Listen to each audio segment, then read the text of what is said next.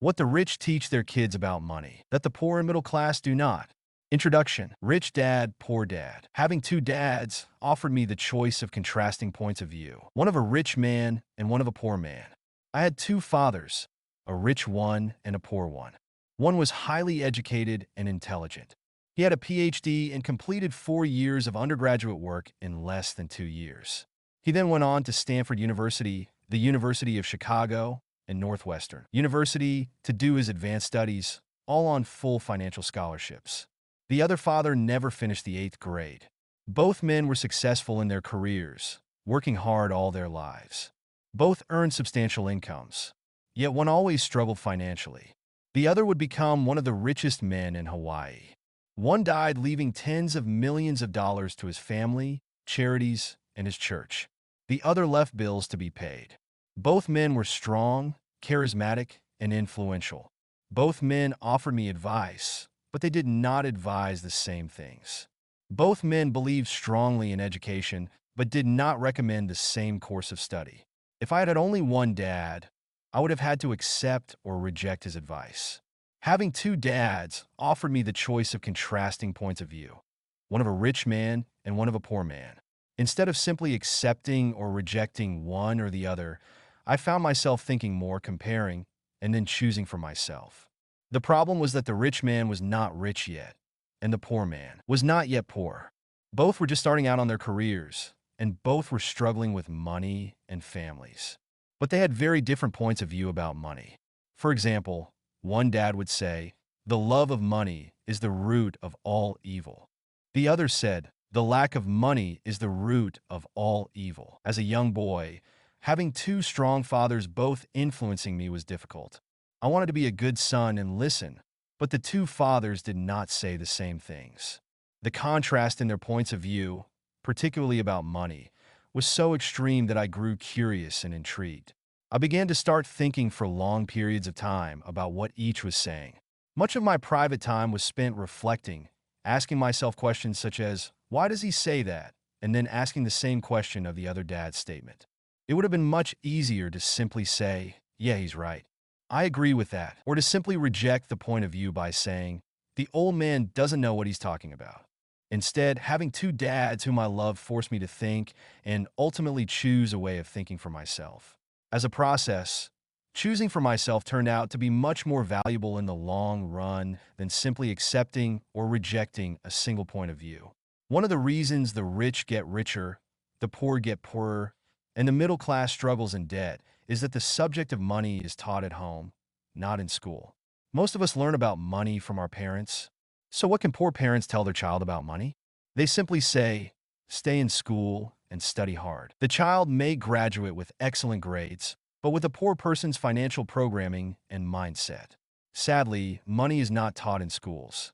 Schools focus on scholastic and professional skills, but not on financial skills. This explains how smart bankers, doctors, and accountants who earned excellent grades may struggle financially all of their lives. Our staggering national debt is due in large part to highly educated politicians and government officials making financial decisions with little or no training in the subject of money. Today, I often wonder what will soon happen when we have millions of people who need financial and medical assistance. They will be dependent upon their families or the government for financial support. What will happen when Medicare and Social Security run out of money? How will a nation survive if teaching children about money continues to be left to parents, most of whom will be, or already are, poor? Because I had two influential fathers, I learned from both of them. I had to think about each dad's advice, and in doing so, I gained valuable insight into the power and effect of one's thoughts on one's life. For example, one dad had a habit of saying, "I can't afford it." The other dad forbade those words to be used. He insisted I ask, "How can I afford it?" One is a statement, and the other is a question. One lets you off the hook, and the other forces you to think. My soon-to-be-rich dad would explain that by automatically saying the words, "I can't afford it," your brain stops working. By asking the question, "How can I afford it?" your brain is put to work. He did not mean that you should buy everything you want. He was fanatical about exercising your mind, the most powerful computer in the world. He'd say, "My brain gets stronger every day because I exercise it. The stronger it gets, the more money I can make. He believed that automatically saying, I can't afford it was a sign of mental laziness. Although both dads worked hard, I noticed that one dad had a habit of putting his brain to sleep when it came to finances, and the other had a habit of exercising his brain. The long-term result was that one dad grew stronger financially, and the other grew weaker. It is not much different from a person who goes to the gym to exercise on a regular basis versus someone who sits on the couch watching television.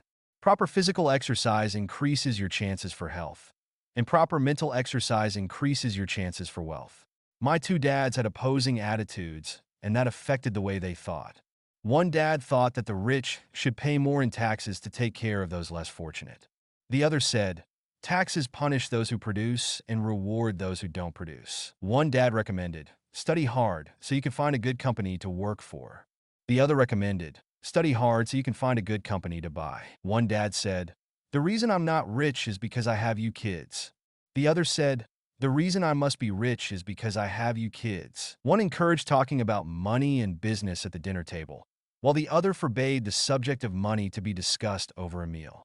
One said, when it comes to money, play it safe. Don't take risks. The other said, learn to manage risk. One believed, our home is our largest investment and our greatest asset.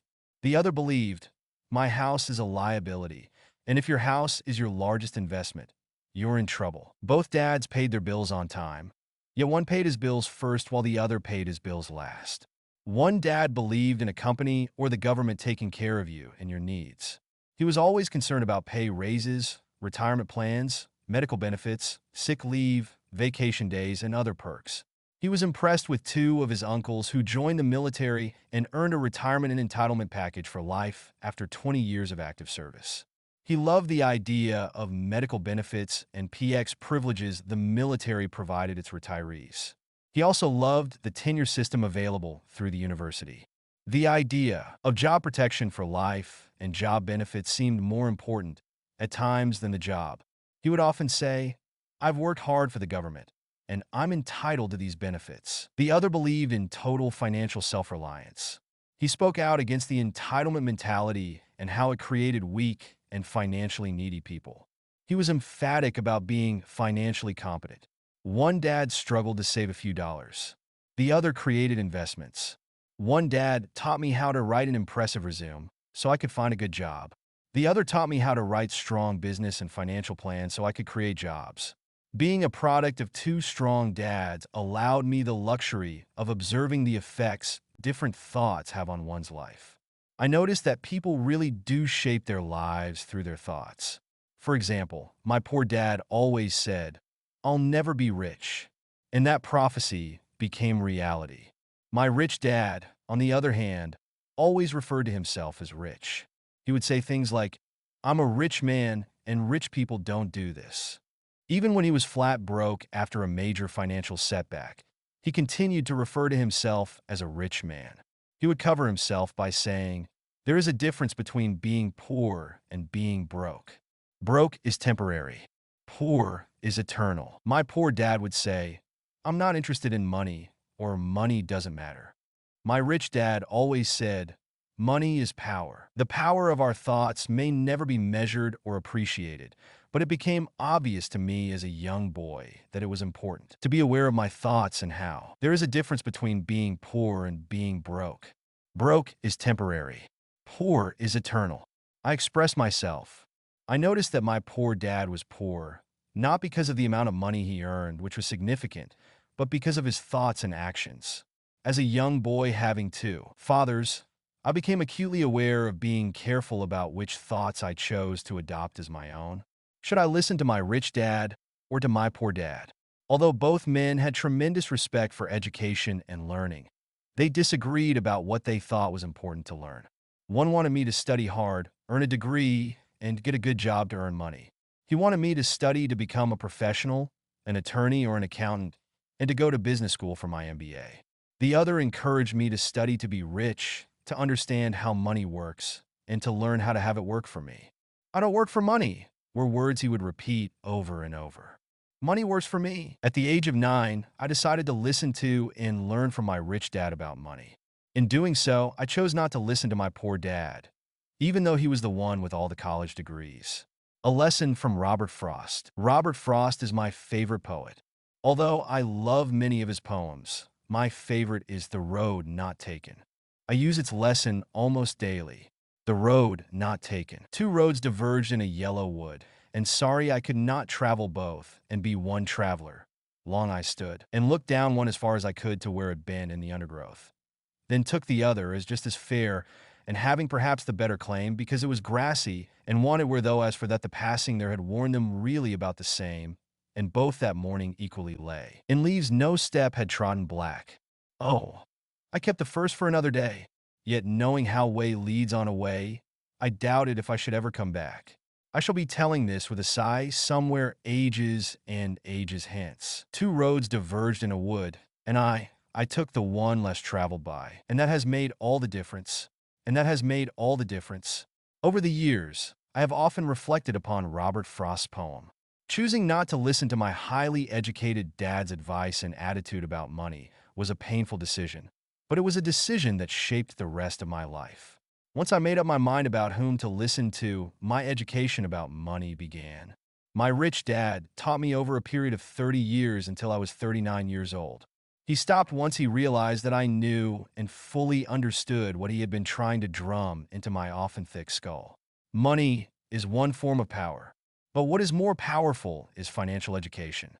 Money comes and goes, but if you have the education about how money works, you gain power over it and can begin building wealth.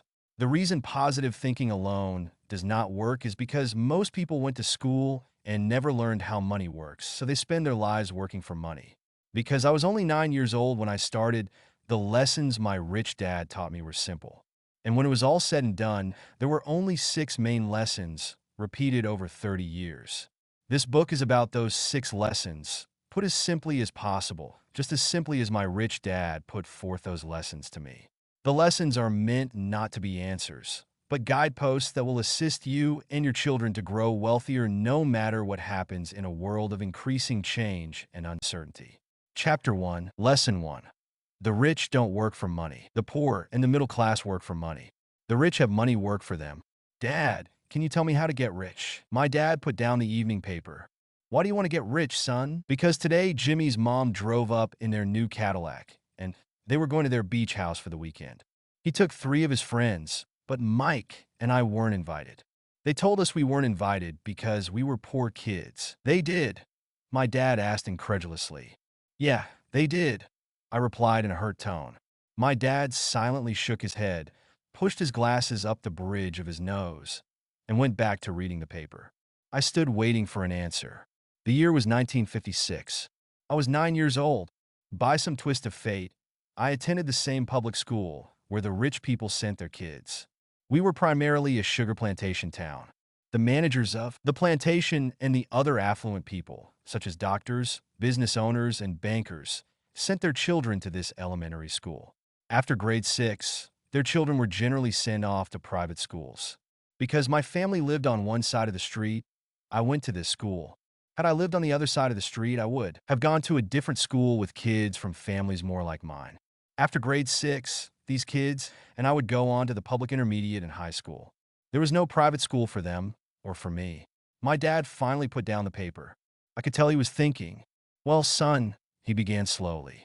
If you want to be rich, you have to learn to make money. How do I make money? I asked. Well, use your head, son, he said, smiling. Even then I knew that really meant, that's all I'm going to tell you, or I don't know the answer, so don't embarrass me. A partnership is formed. The next morning, I told my best friend, Mike, what my dad had said. As best as I could tell, Mike and I were the only poor kids in this school. Mike was also in this school by a twist of fate. Someone had drawn a jog in the line for the school district, and we wound up in school with the rich kids. We weren't really poor, but we felt as if we were because all the other boys had new baseball gloves, new bicycles, new everything. Mom and Dad provided us with the basics like food, shelter, and clothes. But that was about it. My dad used to say, if you want something, work for it. We wanted things, but there was not much work available for 9-year-old boys. So what do we do to make money? Mike asked. I don't know, I said. But do you want to be my partner? He agreed. And so on that Saturday morning, Mike became my first business partner. We spent all morning coming up with ideas on how to make money. Occasionally, we talked about all the cool guys at Jimmy's beach house having fun. It hurt a little, but that hurt was good because it inspired us to keep thinking of a way to make money. Finally, that afternoon, a bolt of lightning struck. It was an idea Mike got from a science book he had read. Excitedly, we shook hands, and the partnership now had a business. For the next several weeks, Mike and I ran around our neighborhood, knocking on doors and asking our neighbors if they would save their toothpaste tubes for us. With puzzled looks, most adults consented with a smile. Some asked us what we were doing, to which we replied, "We can't tell you. It's a business secret." My mom grew distressed as the weeks wore on. We had selected a site next to her washing machine as the place we would stockpile our raw materials. In a brown cardboard box that at one time held catsup bottles, our little pile of used toothpaste tubes began to grow. Finally, my mom put her foot down. The sight of her neighbor's messy, crumpled, used toothpaste tubes had gotten to her. "What are you boys doing?" she asked. "And I don't want to hear again that it's a business secret. Do something with this mess, or I'm going to throw it out." Mike and I pleaded and begged, explaining that we would soon have enough, and then we would begin production. We informed her that we were waiting on a couple of neighbors to finish their toothpaste so we could have their tubes. Mom granted us a 1-week extension. The date to begin production was moved up, and the pressure was on. My first partnership was already being threatened with an eviction notice by my own mom.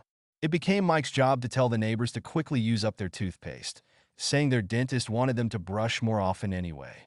I began to put together the production line. One day, my dad drove up with a friend to see 2 9-year-old boys in the driveway, with the production line operating at full speed. There was fine white powder everywhere. On a long table were small milk cartons from school, and our family's hibachi grill was glowing with red-hot coals at maximum heat. Dad walked up cautiously, having to park the car at the base of the driveway since the production line blocked the carport. As he and his friend got closer, they saw a steel pot sitting on top of the coals in which the toothpaste tubes were being melted down. In those days, toothpaste did not come in plastic tubes. The tubes were made of lead. So once the paint was burned off, the tubes were dropped in the small steel pot. They melted until they became liquid, and with my mom's pot holders, we poured the lead through a small hole in the top of the milk cartons. The milk cartons were filled with plaster of Paris. White powder was everywhere. In my haste, I had knocked the bag over, and the entire area looked like it had been hit by a snowstorm. The milk cartons were the outer containers for plaster of Paris molds.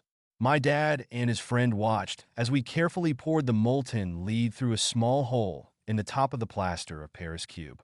"Careful," my dad said. I nodded without looking up.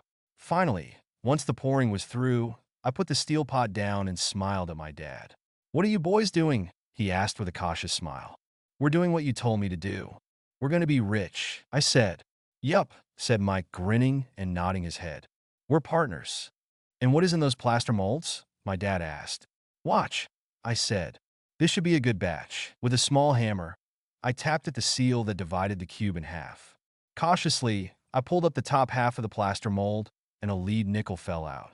"Oh no," my dad exclaimed. "You're casting nickels out of lead." "That's right," Mike said. "We're doing as you told us to do. We're making money." My dad's friend turned and burst into laughter. My dad smiled and shook his head. Along with a fire and a box of spent toothpaste tubes, in front of him were 2 little boys covered with white dust smiling from ear to ear. He asked us to put everything down and sit with him on the front step of our house. With a smile, he gently explained what the word counterfeiting meant. Our dreams were dashed. "You mean this is illegal?" asked Mike in a quivering voice. "Let them go," my dad's friend said. "They might be developing a natural talent." My dad glared at him. "Yes, it is illegal," my dad said gently. "But you boys have shown great creativity and original thought. Keep going. I'm really proud of you." Disappointed, Mike and I sat in silence for about 20 minutes before we began cleaning up our mess. The business was over on opening day. Sweeping the powder up, I looked at Mike and said, "I guess Jimmy and his friends are right. We are poor." My father was just leaving as I said that. "Boys," he said, "you're only poor if you give up.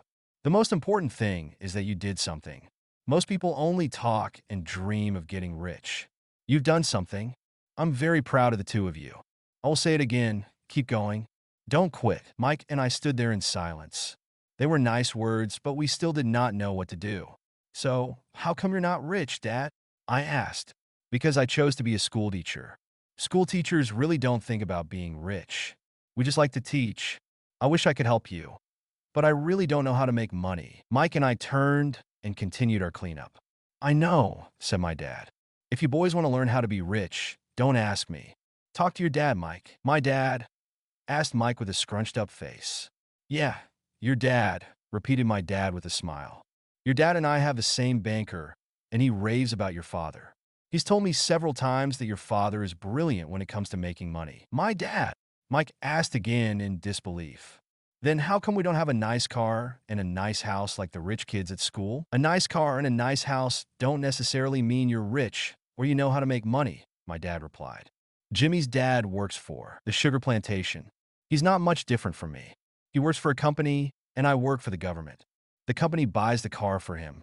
The sugar company is in financial trouble, and Jimmy's dad may soon have nothing. Your dad is different, Mike. He seems to be building an empire, and I suspect in a few years he will be a very rich man. With that, Mike and I got excited again. With new vigor, we began cleaning up the mess caused by our now-defunct first business. As we were cleaning, we made plans for how and when to talk to Mike's dad. The problem was that Mike's dad worked long hours and often did not come home until late. His father owned warehouses, a construction company, a chain of stores, and 3 restaurants. It was the restaurants that kept him out late. Mike caught the bus home after we had finished cleaning up. He was going to talk to his dad when he got home that night and ask him if he would teach us how to become rich.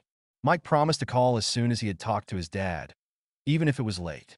The phone rang at 8:30 p.m. Okay, I said. Next Saturday. I put the phone down. Mike's dad had agreed to meet with us. On Saturday, I caught the 7:30 a.m. bus to the poor side of town. The lessons begin. Mike and I met with his dad that morning at 8 o'clock. He was already busy, having been at work for more than an hour. His construction supervisor was just leaving in his pickup truck as I walked up to his simple, small, and tidy home. Mike met me at the door.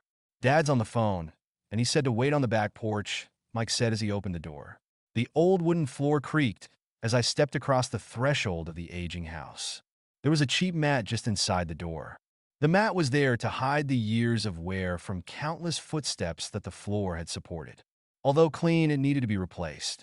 I felt claustrophobic as I entered the narrow living room that was filled with old, musty, overstuffed furniture that today would be collector's items. Sitting on the couch were 2 women, both a little older than my mom.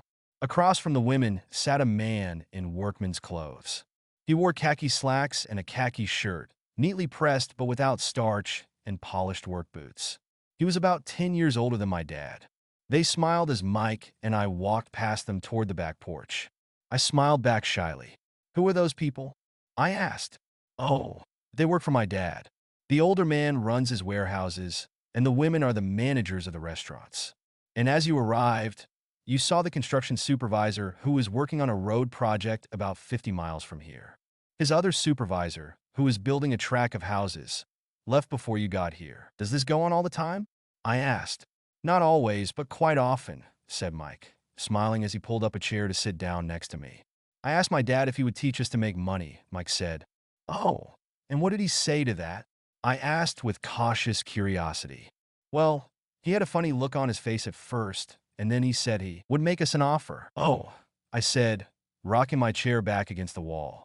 I sat there perched on 2 rear legs of the chair. Mike did the same thing. Do you know what the offer is? I asked. No, but we'll soon find out. Suddenly, Mike's dad burst through the rickety screen door and onto the porch. Mike and I jumped to our feet, not out of respect, but because we were startled. Ready, boys? He asked as he pulled up a chair to sit down with us. We nodded our heads as we pulled our chairs away from the wall to sit in front of him. He was a big man, about 6 feet tall and 200 pounds. My dad was taller, about the same weight, and 5 years older than Mike's dad. They sort of looked alike, though not of the same ethnic makeup. Maybe their energy was similar. Mike says, you want to learn to make money? Is that correct, Robert? I nodded my head quickly, but with a little trepidation. He had a lot of power behind his words and smile. Okay, here's my offer. I'll teach you, but I won't do it classroom style. You work for me, I'll teach you. You don't work for me, I won't teach you. I can teach you faster if you work, and I'm wasting my time if you just want to sit and listen like you do in school. That's my offer. Take it or leave it. May I ask a question first? I asked. No, take it or leave it. I've got too much work to do to waste my time. If you can't make up your mind decisively, then you'll never learn to make money anyway. Opportunities come and go. Being able to know when to make quick decisions is an important skill. You have the opportunity that you asked for. School is beginning, or it's over in 10 seconds, Mike's dad said with a teasing smile. Take it, I said. Take it, said Mike. Good, said Mike's dad. Mrs. Martin will be by in 10 minutes. After I'm through with her, you'll ride with her to my superette, and you can begin working. I'll pay you 10 cents an hour, and you'll work 3 hours every Saturday. But I have a softball game today, I said. Mike's dad lowered his voice to a stern tone. Take it or leave it, he said. I'll take it, I replied, choosing to work and learn instead of playing. 30 cents later, by 9 a.m. that day, Mike and I were working for Mrs. Martin. She was a kind and patient woman. She always said that Mike and I reminded her of her 2 grown sons. Although kind, she believed in hard work and kept us moving. We spent 3 hours taking canned goods off the shelves, brushing each can with a feather duster to get the dust off, and then restacking them neatly. It was excruciatingly boring work. Mike's dad, whom I call my rich dad, owned 9 of these little superettes, each with a large parking lot. They were the early version of the 7-Eleven convenience stores, little neighborhood grocery stores where people bought items such as milk, bread, butter, and cigarettes. The problem was that this was Hawaii before air conditioning was widely used, and the stores could not close their doors because of the heat. On 2 sides of the store, the doors had to be wide open to the road and parking lot. Every time a car drove by or pulled into the parking lot, dust would swirl and settle in the store. We knew we had a job as long as there was no air conditioning. For 3 weeks, Mike and I reported to Mrs. Martin and worked our 3 hours. By noon, our work was over, and she dropped 3 little dimes in each of our hands. Now, even at the age of 9 in the mid-1950s, 30 cents was not too exciting. Comic books cost 10 cents back then, so I usually spent my money on comic books and went home. By Wednesday of the 4th week, I was ready to quit. I had agreed to work only because I wanted to learn to make money from Mike's dad, and now I was a slave for 10 cents an hour. On top of that, I had not seen Mike's dad since that first Saturday. I'm quitting, I told Mike at lunchtime. School was boring, and now I did not even have my Saturdays to look forward to. But it was the 30 cents that really got to me. This time Mike smiled. What are you laughing at? I asked with anger and frustration. Dad said this would happen. He said to meet with him when you were ready to quit. What? I said indignantly. He's been waiting for me to get fed up, sort of, Mike said. Dad's kind of different. He doesn't teach like your dad. Your mom and dad lecture a lot. My dad is quiet and a man of few words.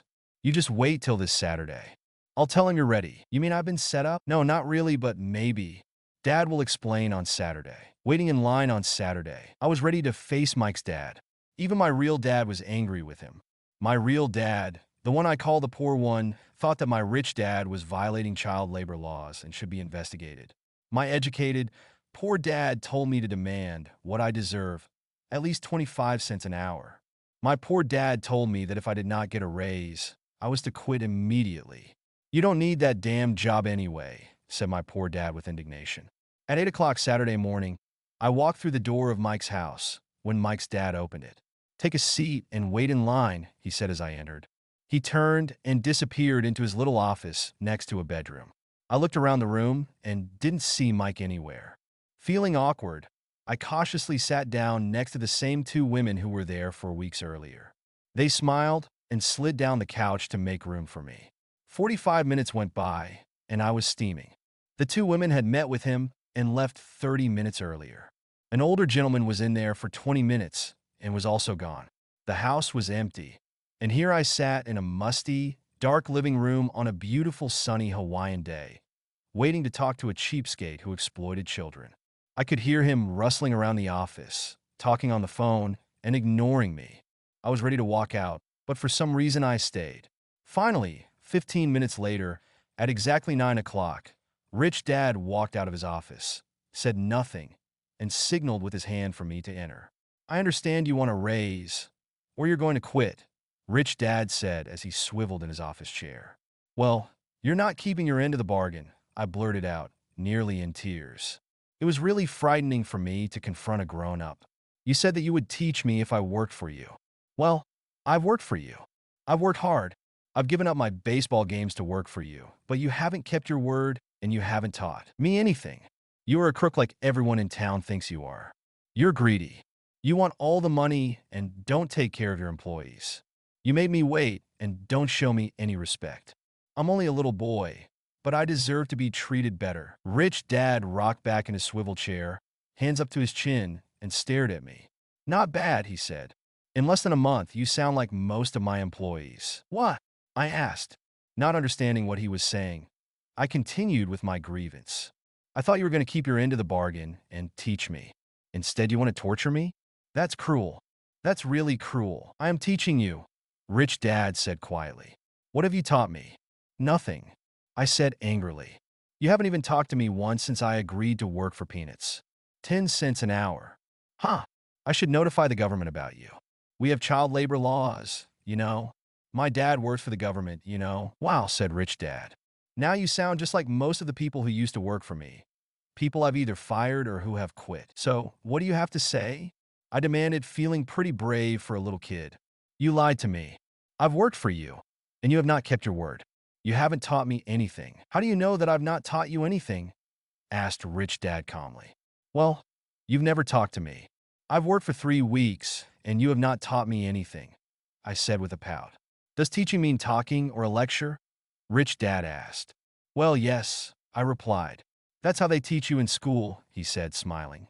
But that is not how life teaches you, and I would say that life is the best teacher of all. Most of the time, life does not talk to you. It just sort of pushes you around. Each push is life saying, wake up, there's something I want you to learn. What is this man talking about? I asked myself silently. Life pushing me around was life talking to me? Now I knew I had to quit my job. I was talking to someone who needed to be locked up. If you learn life's lessons, you will do well. If not, life will just continue to push you around. People do 2 things. Some just let life push them around. Others get angry and push back. But they push back against their boss, or their job, or their husband or wife. They do not know it's life that's pushing. I had no idea what he was talking about. Life pushes all of us around. Some people give up, and others fight. A few learn the lesson and move on. They welcome life pushing them around. To these few people, it means they need and want to learn something. They learn and move on. Most quit, and a few like you fight. Rich Dad stood and shut the creaky old wooden window that needed repair. If you learn this lesson, you will grow into a wise, wealthy, and happy young man. If you don't, you will spend your life blaming a job, low pay, or your boss for your problems. You'll live life always hoping for that big break that will solve all your money problems. Rich Dad looked over at me to see if I was still listening. His eyes met mine. We stared at each other, communicating through our eyes. Finally, I looked away once I had absorbed his message. I knew he was right. I was blaming him, and I did ask to learn. I was fighting. Rich Dad continued. Or if you're the kind of person who has no guts, you just give up every time life pushes you. If you're that kind of person, you'll live all your life playing it safe, doing the right things, saving yourself for some event that never happens. Then you die a boring old man. You'll have lots of friends who really like you because you were such a nice, hardworking guy. But the truth is that you let life push you into submission. Deep down, you were terrified of taking risks. You really wanted to win, but the fear of losing was greater than the excitement of winning. Deep inside, you and only you will know you didn't go for it. You chose to play it safe. Our eyes met again. You've been pushing me around? I asked. Some people might say that, smiled Rich Dad. I would say that I just gave you a taste of life. What taste of life? I asked, still angry, but now curious and ready to learn. You boys are the first people who have ever asked me to teach them how to make money. I have more than 150 employees, and not one of them has asked me what I know about money. They ask me for a job and a paycheck, but never to teach them about money. So most will spend the best years of their lives working for money, not really understanding what it is they are working for. I sat there listening intently. So when Mike told me you wanted to learn how to make money, I decided to design a course that mirrored real life. I could talk until I was blue in the face, but you wouldn't hear a thing. So I decided to let life push you around a bit, so you could hear me. That's why I only paid you 10 cents. So what is the lesson I learned from working for only 10 cents an hour? I asked. That you're cheap and exploit your workers? Rich Dad rocked back and laughed heartily. Finally, he said, you'd best change your point of view. Stop blaming me and thinking I'm the problem. If you think I'm the problem, then you have to change me. If you realize that you're the problem, then you can change yourself, learn something, and grow wiser. Most people want everyone else in the world to change, but themselves. Let me tell you, it's easier to change yourself than everyone else. I don't understand, I said. Don't blame me for your problems, Rich Dad said, growing impatient. But you only pay me 10 cents. So what are you learning? Rich Dad asked, smiling. That you're cheap, I said with a sly grin. See, you think I'm the problem, said Rich Dad. But you are. Well, keep that attitude and you'll learn nothing. Keep the attitude that I'm the problem, and what choices do you have? Well, if you don't pay me more or show me more respect and teach me, I'll quit. Well put, Rich Dad said. And that's exactly what most people do. They quit and go looking for another job, a better opportunity, and higher pay, actually thinking that this will solve the problem. In most cases, it won't. So what should I do? I asked. Just take this measly 10 cents an hour and smile? Rich Dad smiled. That's what the other people do. But that's all they do, waiting for a raise, thinking that more money will solve their problems. Most just accept it, and some take a second job working harder, but again accepting a small paycheck. I sat staring at the floor, beginning to understand the lesson Rich Dad was presenting. I could sense it was a taste of life. Finally, I looked up and asked, so what will solve the problem? This, he said, leaning forward in his chair and tapping me gently on the head. This stuff between your ears. It was at that moment that Rich Dad shared the pivotal point of view that separated him from his employees and my poor dad, and led him to eventually become one of the richest men in Hawaii, while my highly educated but poor dad struggled financially all his life. It was a singular point of view that made all the difference over a lifetime. Rich Dad explained this point of view over and over, which I call lesson number one. The poor and the middle class work for money. The rich have money work for them. On that bright Saturday morning, I learned a completely different point of view from what I had been taught by my poor dad. At the age of 9, I understood that both dads wanted me to learn. Both dads encouraged me to study, but not the same things. My highly educated dad recommended that I do what he did. Son, I want you to study hard, get good grades, so you can find a safe, secure job with a big company, and make sure it has excellent benefits. My rich dad wanted me to learn how money works, so I could make it work for me. These lessons I would learn through life with his guidance, not because of a classroom. My rich dad continued my first lesson. I'm glad you got angry about working for 10 cents an hour. If you hadn't got angry and had simply accepted it, I would have to tell you that I could not teach you. You see, true learning takes energy, passion, and a burning desire. Anger is a big part of that formula, for passion is anger and love combined. When it comes to money, most people want to play it safe and feel secure. So passion does not direct them. Fear does. So, is that why they'll take jobs with low pay? I asked. Yes, said Rich Dad. Some people say I exploit people because I don't pay as much as the sugar plantation or the government. I say the people exploit themselves. It's their fear, not mine. But don't you feel you should pay them more? I asked. I don't have to. And besides, more money will not solve their problems. Just look at your dad. He makes a lot of money, and he still can't pay his bills. Most people, given more money, only get into more debt. So that's why the 10 cents an hour, I said, smiling. It's a part of the lesson. That's right, smiled Rich Dad. You see, your dad went to school and got an excellent education so he could get a high-paying job.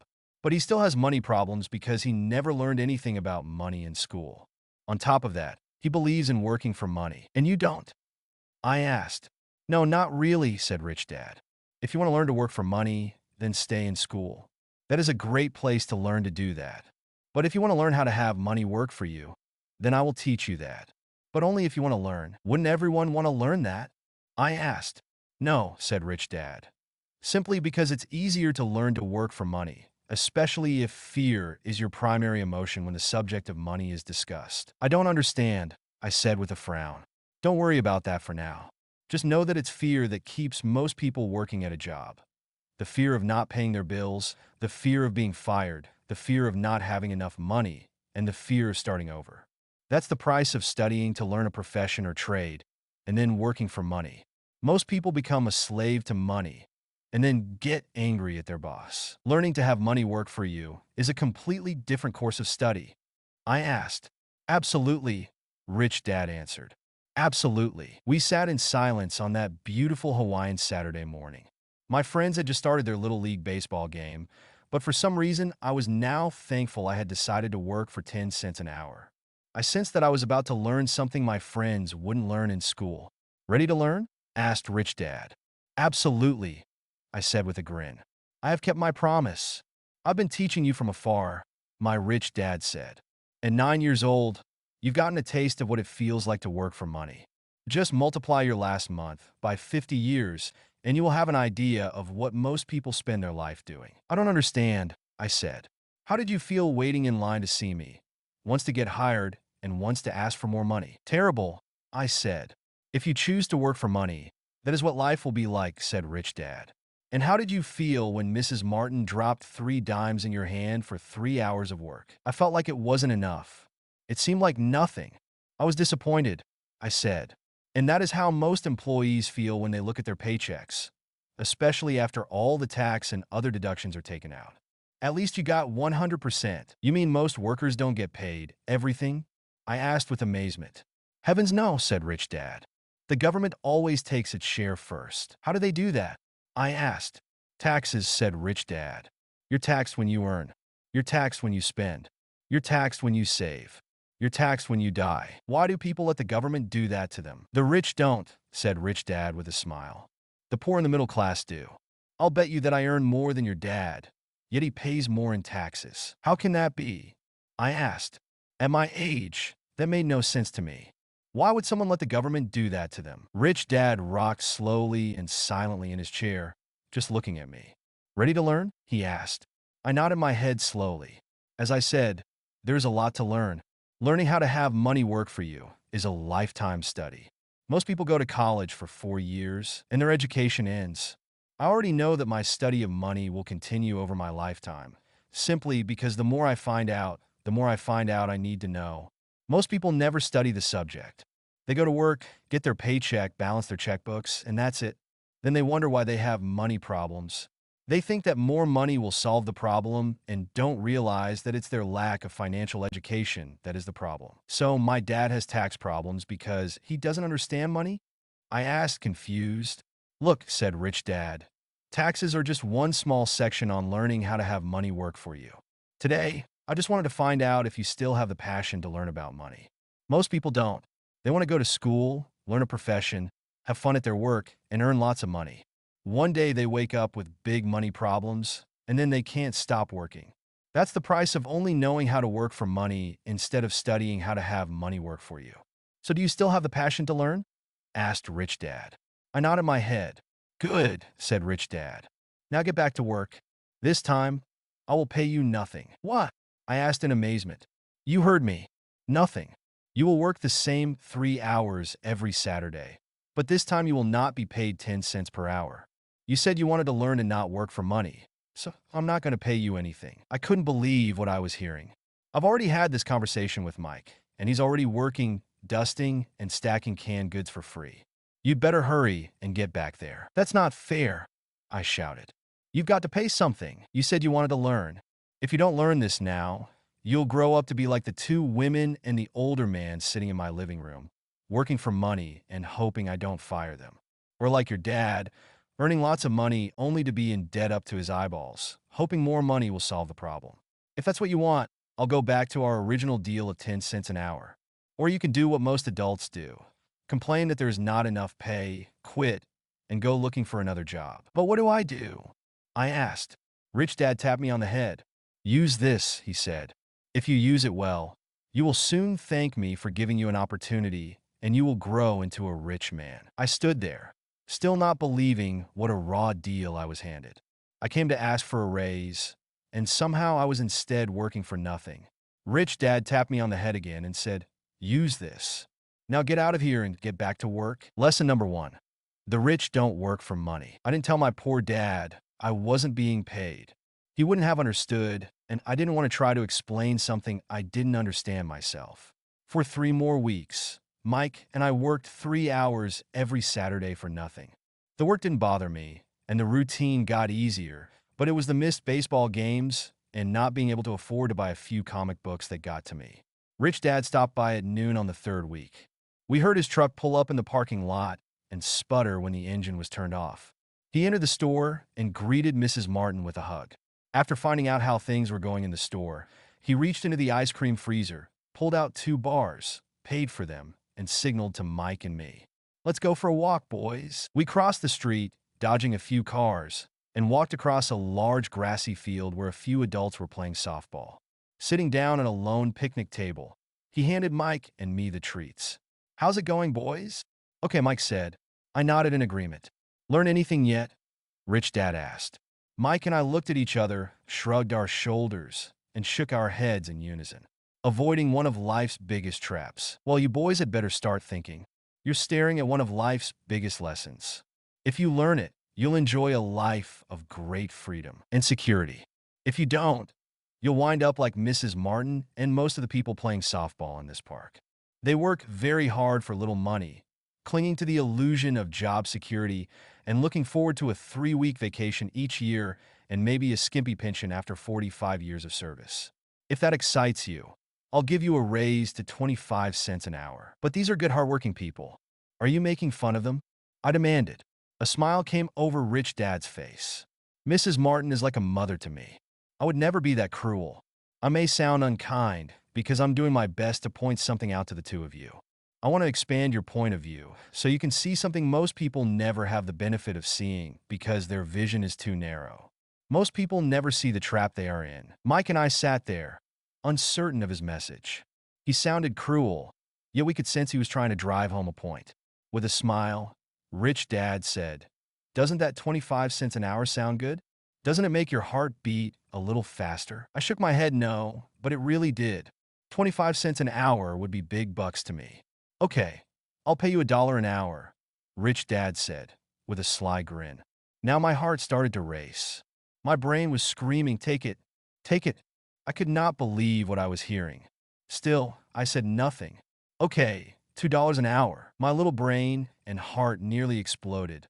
After all, it was 1956, and being paid $2 an hour would have made me the richest kid in the world. I couldn't imagine earning that kind of money. I wanted to say yes. I wanted the deal. I could picture a new bicycle, new baseball glove, and the adoration of my friends when I flashed some cash. On top of that, Jimmy and his rich friends could never call me poor again. But somehow my mouth stayed shut. The ice cream had melted and was running down my hand. Rich Dad was looking at 2 boys staring back at him, eyes wide open and brains empty. He was testing us, and he knew there was a part of our emotions that wanted to take the deal. He understood that every person has a weak and needy part of their soul that can be bought, and he knew that every individual also had a part of their soul that was resilient and could never be bought. It was only a question of which one was stronger. "Okay, $5 an hour." Suddenly, I was silent. Something had changed. The offer was too big and ridiculous. Not many grown-ups in 1956 made more than that, but quickly my temptation disappeared, and calm set in. Slowly, I turned to my left to look at Mike. He looked back at me. The part of my soul that was weak and needy was silenced. The part of me that had no price took over. I knew Mike. People's lives are forever controlled by 2 emotions, fear and greed. I got to that point too. "Good," Rich Dad said softly. "Most people have a price, and they have a price because of human emotions named fear and greed. First, the fear of being without money motivates us to work hard. And then once we get that paycheck, greed or desire starts us thinking about all the wonderful things money can buy. The pattern is then set." "What pattern?" I asked. "The pattern of get up, go to work, pay bills, get up, go to work, pay bills. People's lives are forever controlled by two emotions: fear and greed. Offer them more money, and they continue the cycle by increasing their spending. This is what I call the rat race. There is another way? Mike asked. Yes, said Rich Dad slowly. But only a few people find it. And what is that way? Mike asked. That's what I hope you boys will learn as you work and study with me. That is why I took away all forms of pay. Any hints? Mike asked. We're kind of tired of working hard, especially for nothing. Well, the first step is telling the truth, said Rich Dad. We haven't been lying, I said. I did not say you were lying. I said to tell the truth. Rich Dad retorted. The truth about what? I asked. How you're feeling, Rich Dad said. You don't have to say it to anyone else. Just admit it to yourself. You mean the people in this park, the people who work for you, Mrs. Martin, they don't do that? I asked. I doubt it, said Rich Dad. Instead, they feel the fear of not having money. They don't confront it logically. They react emotionally instead of using their heads, Rich Dad said. Then they get a few bucks in their hands, and again, the emotions of joy, desire, and greed take over. And again, they react instead of think. So their emotions control their brain, Mike said. That's correct, said Rich Dad. Instead of admitting the truth about how they feel, they react to their feelings and fail to think. They feel the fear, so they go to work, hoping that money will soothe the fear, but it doesn't. It continues to haunt them, and they return to work, hoping again that money will calm their fears, and again it doesn't. Fear keeps them in this trap of working, earning money, working, earning money, hoping the fear will go away. But every day they get up, and that old fear wakes up with them. For millions of people, that old fear keeps them awake all night, causing a night of turmoil and worry. So they get up and go to work, hoping that a paycheck will kill that fear gnawing at their soul. Money is running their lives, and they refuse to tell the truth about that. Money is in control of their emotions and their souls. Rich Dad sat quietly, letting his words sink in. Mike and I heard what he said, but didn't understand fully what he was talking about. I just knew that I often wondered why grown-ups hurried off to work. It did not seem like much fun, and they never looked that happy, but something kept them going. Realizing we had absorbed as much as possible of what he was talking about, Rich Dad said, I want you boys to avoid that trap. That is really what I want to teach you. Not just to be rich, because being rich does not solve the problem. It doesn't. I asked, surprised. No, it doesn't. Let me explain the other emotion, desire. Some call it greed, but I prefer desire. It's perfectly normal to desire something better, prettier, more fun, or exciting. So people also work for money because of desire. They desire money for the joy they think it can buy. But the joy that money brings is often short-lived, and they soon need more money for more joy, more pleasure, more comfort, and more security. So they keep working, thinking money will soothe their souls that are troubled by fear and desire. But money can't do that. Even rich people do this? Mike asked. Rich people included, said Rich Dad. In fact, the reason many rich people are rich isn't because of desire, but because of fear. They believe that money can eliminate the fear of being poor, so they amass tons of it, only to find the fear gets worse. Now they fear losing the money. I have friends who keep working even though they have plenty. I know people who have millions who are more afraid now than when they were poor. They're terrified of losing it all. The fears that drove them to get rich got worse. That weak and needy part of their soul is actually screaming louder. They don't want to lose the big houses, the cars, and the high life. Money has bought them. They worry about what their friends would say if they lost all their money. Many are emotionally desperate and neurotic, although they look rich and have more money. So, is a poor man happier? I asked. No, I don't think so, replied Rich Dad. The avoidance of money is just as psychotic as being attached to money. As if on cue, the town derelict went past our table, stopping by the large rubbish can and rummaging around in it. The three of us watched him with great interest, when before we probably would have just ignored him. Rich Dad pulled $1 out of his wallet and gestured to the older man. Seeing the money, the derelict came over immediately, took the bill, thanked Rich Dad profusely, and hurried off, ecstatic with his good fortune. He's not much different from most of my employees, said Rich Dad. I've met so many people who say, oh, I'm not interested in money, yet they'll work at a job for 8 hours a day. That's a denial of truth. If they weren't interested in money, then why are they working? That kind of thinking is probably more psychotic than a person who hoards money. As I sat there listening to my rich dad, my mind flashed back to the countless times my own dad said, I'm not interested in money. He said those words often. So many people say, oh, I'm not interested in money, yet they'll work at a job for 8 hours a day. Covered himself by always saying, I work because I love my job. So what do we do? I asked. Not work for money until all traces of fear and greed are gone. No, that would be a waste of time, said Rich Dad. Emotions are what make us human. The word emotion stands for energy in motion. Be truthful about your emotions and use your mind and emotions in your favor, not against yourself. Whoa, said Mike. Don't worry about what I just said. It will make more sense in years to come. Just be an observer, not a reactor, to your emotions. Most people do not know that it's their emotions that are doing the thinking. Your emotions are your emotions, but you have got to learn to do your own thinking. Can you give me an example? I asked. Sure, replied Rich Dad. When a person says, I need to find a job, it's most likely an emotion doing the thinking. Fear of not having money generates that thought. But people do need money if they have bills to pay, I said. Sure they do, smiled Rich Dad. All I'm saying is that it's fear that is all too often doing the thinking. I don't understand, said Mike. For example, said Rich Dad, if the fear of not having enough money arises, instead of immediately running out to get a job, they instead might ask themselves this question: will a job be the best solution to this fear over the long run? In my opinion, the answer is no. A job is really a short-term solution to a long-term problem. But my dad is always saying, stay in school and get good grades so you can find a safe, secure job. I interjected, somewhat confused. Yes, I understand he says that, said Rich Dad, smiling. Most people recommend that, and it's a good path for most people. But people make that recommendation primarily out of fear. You mean my dad says that because he's afraid? Yes, said Rich Dad. He's terrified that you won't earn enough money and won't fit into society. Don't get me wrong, he loves you and wants the best for you. I too believe in education and a job are important, but it won't handle the fear. You see, that same fear that makes him get up in the morning to earn a few bucks is the fear that is causing him to be so fanatical about your going to school. So what do you recommend? I asked.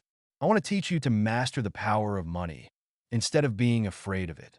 They don't teach that in school, and if you don't learn it, you become a slave to money. It was finally making sense. He wanted us to widen our views and to see what the Mrs. Martins of this world couldn't see. He used examples that sounded cruel at the time, but I've never forgotten them. My vision widened that day, and I began to see the trap that lay ahead for most people. You see, we're all employees ultimately. We just work at different levels, said Rich Dad. I just want you boys to have a chance to avoid the trap caused by those two emotions, fear and desire. Use them in your favor, not against you. That's what I want to teach you. I'm not interested in just teaching you to make a pile of money. That won't handle the fear or desire. If you don't first handle fear and desire, and you get rich, you'll only be a highly paid slave. So how do we avoid the trap? I asked. The main cause of poverty or financial struggle is fear and ignorance, not the economy or the government or the rich.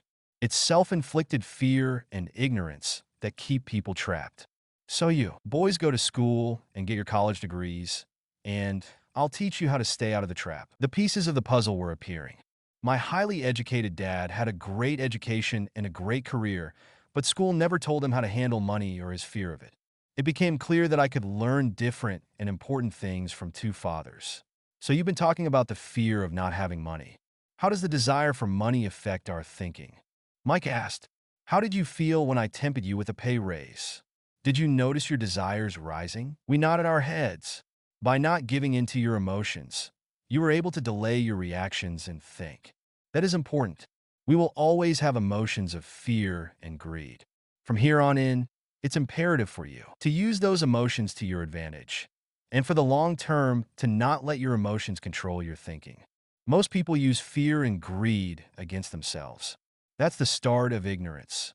Most people live their lives chasing paychecks, pay raises, and job security because of the emotions of desire and fear, not really questioning where those emotion-driven thoughts are leading them.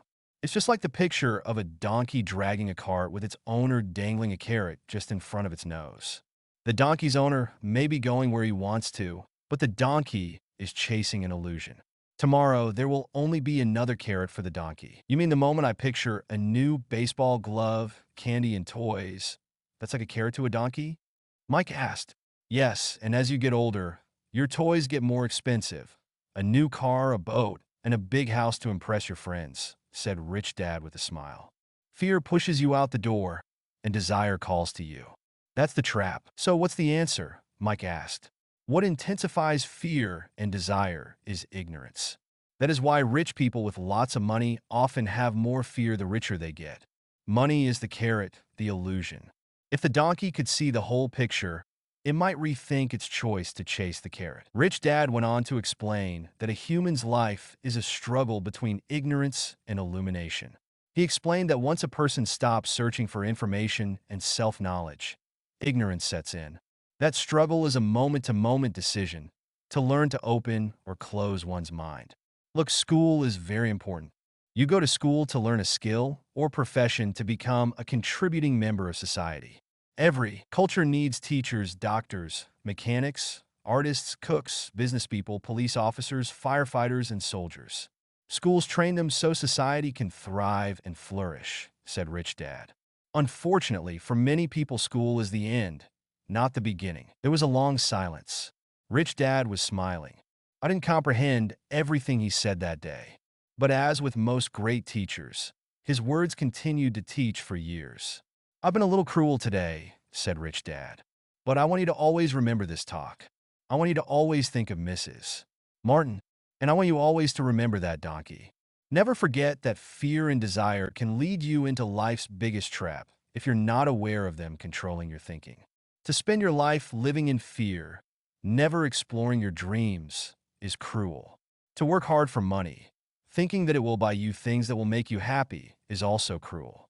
To wake up in the middle of the night terrified about paying bills is a horrible way to live. To live a life dictated by the size of a paycheck is not really living a life. Thinking that a job makes you secure is lying to yourself. That's cruel, and that's the trap I want you to avoid. I've seen how money runs people's lives. Don't let that happen to you. Please don't let money run your life. A softball rolled under our table. Rich Dad picked it up and threw it back. So what does ignorance have to do with greed and fear? I asked. Because it is ignorance about money that causes so much greed and fear, said Rich Dad. Let me give you some examples. A doctor, wanting more money to better provide for his family, raises his fees. By raising his fees, it makes healthcare more expensive for everyone. It hurts the poor people the most, so they have worse health than those with money. Because the doctors raise their fees, the attorneys raise their fees. Because the attorneys' fees have gone up, school teachers want a raise, which raises our taxes, and on and on and on. Soon there will be such a horrifying gap between the rich and the poor that chaos will break out and another great civilization will collapse.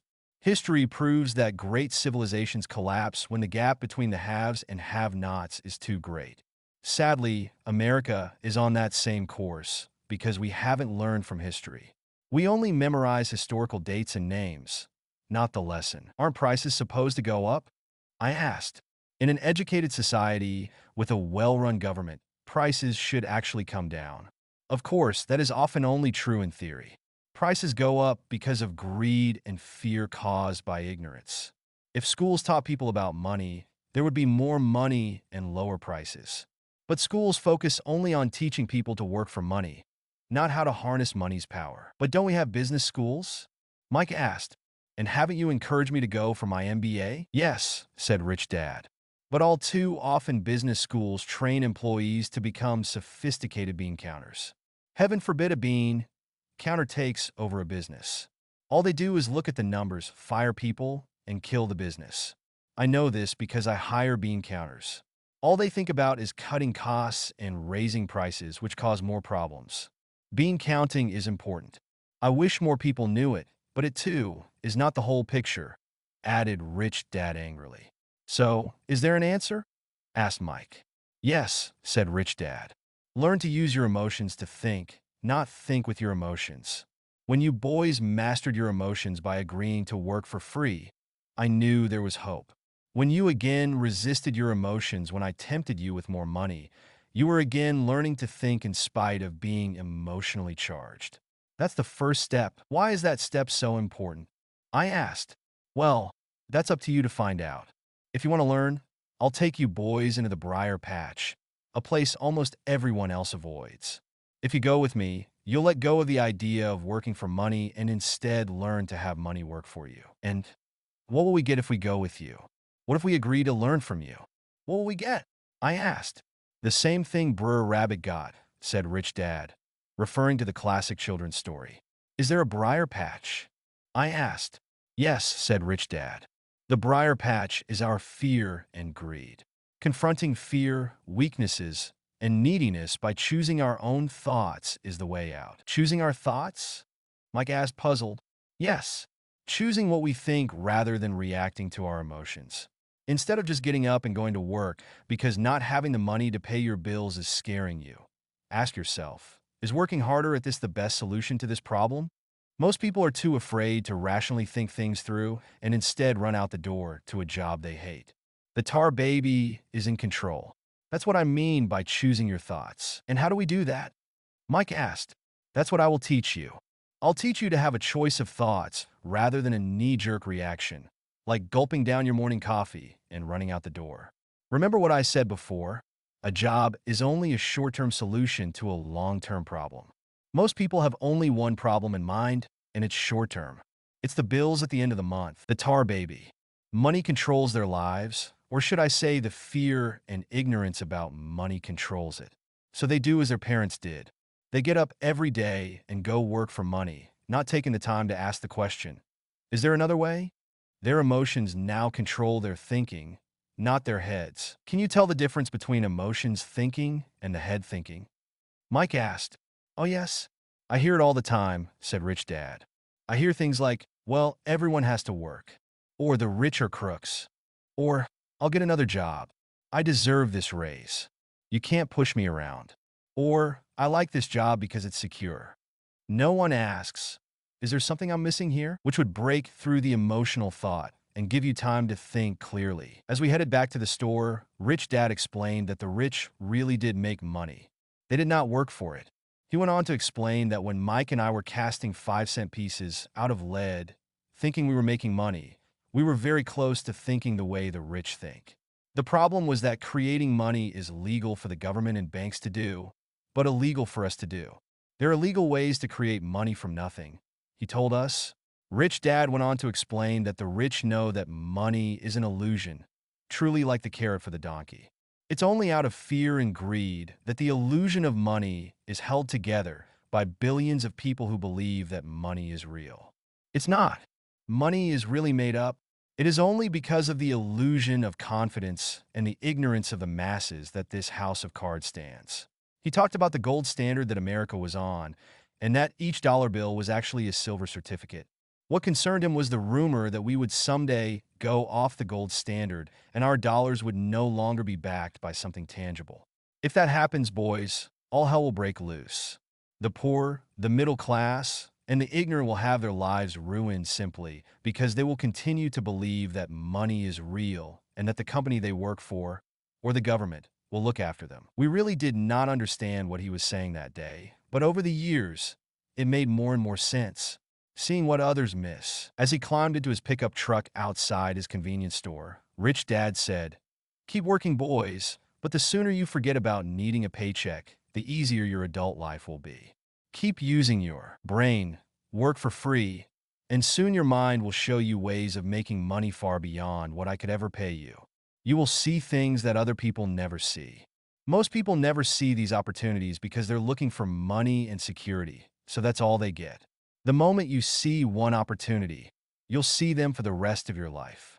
The moment you do that, I'll teach you something else. Learn this, and you'll avoid one of life's biggest traps. Mike and I picked up our things from the store and waved goodbye to Mrs. Martin. We went back to the park, to the same picnic bench, and spent several more hours thinking and talking. We spent the next week at school thinking and talking too. For 2 more weeks, we kept thinking, talking, and working for free.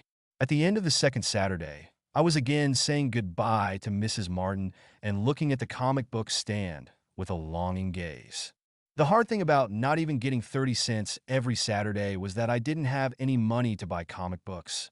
Suddenly, as Mrs. Martin said goodbye to Mike and me, I saw her do something I'd never seen her do before. Mrs. Martin was cutting the front page of the comic book in half.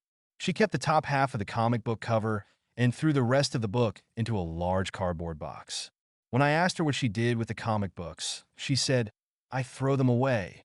I give the top half of the cover back to the comic book distributor for credit when he brings in the new comics. He's coming in an hour." Mike and I waited for an hour. Soon the distributor arrived, and I asked him if we could have the comic books. To my delight, he said, "You can have them if you work for this store and do not resell them." Remember our old business partnership? Well, Mike and I revived it. Using a spare room in Mike's basement, we began piling hundreds of comic books in that room. Soon our comic book library was open to the public. We hired Mike's younger sister, who loved to study, to be head librarian. She charged each child 10 cents admission to the library, which was open from 2:30 p.m. to 4:30 p.m. every day after school. The customers, the children of the neighborhood, could read as many comics as they wanted in 2 hours. It was a bargain for them, since a comic cost 10 cents each, and they could read 5 or 6 in 2 hours. Mike's sister would check the kids as they left to make sure they weren't borrowing any comic books. She also kept the books logging in how many kids showed up each day, who they were, and any comments they might have. Mike and I averaged $9.50 per week over a 3-month period. We paid his sister $1 a week and allowed her to read the comics for free, which she rarely did since she was always studying. Mike and I kept our agreement by working in the store every Saturday and collecting all the comic books from the different stores. We kept our agreement to the distributor by not selling any comic books. We burned them once they got too tattered. We tried opening a branch office, but we could never quite find someone as trustworthy and dedicated as Mike's sister. At an early age, we found out how hard it was to find good staff. 3 months after the library first opened, a fight broke out in the room. Some bullies from another neighborhood pushed their way in, and Mike's dad suggested we shut down the business. So our comic book business shut down, and we stopped working on Saturdays at the convenience store. But Rich Dad was excited because he had new things he wanted to teach us. He was happy because we had learned our first lesson so well, we learned to make money work for us. By not getting paid for our work at the store, we were forced to use our imaginations to identify an opportunity to make money. By starting our own business, the comic book library, we were in control of our own finances, not dependent on an employer. The best part was that our business generated money for us, even when we weren't physically there. Our money worked for us. Instead of paying us money, Rich Dad had given us so much more. Chapter 2, Lesson 2. Why teach financial literacy? It's not how much money you make. It's how much money you keep. In 1990, Mike took over his father's empire and is, in fact, doing a better job than his dad did. We see each other once or twice a year on the golf course. He and his wife are wealthier than you could imagine. Rich Dad's empire is in great hands, and Mike is now grooming his son to take his place, as his dad had groomed us. In 1994, I retired at the age of 47, and my wife Kim was 37. Retirement does not mean not working. For us, it means that, barring unforeseen cataclysmic changes, we can work or not work, and our wealth grows automatically, staying ahead of inflation. Our assets are large enough to grow by themselves. It's like planting a tree. You water it for years, and then one day it doesn't need you anymore. Its roots are implanted deep enough. Then the tree provides shade for your enjoyment. Mike chose to run the empire, and I chose to retire. Whenever I speak to groups of people, they often ask what I would recommend that they do. How do I get started? Is there a book you would recommend? What should I do to prepare my children? What is your secret to success? How do I make millions? Whenever I hear one of these questions, I'm reminded of the following story: The Richest Businessmen. In 1923, a group of our greatest leaders and richest businessmen held a meeting at the Edgewater Beach Hotel in Chicago.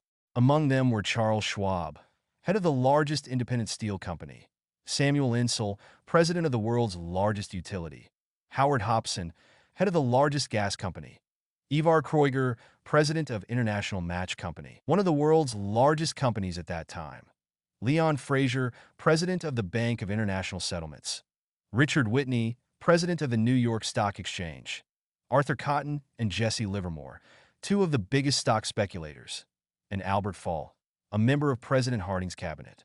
25 years later, 9 of these titans ended their lives as follows. Schwab died penniless after living for 5 years on borrowed money. Insull died broke in a foreign land, and Kreuger and Cotton also died broke. Hobson went insane. Whitney and Albert Fall were released from prison, and Fraser and Livermore committed suicide. I doubt if anyone can say what really happened to these men. If you look at the date, 1923, it was just before the 1929 market crash and the Great Depression, which I suspect had a great impact on these men and their lives. The point is this: today we live in times of greater and faster change than these men did. I suspect there will be many booms and busts in the coming years that will parallel the ups and downs these men faced. I am concerned that too many people are too focused on money and not on their greatest wealth, their education. If people are prepared to be flexible, keep an open mind and learn, they will grow richer and richer despite tough changes. If they think money will solve problems, they will have a rough ride. Intelligence solves problems and produces money. Money without financial intelligence is money soon gone. Most people fail to realize that in life, it's not how much money you make. It's how much money you keep.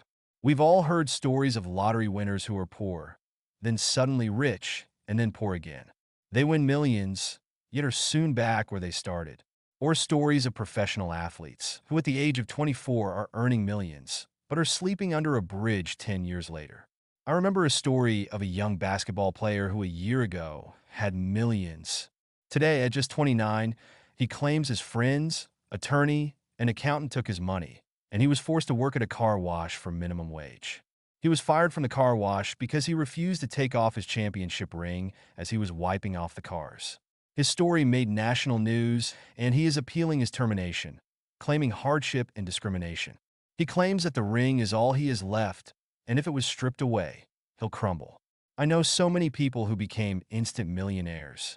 And while I am glad some people have become richer and richer, I caution them that in the long run, it's not how much money you make.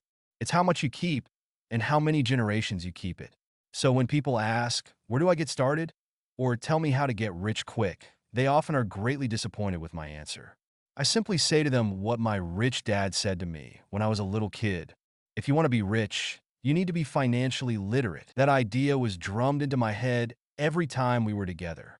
As I said, my educated dad stressed the importance of reading books, while my rich dad stressed the need to master financial literacy. If you're going to build the Empire State Building, the first thing you need to do is dig a deep hole and pour a strong foundation. If you're going to build a home in the suburbs, all you need to do is pour a 6-inch slab of concrete. Most people, in their drive to get rich, are trying to build an Empire State Building on a 6-inch slab. Our school system, created in the agrarian age, still believes in homes with no foundation. Dirt floors are still the rage. So kids graduate from school with virtually no financial foundation. One day, sleepless and deep in debt in suburbia, living the American dream, they decide that the answer to their financial problems is to find a way to get rich quick. Construction on the skyscraper begins. It goes up quickly, and soon, instead of the Empire State Building, we have the Leaning Tower of suburbia. The sleepless nights return. As for Mike and me in our adult years, both of our choices were possible because we were taught to pour a strong financial foundation when we were just kids. Accounting is possibly the most confusing, boring subject in the world, but if you want to be rich long-term, it could be the most important subject. For Rich Dad, the question was how to take a boring and confusing subject and teach it to kids. The answer he found was to make it simple by teaching it in pictures. My rich dad poured a strong financial foundation for Mike and me. Since we were just kids, he created a simple way to teach us. For years, he only drew pictures and used few words. Mike and I understood the simple drawings, the jargon, the movement of money. And then in later years, Rich Dad began. Rich people acquire assets. The poor and middle class acquire liabilities that they think are assets. Adding numbers. Today, Mike has gone on to master much more complex and sophisticated accounting analysis because he had to in order to run his empire. I am not as sophisticated because my empire is smaller, yet we come from the same simple foundation. Over the following pages, I offer to you the same simple line drawings Mike's dad created for us. Though basic, those drawings helped guide two little boys in building great sums of wealth on a solid and deep foundation. Rule number 1. You must know the difference between an asset and a liability, and by assets. If you want to be rich, this is all you need to know. It is rule number 1. It is the only rule. This may sound absurdly simple, but most people have no idea how profound this rule is. Most people struggle financially because they do not know the difference between an asset and a liability. Rich people acquire assets. The poor and middle class acquire liabilities that they think are assets, said Rich Dad. When Rich Dad explained this to Mike and me, we thought he was kidding. Here we were, nearly teenagers and waiting for the secret to getting rich, and this was his answer. It was so simple that we stopped for a long time to think about it. What is an asset? Asked Mike. Don't worry right now, said Rich Dad. Just let the idea sink in. If you can comprehend the simplicity, your life will have a plan and be financially easy. It is simple. That is why the idea is missed. You mean all we need to know is what an asset is, acquire them, and we'll be rich? I asked. Rich Dad nodded his head. It's that simple. If it's that simple, how come everyone is not rich? I asked. Rich Dad smiled. Because people do not know the difference between an asset and a liability. I remember asking, how could adults be so misguided? If it is that simple, if it is that important, why would everyone not want to find out? It took Rich Dad only a few minutes to explain what assets and liabilities were. As an adult, I have difficulty explaining it to other adults. The simplicity of the idea escapes them because they have been educated differently. They were taught by other educated professionals, such as bankers, accountants, real estate agents, financial planners, and so forth. The difficulty comes in asking adults to unlearn or become children again. An intelligent adult often feels it is demeaning to pay attention to simplistic definitions. Rich Dad believed in the KISS principle. Keep it simple, stupid, or keep it super simple. So he kept it simple for us, and that made our financial foundation strong. So what causes the confusion? How could something so simple be so screwed up? Why would someone buy an asset that was really a liability? The answer is found in basic education. We focus on the word literacy and not financial literacy. What defines something to be an asset or a liability are not words. In fact, if you really want to be confused, look up the words asset and liability in the dictionary. I know, an asset puts money in my pocket. A liability takes money out of my pocket. The definition may sound good to a trained accountant, but for the average person, it makes no sense. But we adults are often too proud to admit that. Something does not make sense. To us young boys, Rich Dad said, what defines an asset are not words, but numbers. And if you can't read the numbers, you can't tell an asset from a hole in the ground. In accounting, Rich Dad would say, it's not the numbers, but what the numbers are telling you. It's just like words. It's not the words, but the story the words are telling you. If you want to be rich, you've got to read and understand numbers. If I heard that once, I heard it 1,000 times from my rich dad. And I also heard the rich acquire assets and the poor and middle class acquire liabilities. Here is how to tell the difference between an asset and a liability. Most accountants and financial professionals do not agree with the definitions. But these simple drawings were the start of strong financial foundations for two young boys. The top part of the diagram is an income statement, often called a profit and loss statement. It measures income and expenses, money in and money out. The lower part of the diagram is a balance sheet. It's called that because it's supposed to balance assets against liabilities. Many financial novices do not know the relationship between the income statement and the balance sheet, and it is vital to understand that relationship. So as I said earlier, my rich dad simply told two young boys that assets put money in your pocket. Nice, simple, and usable. Now that assets and liabilities have been defined through pictures, it may be easier to understand my definitions in words. An asset is something that puts money in my pocket. A liability is something that takes money out of my pocket. This is really all you need to know. If you want to be rich, simply spend your life buying assets. If you want to be poor or middle class, spend your life buying liabilities. Illiteracy, both in words and numbers, is the foundation of financial struggle. If people are having difficulties financially, there is something that they don't understand, either in words or numbers. The rich are rich because they are more literate in different areas than people who struggle financially. So if you want to be rich and maintain your wealth, it's important to be financially literate in words as well as numbers. The arrows in the diagrams represent the flow of cash, or cash flow. Numbers alone mean little, just as words out of context mean little.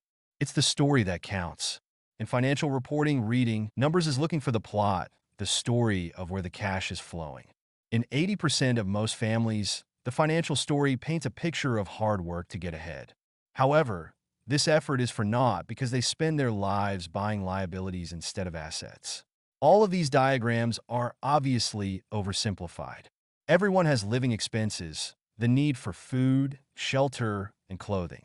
The diagrams show the flow of cash through a poor, middle class, and wealthy person's life. It is the cash flow that tells the story of how a person handles their money.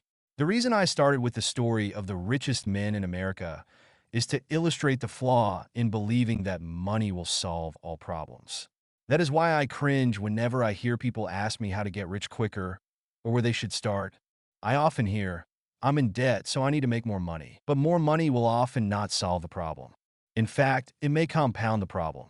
Money often makes obvious our tragic human flaws, putting a spotlight on what we. Cash flow tells the story of how a person handles money.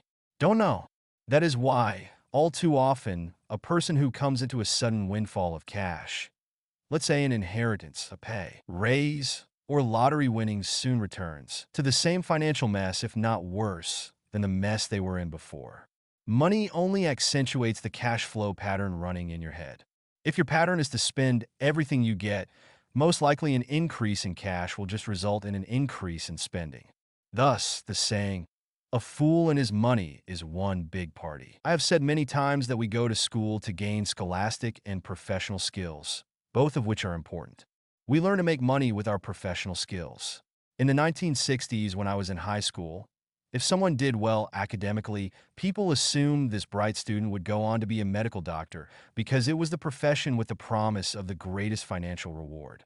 Today, doctors face financial challenges I wouldn't wish on my worst enemy. Insurance companies taking control of the business, managed healthcare, government intervention, and malpractice suits. Today, kids want to be famous athletes, movie stars, rock stars, beauty queens, or CEOs because that is where the fame, money, and prestige are. That is the reason it is so hard to motivate kids in school today. They know that professional success is no longer solely linked to academic success, as it once was, because students leave school without financial skills. Millions of educated people pursue their profession successfully, but later find themselves struggling financially. They work harder, but don't get ahead. What is missing from their education is not how to make money, but how to manage money. It's called financial aptitude. What you do with the money once you make it, how to keep people from taking it from you, how to keep it longer, and how to make that money work hard for you. Most people don't understand why they struggle financially because they don't understand cash flow. A person can be highly educated, professionally successful, and financially illiterate. These people often work harder than they need to because they learned how to work hard, but not how to have their money work hard for them. How the quest for a financial dream turns into a financial nightmare. The classic story of hardworking people has a set pattern. Recently married, the happy, highly educated young couple moves into one of their cramped rented apartments. Immediately, they realize that they are saving money because two can live as cheaply as one. The problem is the apartment is cramped. They decide to save money to buy their dream home so they can have kids. They now have two incomes, and they begin to focus on their careers. Their incomes begin to increase. The number one expense for most people is taxes. Many people think it's income tax, but for most Americans, their highest tax is Social Security. As an employee, it appears as if the Social Security tax combined with the Medicare tax rate is roughly 7.5%. But it's really 15% since the employer must match the Social Security amount. In essence, it is money the employer can't pay you. On top of that, you still have to pay income tax on the amount deducted from your wages for Social Security tax, income you never received because it went directly to Social Security through withholding.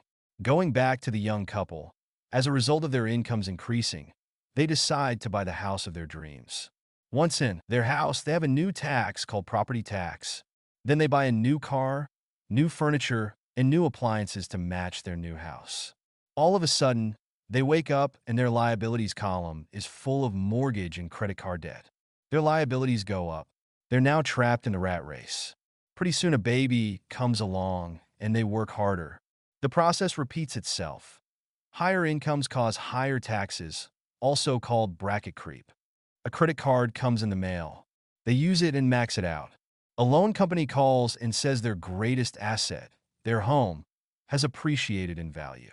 Because their credit is so good, the company offers a bill consolidation loan and tells them the intelligent thing to do is clear off the high-interest consumer debt by paying off their credit card. And besides, interest on their home is a tax deduction. They go for it and pay off those high-interest credit cards. They breathe a sigh of relief. Their credit cards are paid off. They've now folded their consumer debt into their home mortgage. Their payments go down because they extend their debt over 30 years. It is the smart thing to do. Their neighbor calls to invite them to go shopping. The Memorial Day sale is on. They promise themselves they'll just window shop, but they take a credit card just in case. I run into this young couple all the time.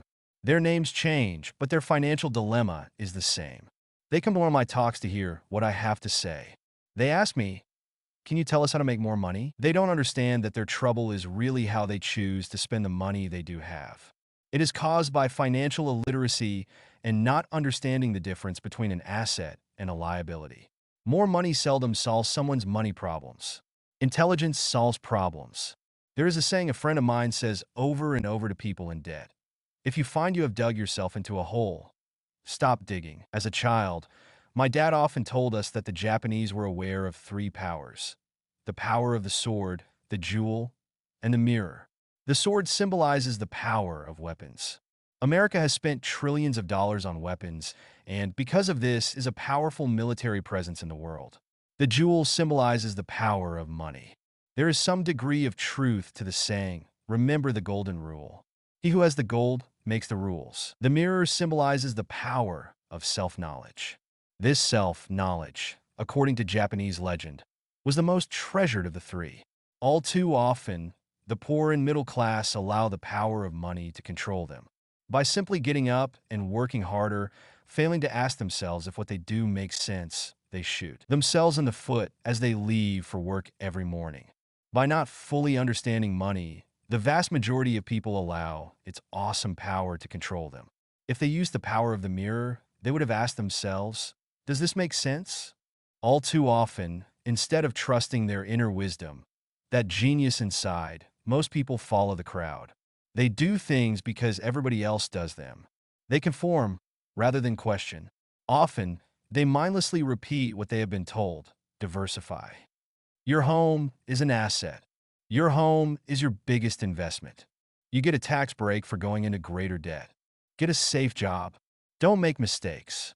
Don't take risks. It is said that the fear of public. A person can be highly educated, professionally successful, and financially illiterate.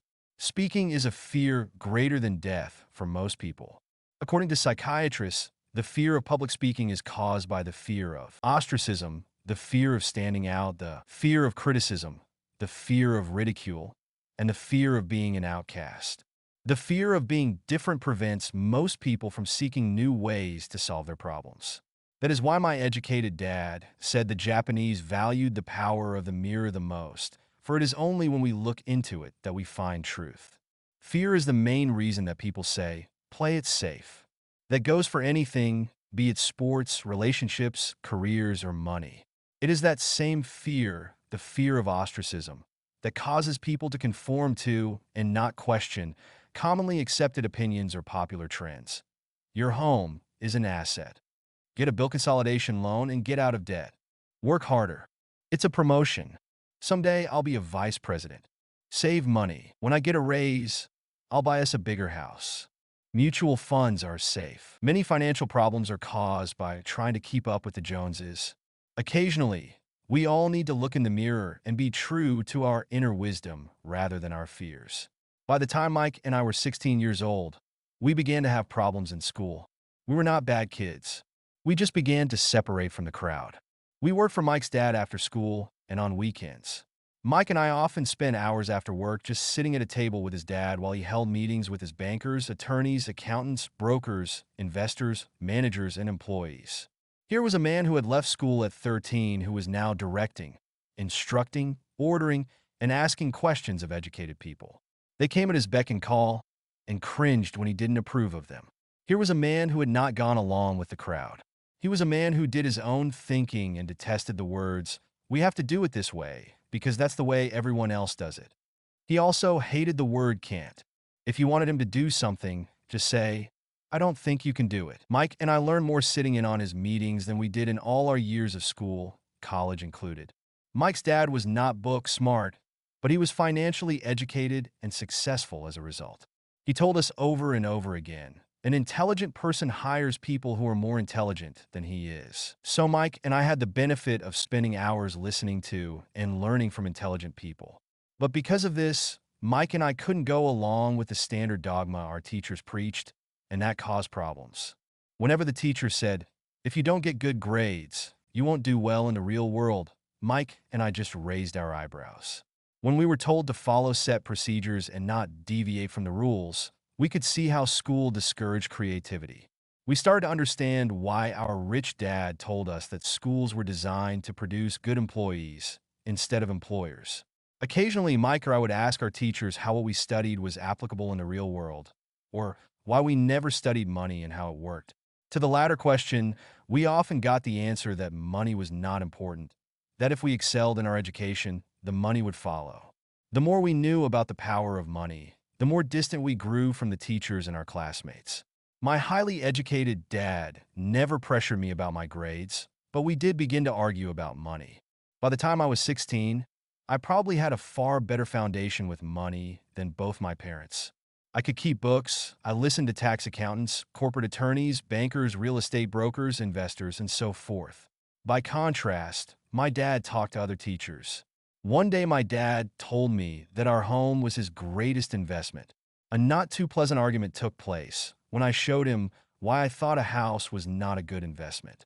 The above diagram illustrates the difference in perception between my rich dad and my poor dad when it came to their homes. One dad thought his house was an asset, and the other dad thought it was a liability. I remember when I drew the following diagram for my dad, showing him the direction of cash flow. I also showed him the ancillary expenses that went along with owning the home. A bigger home meant bigger expenses, and the cash flow kept going out through the expense column. Today, people still challenge me on the idea of a house not being an asset. I know that for many people, it is their dream as well as their largest investment. And owning your own home is better than nothing. I simply offer an alternate way of looking at this popular dogma. If my wife and I were to buy a bigger, flashier house, we realize it wouldn't be an asset. It would be a liability since it would take money out of our pocket. So here's the argument I put forth. I really don't expect most people to agree with it because your home is an emotional thing, and when it comes to money, high emotions tend to lower financial intelligence. I know from personal experience that money has a way of making every decision emotional. Zenotation spot when it comes to houses. Most people work all their lives paying for a home they never own. In other words, most people buy a new house every few years, each time incurring a new 30-year loan to pay off the previous one. Zenotation spot, even though people receive a tax deduction for interest on mortgage payments, they pay for all their other expenses with after-tax dollars, even after they pay off their mortgage. Zenotation spot, my wife's parents were shocked when the property taxes on their home increased to $1,000 a month. This was after they had retired, so the increase put a strain on their retirement budget, and they felt forced to move. Zenotation spot houses do not always go up in value. I have friends who owe $1 million for a home that today would sell for far less. Zenotation spot: the greatest losses of all are those from missed opportunities. If all your money is tied up in your house, you may be forced to work harder because your money continues blowing out of the expense column instead of adding to the asset column, the classic middle class cash flow pattern. If a young couple would put more money into their asset column early on, their later years would be easier. Their assets would have grown and would be available to help cover expenses. All too often, a house only serves as a vehicle for incurring a home equity loan to pay for mounting expenses. In summary, the end result in making a decision to own a house that is too expensive in lieu of starting an investment portfolio impacts an individual in at least the following three ways. Zenotation spot: loss of time, during which other assets could have grown in value. Zenotation spot: loss of additional capital, which could have been invested instead of paying for high maintenance expenses related directly to the home. Zenotation spot: loss of education. Too often, people count their house and savings and retirement plans as all they have in their asset column. Because they have no money to invest, they simply don't invest. This costs them investment experience. Most never become what the investment world calls a sophisticated investor. And the best investments are usually first sold to sophisticated investors, who then turn around and sell them to the people playing it safe. I am not saying don't buy a house. What I am saying is that you should understand the difference between an asset and a liability. When I want a bigger house, I first buy assets that will generate the cash flow to pay for the house. My educated dad's personal financial statement best demonstrates the life of someone caught in the rat race. His expenses match his income, never allowing him enough left over to invest in assets. As a result, his liabilities are larger than his assets. The following diagram on the left shows my poor dad's income statement. It is worth 1,000 words. It shows that his income and expenses are equal while his liabilities are larger than his assets. My rich dad's personal financial statement on the right reflects the results of a life dedicated to investing and minimizing liabilities. Why the rich get richer. A review of my rich dad's financial statement shows why the rich get richer. The asset column generates more than enough income to cover expenses, with the balance reinvested into the asset column. The asset column continues to grow, and therefore, the income it produces grows with it. The result is that the rich get richer. Why the middle class struggle. The middle class finds itself in a constant state of financial struggle. Their primary income is through their salary. As their wages increase, so do their taxes. Their expenses tend to increase in proportion to their salary increase. Hence the phrase the rat race. They treat their home as their primary asset, instead of investing in income-producing assets. This pattern of treating your home as an investment, and the philosophy that a pay raise means you can buy a larger home or spend more, is the foundation of today's debt-ridden society. Increased spending throws families into greater debt and into more financial uncertainty, even though they may be advancing in their jobs and receiving raises on a regular basis. This is high-risk living caused by weak financial education. The massive loss of jobs in recent times proves how shaky the middle class really is financially. Company pension plans are being replaced by 401k plans. Social Security is obviously in trouble and can't be relied upon as a source for retirement. Panic has set in for the middle class. Today, mutual funds are popular because they supposedly represent safety. Average mutual fund buyers are too busy working to pay taxes and mortgages, save for their children's college, and pay off credit cards. They do not have time to study investing, so they rely on the expertise of the manager of a mutual fund. Also, because the mutual fund includes many different types of investments, they feel their money is safer because it is diversified. This educated middle class subscribes to the dogma put out by mutual fund brokers and financial planners. Play it safe. Avoid risk. The real tragedy is that the lack of early financial education is what creates the risk faced by average middle class people. The reason they have to play it safe is because their financial positions are tenuous at best. Their balance sheets are not balanced. Instead, they're loaded with liabilities and have no real assets that generate income. Typically, their only source of income is their paycheck. Their livelihood becomes entirely dependent on their employer. So when genuine deals of a lifetime come along, these people can't take advantage of them because they are working so hard, are taxed to the max, and are loaded with debt. As I said at the start of this section, the most important rule is to know the difference between an asset and a liability. Once you understand the difference, concentrate your efforts on buying income-generating assets. That's the best way to get started on a path to becoming rich. Keep doing that, and your asset column will grow. Keep liabilities and expenses down so more money is available to continue pouring into the asset column. Soon the asset base will be so deep that you can afford to look at more speculative investments. Investments that may have returns of 100% to infinity. $5,000 investments that are soon turned into $1 million or more. Investments that the middle class calls too risky. The investment is not risky for the financially literate. If you do what the masses do, you get the following picture. As an employee who is also a homeowner, your working efforts are generally as follows. Zenotation spot: you work for the company. Employees make their business owner or the shareholders rich, not themselves. Your efforts and success will help provide for the owner's success and retirement. Zenotation spot: you work for the government. The government takes its share from your paycheck before you even see it. By working harder, you simply increase the amount of taxes taken by the government. Most people work from January to May just for the government. Zenotation spot: you work for the bank. After taxes, your next largest expense is usually your mortgage and credit card debt. The problem with simply working harder is that each of these three levels takes a greater share of your increased efforts. You need to learn how to have your increased efforts benefit you and your family directly. Once you have decided to concentrate on minding your own business, focusing your efforts on acquiring assets instead of a bigger paycheck. How do you set your goals? Most people must keep their job and rely on their wages to fund their acquisition of assets. As their assets grow, how do they measure the extent of their success? When does someone know that they are rich, that they have wealth? As well as having my own definitions for assets and liabilities, I also have my own definition for wealth. Actually, I borrowed it from a man named R. Buckminster Fuller. Some call him a quack, and others call him a genius. Years ago, he got architects buzzing because he applied for a patent for something called a geodesic dome. But in the application, Fuller also said something about wealth. It was pretty confusing at first, but after reading it, it began to make some sense. Wealth is a person's ability to survive so many number of days forward.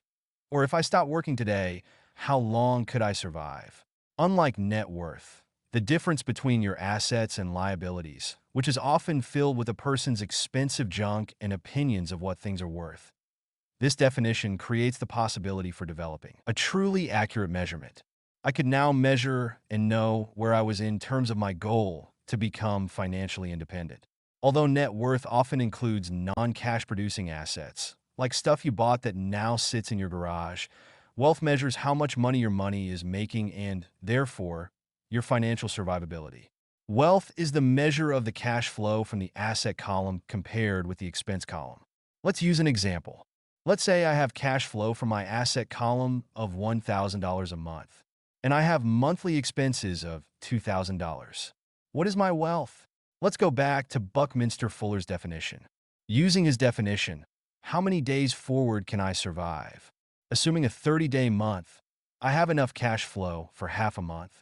When I achieve $2,000 a month cash flow from my assets, then I will be wealthy. So while I'm not yet rich, I am wealthy. I now have income generated from assets each month that fully cover my monthly expenses. If I want to increase my expenses, I first must increase my cash flow to maintain this level of wealth. Also note that it is at this point that I'm no longer dependent on my wages. I have focused on and been successful in building an asset column that has made me financially independent. If I quit my job today, I would be able to cover my monthly expenses with the cash flow from my assets. My next goal would be to have the excess cash flow from my assets reinvested into the asset column. The more money that goes into my asset column, the more my asset column grows. The more my assets grow, the more my cash flow grows. And as long as I keep my expenses less than the cash flow from these assets, I grow richer with more and more income from sources other than my physical labor. As this reinvestment process continues, I am well on my way to becoming rich. Just remember this simple observation. Zenotation spot the rich buy assets. Zenotation spot the poor only have expenses. Zenotation spot the middle class buy liabilities they think are assets. So how do I start minding my own business? What is the answer? Listen to the founder of McDonald's in the next chapter. Chapter 3, Lesson 3, Mind your own business. The rich focus on their asset columns while everyone else focuses on their income statements. In 1974, Ray Kroc, the founder of McDonald's, was asked to speak to the MBA class at the University of Texas at Austin. A friend of mine was a student in that MBA class. After a powerful and inspiring talk, the class adjourned, and the students asked Ray if he would join them at their favorite hangout to have a few beers. Ray graciously accepted. "What business am I in?" Ray asked, once the group had all their beers in hand. Everyone laughed, my friend said. Most of the MBA students thought Ray was just fooling around. No one answered, so Ray asked again, "What business do you think I'm in?" The students laughed again, and finally one brave soul yelled out, "Ray, who in the world doesn't know that you're in the hamburger business?" Ray chuckled. "That's what I thought you would say." He paused and then quickly added, "Ladies and gentlemen, I'm not in the hamburger business.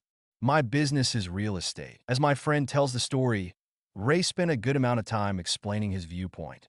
In his business plan, Ray knew that the primary business focus was to sell hamburger franchises, but what he never lost sight of was the location of each franchise. He knew that the land and its location were the most significant factors in the success of each franchise. Basically, the person who bought the franchise was also buying the real estate under the franchise for Ray Kroc's organization. Today, McDonald's is the largest single owner of real estate in the world, owning even more than the Catholic Church. McDonald's owns some of the most valuable intersections and street corners in America and around the globe. My friend considers this as one of the most important lessons in his life. Today, he owns car washes, but his business is the real estate under those car washes. The previous chapter presented diagrams illustrating that most people work for everyone but themselves. They work first for the owners of the company, then for the government through taxes, and finally for the bank that owns their mortgage. When I was a young boy, we did not have a McDonald's nearby. Yet my rich dad was responsible for teaching Mike and me the same lesson that Ray Kroc talked about at the University of Texas. It is secret number 3 of the rich. That secret is, mind your own business. Financial struggle is often directly the result of people working all their lives for someone else. Many people will simply have nothing at the end of their working days to show for their efforts. Our current educational system focuses on preparing today's youth to get good jobs by developing scholastic skills. Their lives will revolve around their wages or, as described earlier, their income column. Many will study further to become engineers, scientists, cooks, police officers, artists, writers, and so on. These professional skills allow them to enter the workforce and work for money.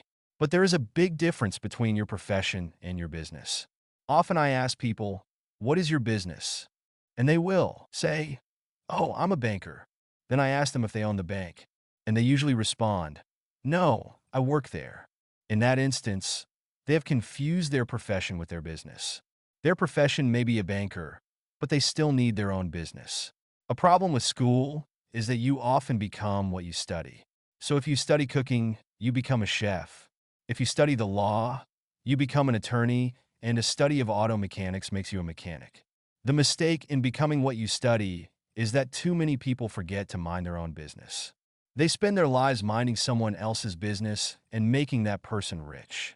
To become financially secure, a person needs to mind their own business. Your business revolves around your asset column, not your income column. As stated earlier, the number one rule is to know the difference between an asset and a liability, and to buy assets.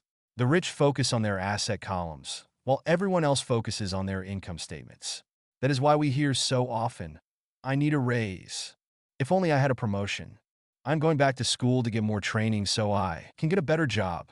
I'm going to." Financial struggle is often the result of people working all their lives for someone else. Work overtime. Maybe I can get a second job. In some circles, these are sensible ideas, but you are still not minding your own business. These ideas all still focus on the income column and will only help a person become more financially secure if the additional money is used to purchase income income-generating assets. The primary reason the majority of the poor and middle class are fiscally conservative, which means I can't afford to take risks, is that they have no financial foundation. They have to cling to their jobs and play it safe. When downsizing became the in thing to do, millions of workers found out their largest so-called asset, their home, was eating them alive. Their asset was costing them money every month. Their car, another asset, was eating them alive. The golf clubs in the garage that cost $1,000 were not worth $1,000 anymore. Without job security, they had nothing to fall back on. What they thought were assets could not help them survive in a time of financial crisis. I assume most of us have filled out a credit application to buy a house or a car.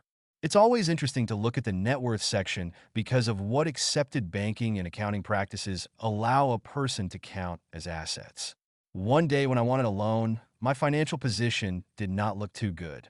So I added my new golf clubs, my art collection, books, electronics, Armani suits, wristwatches, shoes, and other personal effects to boost the number in the asset column. But I was turned down because I had too much investment real estate. The loan committee didn't like that I made so much money from rent.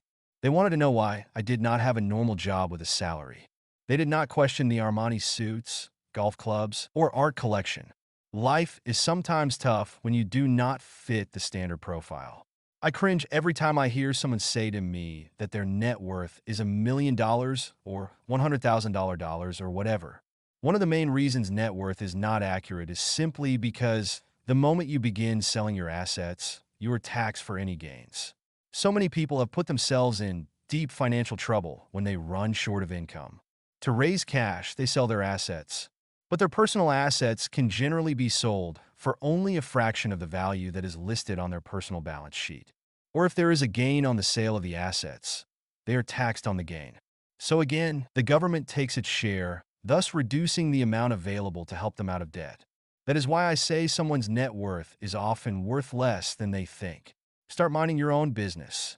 Keep your daytime job, but start buying real assets, not liabilities or personal effects that have no real value once you get them home. A new car loses nearly 25% of the price you pay for it the moment you drive it off the lot. It is not a true asset, even if your banker lets you list it as one. My $400 new titanium driver was worth $150 the moment I teed off. Keep expenses low, reduce liabilities, and diligently build a base of solid assets. For young people who have not yet left home, it is important for parents to teach them the difference between an asset and a liability. Get them to start building a solid asset column before they leave home, get married, buy a house, have kids, and get stuck in a risky financial position, clinging to a job, and buying everything on credit. I see so many young couples who get married and trap themselves into a lifestyle that will not let them get out of debt for most of their working years.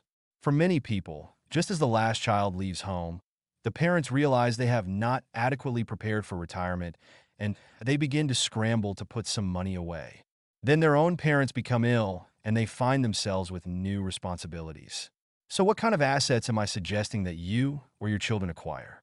In my world, real assets fall into the following categories. Zenotation spot businesses that do not require my presence, I own them, but they are managed or run by other people. If I have to work there, it's not a business. It becomes my job. Zenotation spot stocks, Zenotation spot bonds, Zenotation spot income-generating real estate, Zenotation spot notes, IOUs, Zenotation spot royalties from intellectual property such as music, scripts, and patents. Zenotation spot anything else that has value, produces income, or appreciates, and has a ready market. As a young boy, my educated dad encouraged me to find a safe job.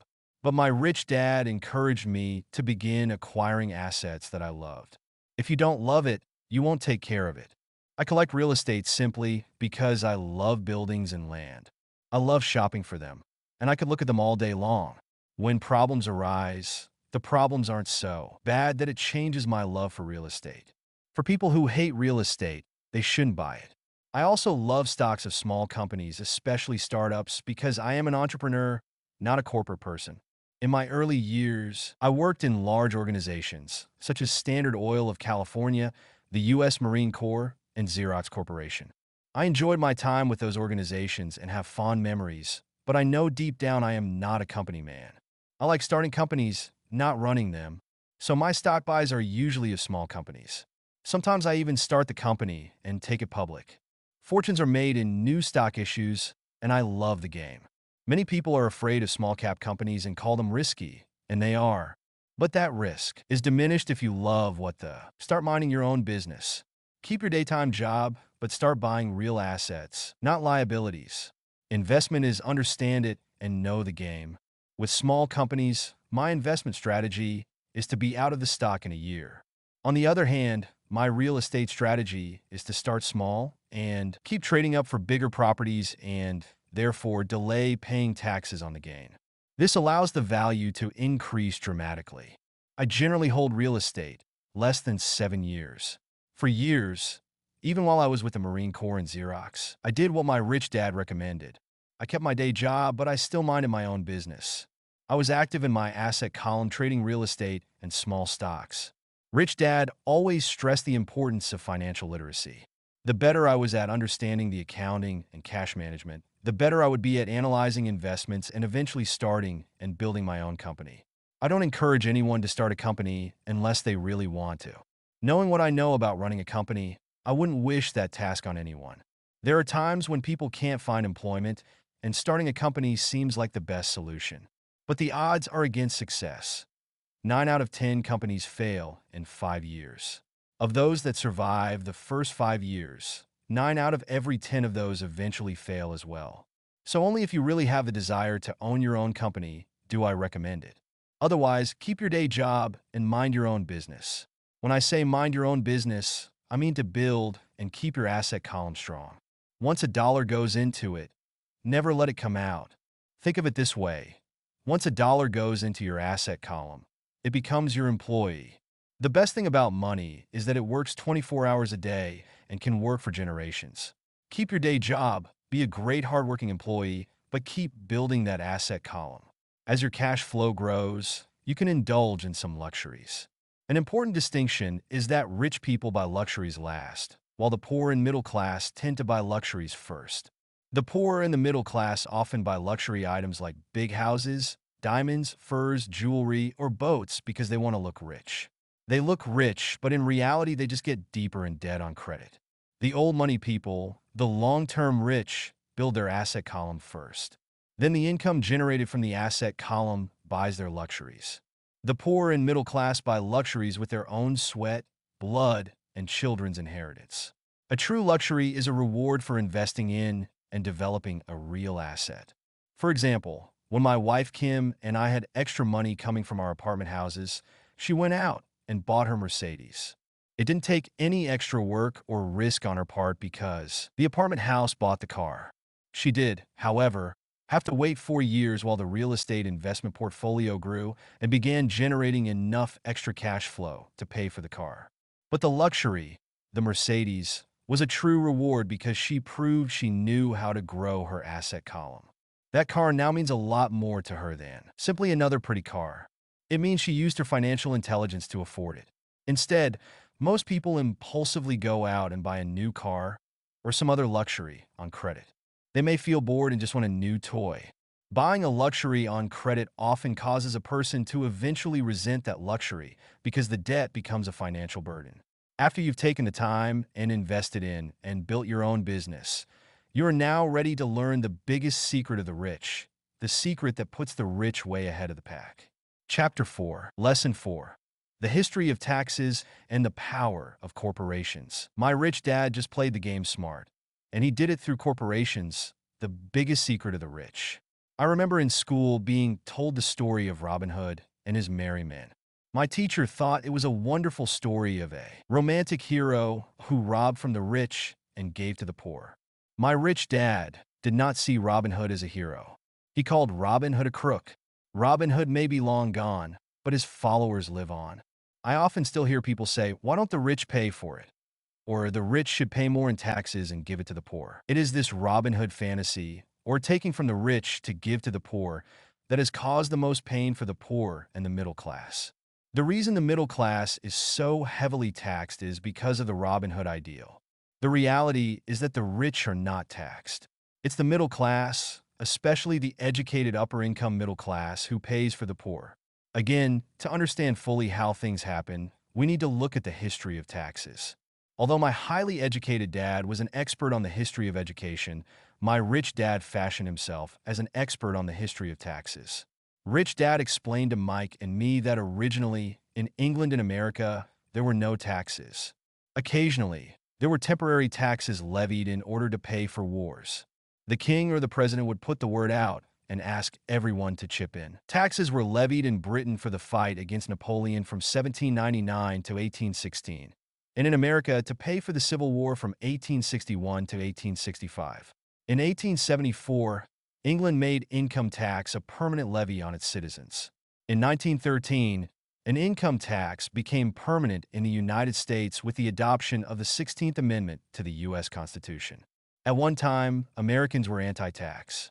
It had been the tax on tea that led to the famous Tea Party in Boston Harbor, an incident that helped ignite the Revolutionary War. It took approximately 50 years in both England and the United States to sell the idea of a regular income tax. What these historical dates fail to reveal is that both of these taxes were initially levied against only the rich. It was this point that Rich Dad wanted Mike and me to understand. He explained that the idea of taxes was made popular and accepted by the majority by telling the poor and the middle class that taxes were created only to punish the rich. This is how the masses voted for the law, and it became constitutionally legal. Although it was intended to punish the rich, in reality, it wound up punishing the very people who voted for it, the poor and middle class. Once government got a taste of money, its appetite grew, said Rich Dad. Your dad and I are exactly opposite. He's a government bureaucrat, and I am a capitalist. We get paid, and our success is measured on opposite behaviors. He gets paid to spend money and hire people. The more he spends and the more people he hires, the larger his organization becomes. In the government, a large organization is a respected organization. On the other hand, within my organization, the fewer people I hire and the less money I spend, the more I am respected by my investors. That's why I don't like government people. They have different objectives than most business people. As the government grows, more and more tax dollars are needed to support it. My educated dad sincerely believed that government should help people. He loved John F. Kennedy, and especially the idea of the Peace Corps. He loved the idea so much that both he and my mom worked for the Peace Corps, training volunteers to go to Malaysia, Thailand, and the Philippines. He always strived for additional grants and budget increases so he could hire more people, both in his job with the Education Department and in the Peace Corps. From the time I was about 10 years old, I would hear from my rich dad that government workers were a pack of lazy thieves, and from my poor dad I would hear how my rich dad did not see Robin Hood as a hero. He called Robin Hood a crook. Rich were greedy crooks who should be made to pay more taxes. Both sides had valid points. It was difficult to go to work for one of the biggest capitalists in town and come home to a father who was a prominent government leader. It was not easy to know which dad to believe. Yet when you study the history of taxes, an interesting perspective emerges. As I said, the passage of taxes was only possible because the masses believed in the Robin Hood theory of economics. Take from the rich and give to everyone else. The problem was that the government's appetite for money was so great that taxes soon needed to be levied on the middle class, and from there it kept trickling down. However, the rich saw an opportunity because they don't play by the same set of rules. The rich knew about corporations, which became popular in the days of sailing ships. The rich created the corporation as a vehicle to limit their risk to the assets of each voyage. The rich put their money into a corporation to finance the voyage. The corporation would then hire a crew to sail to the New World to look for treasure. If the ship was lost, the crew lost their lives, but the loss to the rich would be limited only to the money they invested for that particular voyage. It is the knowledge of the legal corporate structure that really gives the rich a vast advantage over the poor and the middle class. Having two fathers teaching me, one a socialist and the other a capitalist, I quickly began to realize that the philosophy of the capitalist made more financial sense to me. It seemed to me that the socialists ultimately penalized themselves due to their lack of financial education. No matter what the take from the rich crowd came up with, the rich always found a way to outsmart them. That is how taxes were eventually levied on the middle class. The rich outsmarted the intellectuals solely because they understood the power of money, a subject not taught in schools. How did the rich outsmart the intellectuals? Once the take from the rich tax was passed, cash started flowing into government coffers. Initially, people were happy. Money was handed out to government workers and the rich. It went to government workers in the form of jobs and pensions, and it went to the rich via their factories receiving government contracts. The government received a large pool of money, but the problem was the fiscal management of that money. The government ideal is to avoid having excess money. If you fail to spend your allotted funds, you risk losing it in the next budget. You would certainly not be recognized for being efficient. Business people, on the other hand, are rewarded for having excess money and are applauded for their efficiency. As this cycle of growing government spending continued, the demand for money increased, and the tax the rich idea was adjusted to include lower income levels, down to the very people who voted it in, the poor and the middle class. True capitalists used their financial knowledge to simply find an escape. They headed back to the protection of a corporation. But what many people who have never formed a corporation don't know is that a corporation is not really a thing. A corporation is merely a file folder with some legal documents in it, sitting in some attorney's office and registered with a state government agency. It's not a big building or a factory or a group of people. A corporation is merely a legal document that creates a legal body without a soul. Using it, the wealth of the rich was once again protected. It was popular because the income tax rate of a corporation is less than the individual income tax rates. In addition, certain expenses could be paid by a corporation with pre-tax dollars. This war between the haves and have-nots has raged for hundreds of years. The battle is waged whenever and wherever laws are made, and it will go on forever. The problem is that the people who lose are the uninformed, the ones who get up every day and diligently go to work and pay taxes. If they only understood the way the rich play the game, they could play it too. Then they would be on their way to their own financial independence. This is why I cringe every time I hear a parent advise their children to go to school so they can find a safe, secure job. An employee with a safe, secure job without financial aptitude has no escape. Average Americans today work 4 to 5 months for the government just to cover their taxes. In my opinion, that is simply too long. The harder you work, the more you pay the government.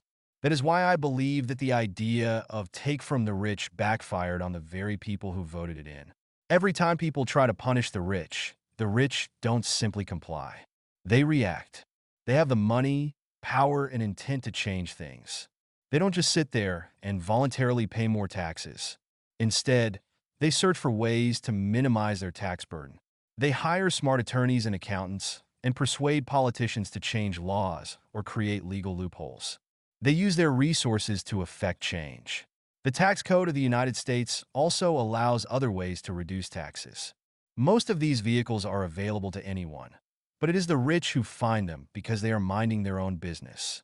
For example, 1031 is jargon for Section 1031 of the Internal Revenue Code, which allows a seller to delay paying taxes on a piece of real estate that is sold for a capital gain through an exchange for a more expensive piece of real estate. Real estate is one investment vehicle that has a great tax advantage. As long as you keep trading up in value, you will not be taxed on the gains until you liquidate. People who don't take advantage of these legal tax savings are missing a great opportunity to build their asset columns. The poor and middle class don't have the same resources. They sit there and let the government's needles enter their arm and allow the blood donation to begin. Today, I am constantly shocked at the number of people who pay more taxes or take fewer deductions, simply because they are afraid of the government. I have friends who have had their businesses shut down and destroyed, only to find out it was a mistake on the part of the government. I realize all that, but the price of working from January to May is a high price to pay for that intimidation. My poor dad never fought back. My rich dad didn't either. He just played the game smarter, and he did it through corporations, the biggest secret of the rich. You may remember the first lesson I learned from my rich dad. I was a little boy of 9 who had to sit and wait for him to choose to talk to me. I sat in his office waiting for him to get to me. He was ignoring me on purpose. He wanted me to recognize his power and to desire to have that power for myself one day. During all the years I studied and learned from him, he always reminded me that knowledge is power. And with money comes great power. If you work for money, you give the power to your employer. If money works for you, you keep the power and control it. That requires the right knowledge to keep it and make it multiply. Without that knowledge, the world pushes you around. Rich Dad constantly reminded Mike and me that the biggest bully was not the boss or the supervisor, but the taxman. The taxman will always take more if you let him. The first lesson of having money work for you, as opposed to you working for money, is all about power. If you work for money, you give the power to your employer. If money works for you, you keep the power and control it. Once we had this knowledge of the power of money working for us, he wanted us to be financially smart and not let anyone or anything push us around. If you're ignorant, it's easy to be bullied. If you know what you're talking about, you have a fighting chance. That is why he paid so much for smart tax accountants and attorneys. It was less expensive to pay them than to pay the government. His best lesson to me was, be smart and you won't be pushed around as much. He knew the law because he was a law-abiding citizen and because it was expensive to not know the law. If you know you're right, you're not afraid of fighting back, even if you're taking on Robin Hood and his band of merry men. My highly educated dad always encouraged me to land a good job with a strong corporation. He spoke of the virtues of working your way up the corporate ladder. He didn't understand that, by relying solely on a paycheck from a corporate employer, I would be a docile cow ready for milking. When I told my rich dad of my father's advice, he only chuckled. "Why not on the ladder?" was all he said. As a young boy, I did not understand what rich dad meant by owning my own corporation. It was an idea that seemed impossible and intimidating. Although I was excited by the idea, my inexperience wouldn't let me envision the possibility that grown-ups would someday work for a company I would own. Each dollar in my asset column was a great employee working hard to make more employees and buy the boss a new Porsche. The point is that if not for my rich dad, I would have probably followed my educated dad's advice. It was merely the occasional reminder of my rich dad that kept the idea of owning my own corporation alive and kept me on a different path. By the time I was 15 or 16, I knew I wasn't going to continue down the path my educated dad recommended. I didn't know how I was going to do it, but I was determined not to head in the direction most of my classmates were heading. That decision changed my life.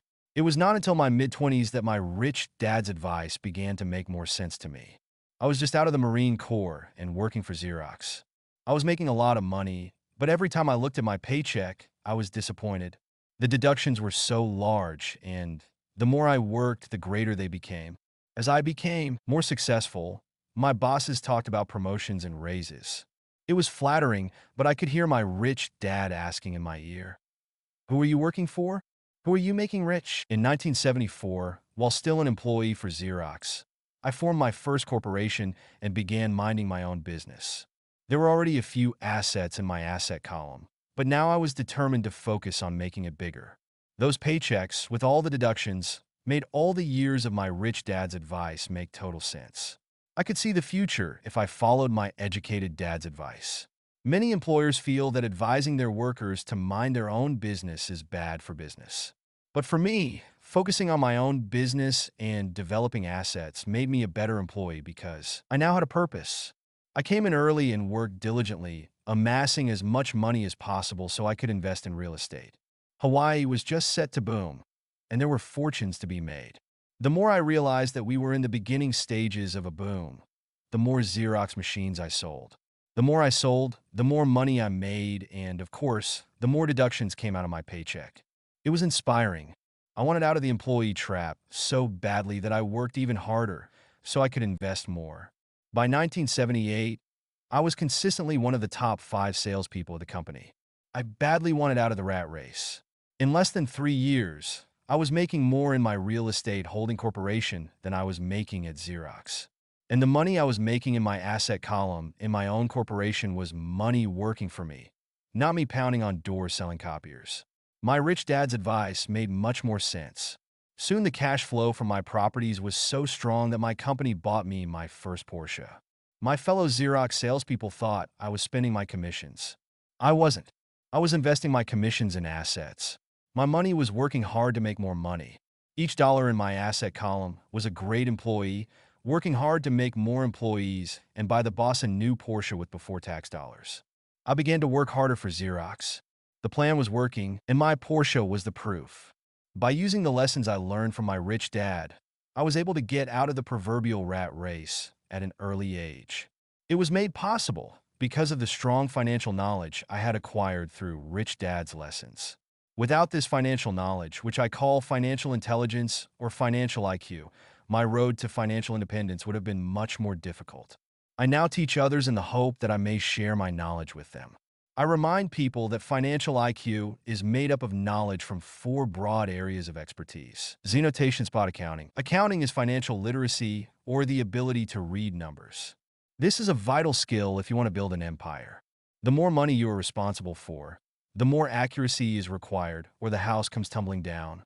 This is the left brain side, or the details.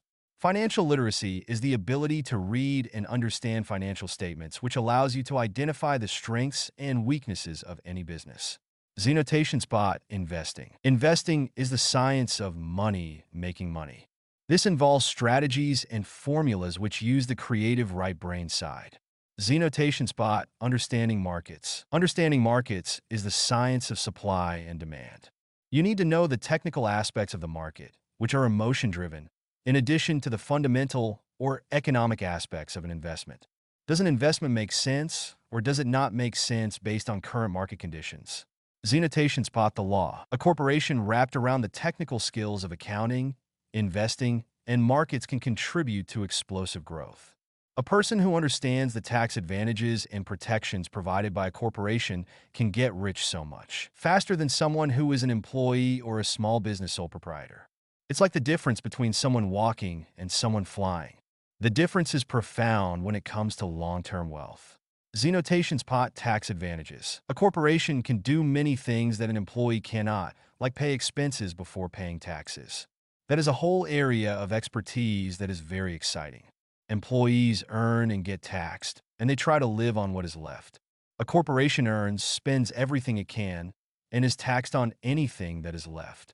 It's one of the biggest legal tax loopholes that the rich use. They're easy to set up and are not expensive if you own investments that are producing good cash flow.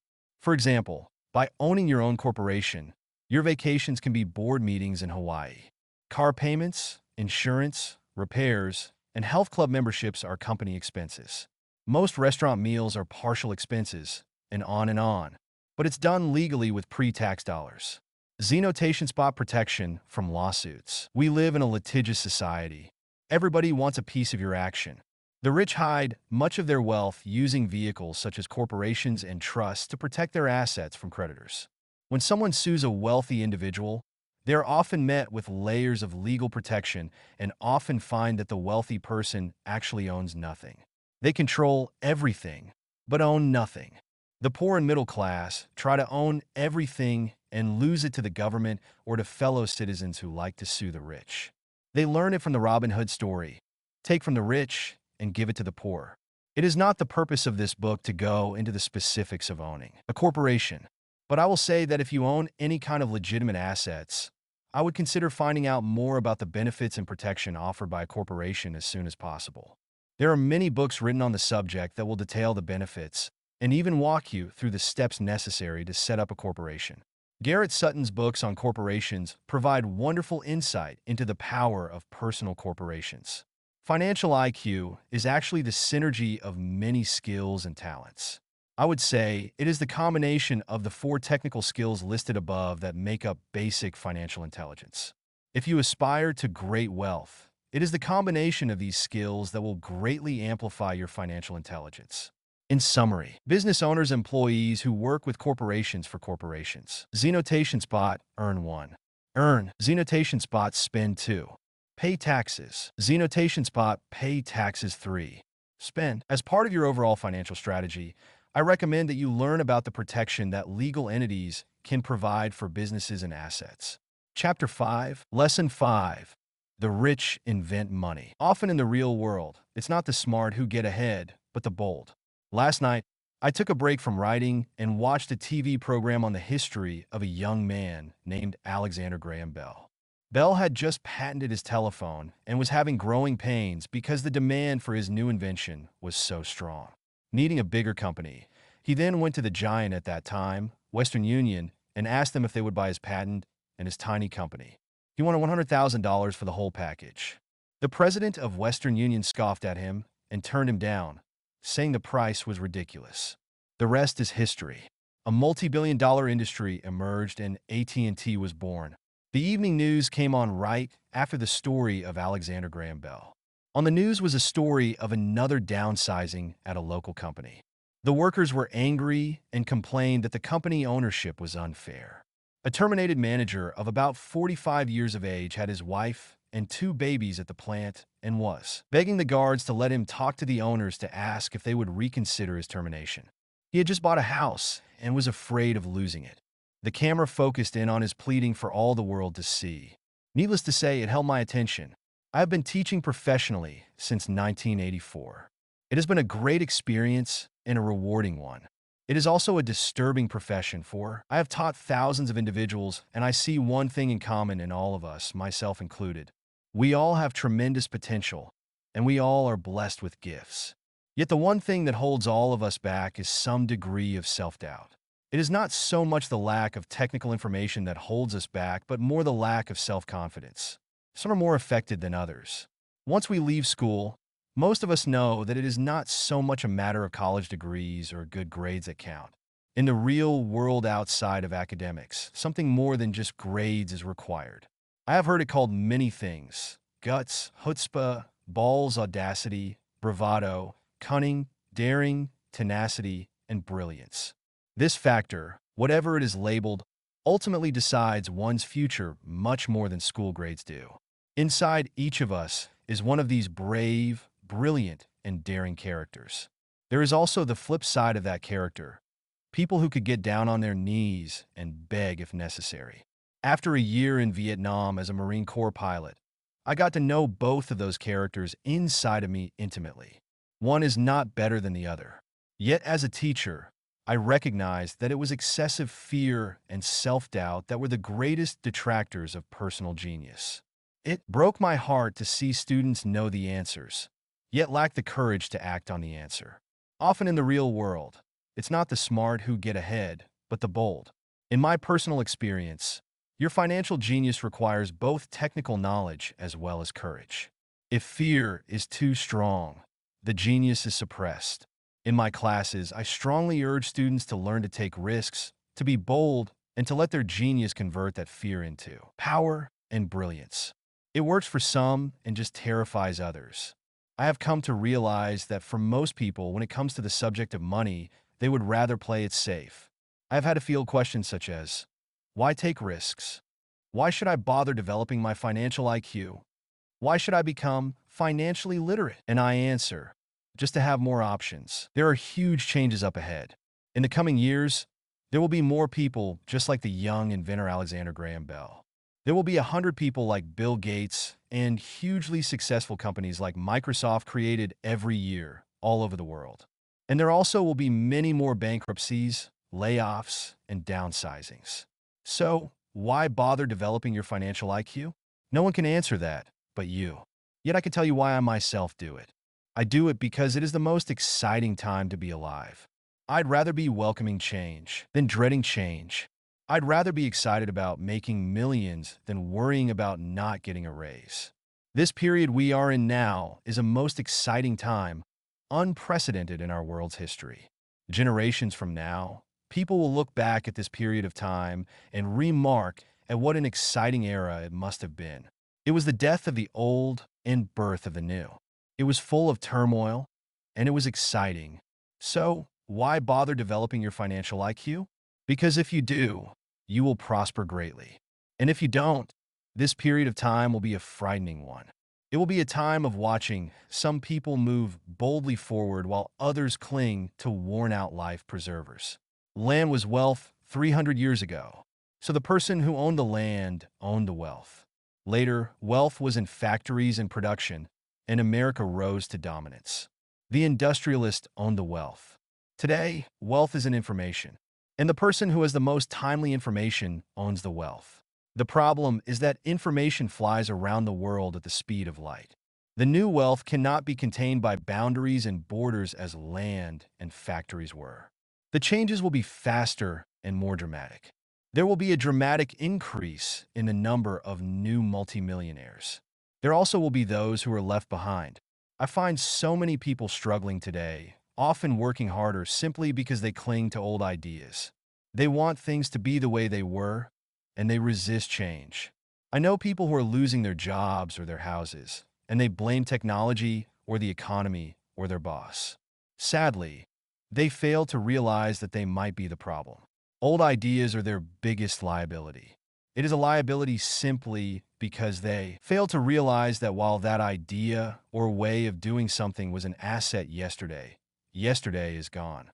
One afternoon, I was teaching how to invest using a board game. I had invented cash flow as a teaching tool. A friend had brought someone along to attend the class. This friend of a friend was recently divorced, had been badly burned in the divorce settlement, and was now searching for some answers. Her friend thought the class might help. The game was designed to help people learn how money works. In playing the game, they learn about the interaction of the income statement with the balance sheet. You can play Cashflow Classic on the web at www.rickadad.com and learn how money works.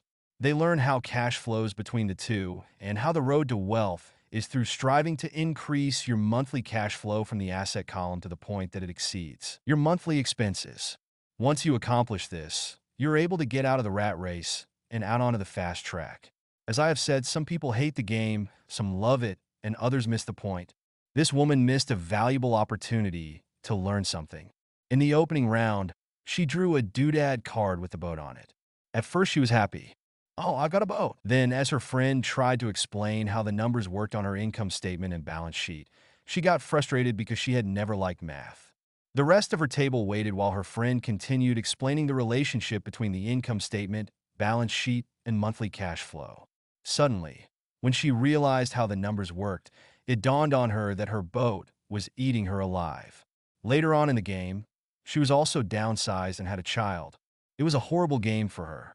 After the class, her friend came by and told me that she was upset. She had come to the class to learn about investing and did not like the idea that it took so long to play a silly game. Her friend attempted to tell her to look within herself to see if the game reflected her in any way. With that suggestion, the woman demanded her money back. She said that the very idea that a game could be a reflection of her was ridiculous. Her money was promptly refunded, and she left. Since 1984, I have made millions simply by doing what the school system does not do.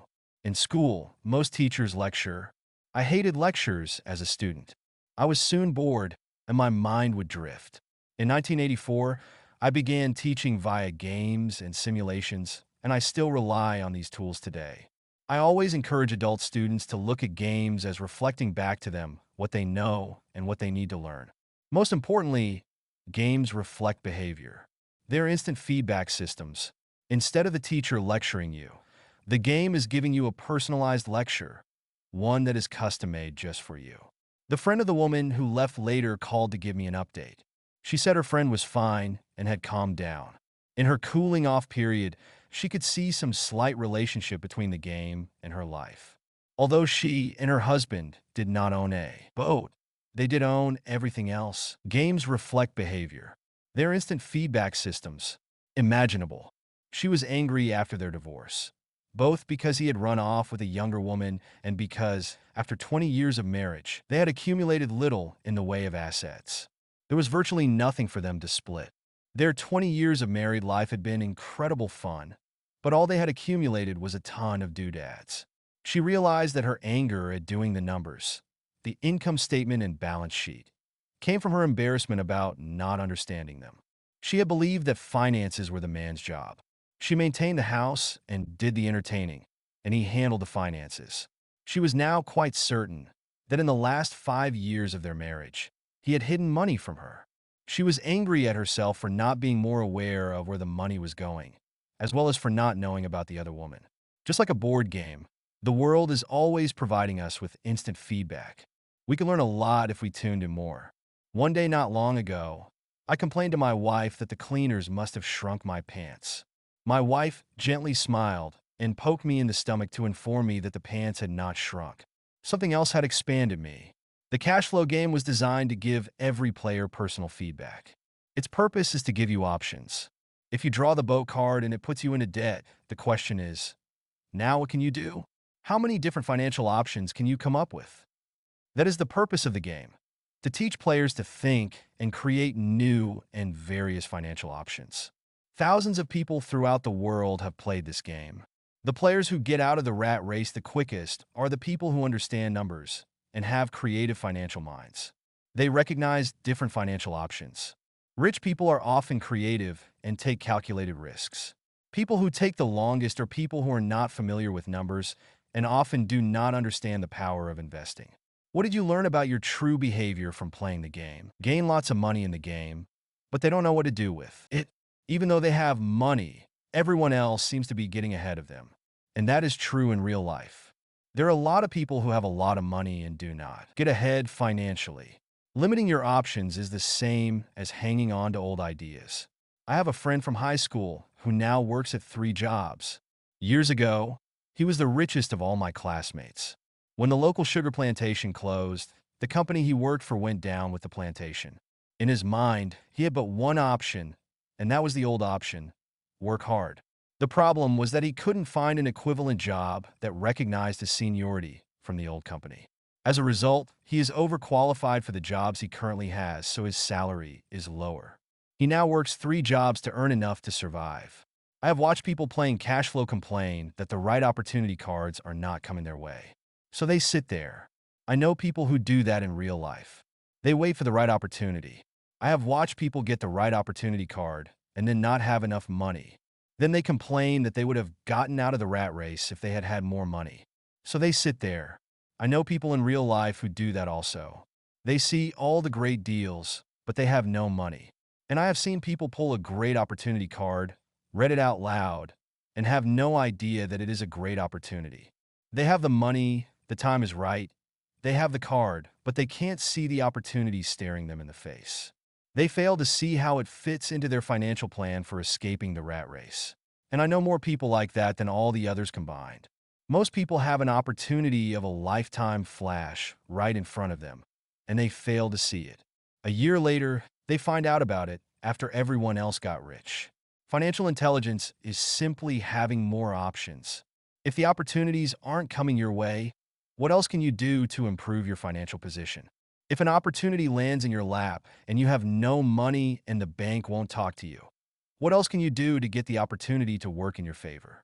If your hunch is wrong and what you've been counting on doesn't happen, how can you turn a lemon into millions? That is financial intelligence. It is not so much what happens, but how many different financial solutions you can think of to turn a lemon into millions. It is how creative you are in solving financial problems. Most people only know one solution: work hard, save, and borrow. So, why would you want to increase your financial intelligence? Because you want to be the kind of person who creates your own luck. You take whatever happens and make it better. Few people realize that luck is created just as money is. And if you want to be luckier and create money instead of working hard, then your financial intelligence is important. If you are the kind of person who is waiting for the right thing to happen, you might wait for a long time. It's like waiting for all the traffic lights to be green for 5 miles before you'll start your trip. As young boys, Mike and I were constantly told by my rich dad that money is not real. Rich Dad occasionally reminded us of how close we came to the secret of money on that first day we got together and began making money out of plaster of Paris. The poor and middle class work for money, he would say. The rich make money. The more real you think money is, the harder you will work for it. If you can grasp the idea that money is not real, you will grow richer faster. What is it? Was a question Mike and I often came back with. What is money if it is not real? What we agree it is, was all Rich Dad would say. The single most powerful asset we all have is our mind. If it is trained well, it can create enormous wealth seemingly instantaneously. An untrained mind can also create extreme poverty that can crush a family for generations. In the information age, money is increasing exponentially. A few individuals are getting ridiculously rich from nothing, just ideas and agreements. If you ask many people, the single most powerful asset we all have is our mind. If it is trained well, it can create enormous wealth.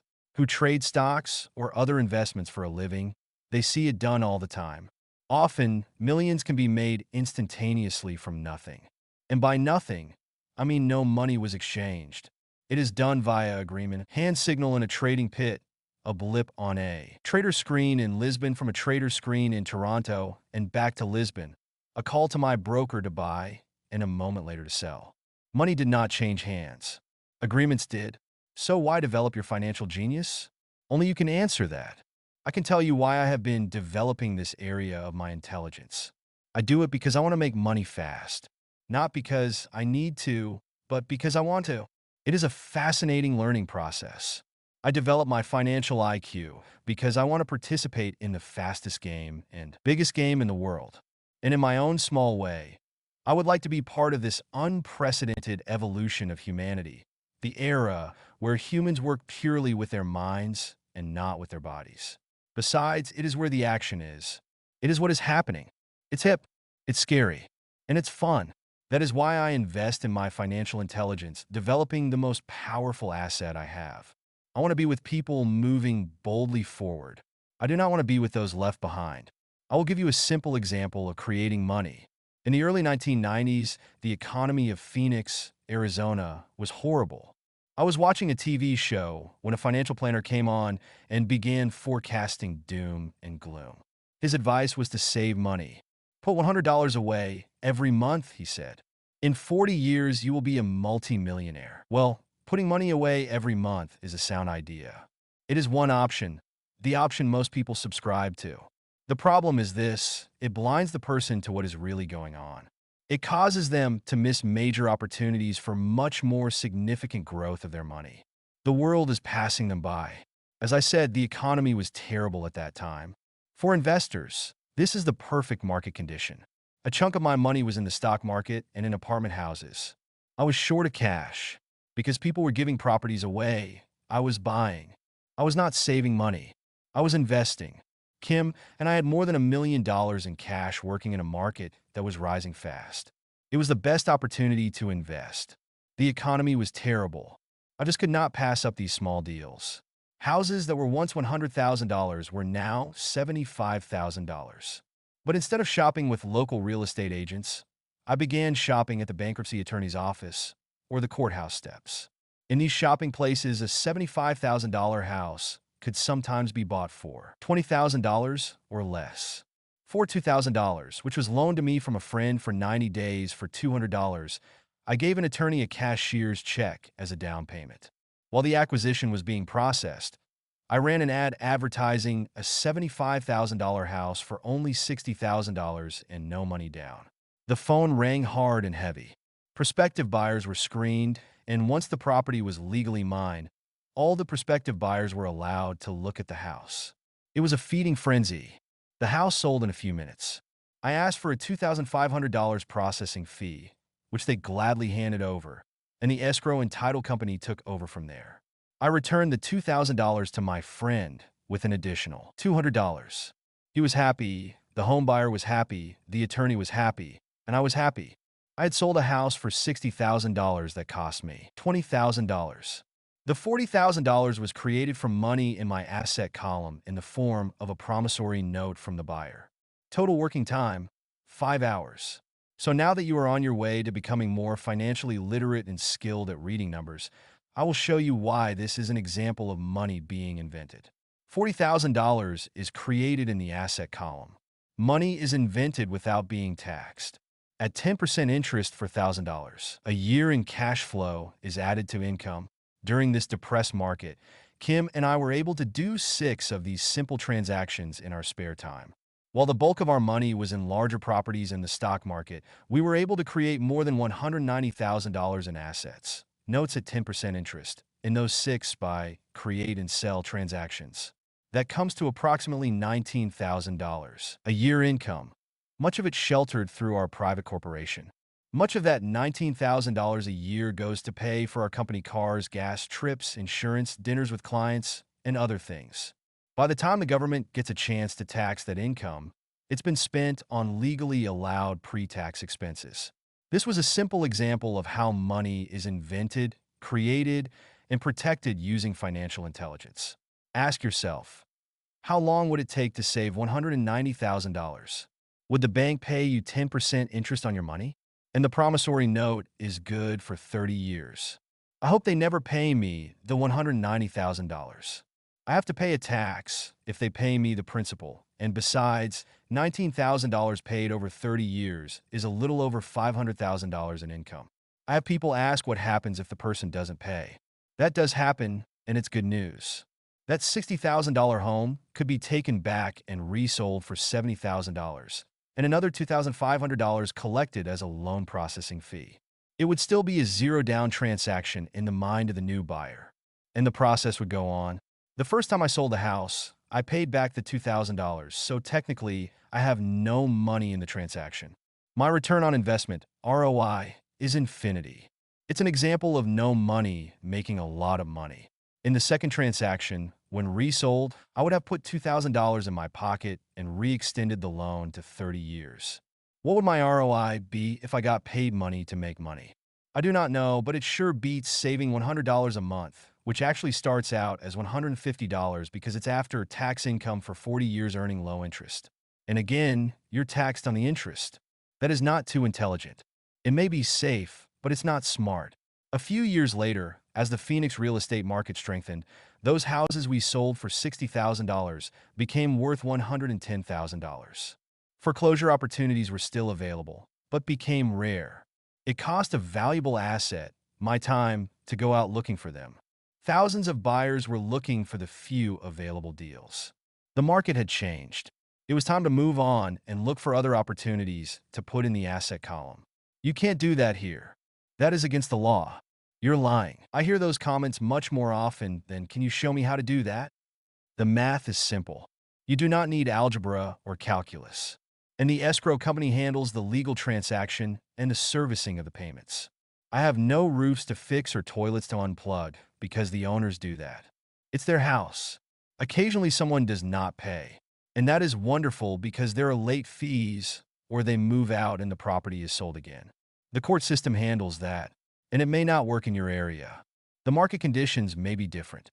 But the example illustrates how a simple financial process can create hundreds of thousands of dollars with little money and low risk. It is an example of money being only an agreement. Anyone with a high school education can do it. Yet most people won't.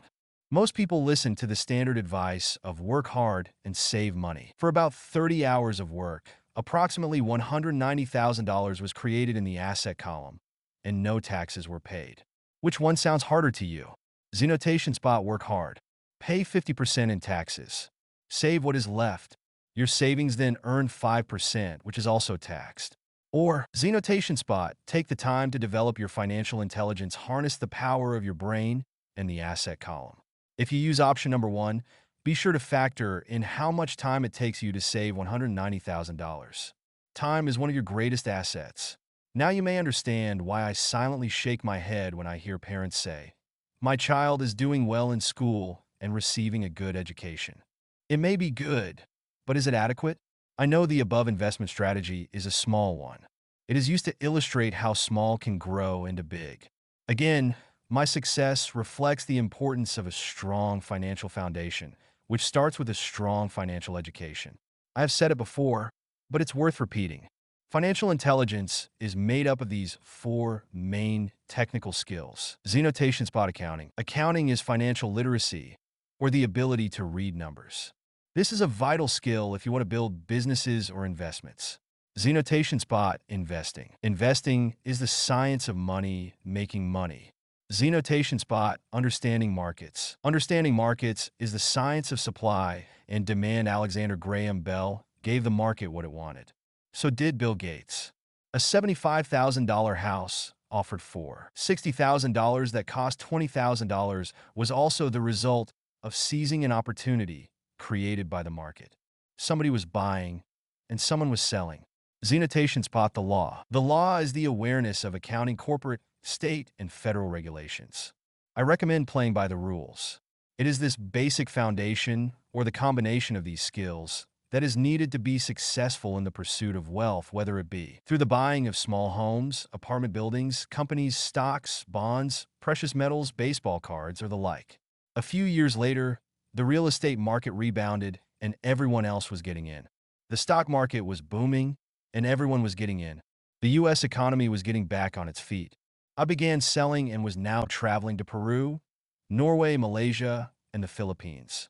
The investment landscape had changed. We were no longer buying real estate. Now I just watch the values climb inside the asset column and will probably begin selling. I suspect that some of those 6 little house deals will sell and the $40,000 note will be converted to cash. I need to call my accountant to be prepared for cash and seek ways to shelter it. The point I would like to make is that investments come and go. The market goes up and comes down. Economies improve and crash. The world is always handing you opportunities of a lifetime, every day of your life, but all too often we fail to see them. But they are there.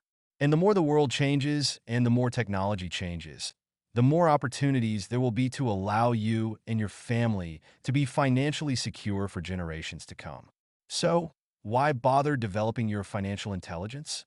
Again, only you can answer that. I know why I continue to learn and develop. I do it because I know there are changes coming. I'd rather welcome change than cling to the past. I know there will be market booms and market crashes. I want to continually develop my financial intelligence because at each market change, some people will be on their knees begging for their jobs. Others, meanwhile, will take the lemons that life hands them, and we are all handed lemons occasionally, and turn them into millions. That's financial intelligence. I'm often asked about the lemons I have turned into millions. I hesitate using many more examples of personal investments because I am afraid it comes across as bragging or tooting my own horn. That is not my intention. I use the examples only as numerical and chronological illustrations of actual and simple cases. I use the examples because I want you to know that it is easy. And the more familiar you become with the 4 pillars of financial intelligence, the easier it becomes. Personally, I use 2 main vehicles to achieve financial growth: real estate and small cap stocks. I use real estate as my foundation.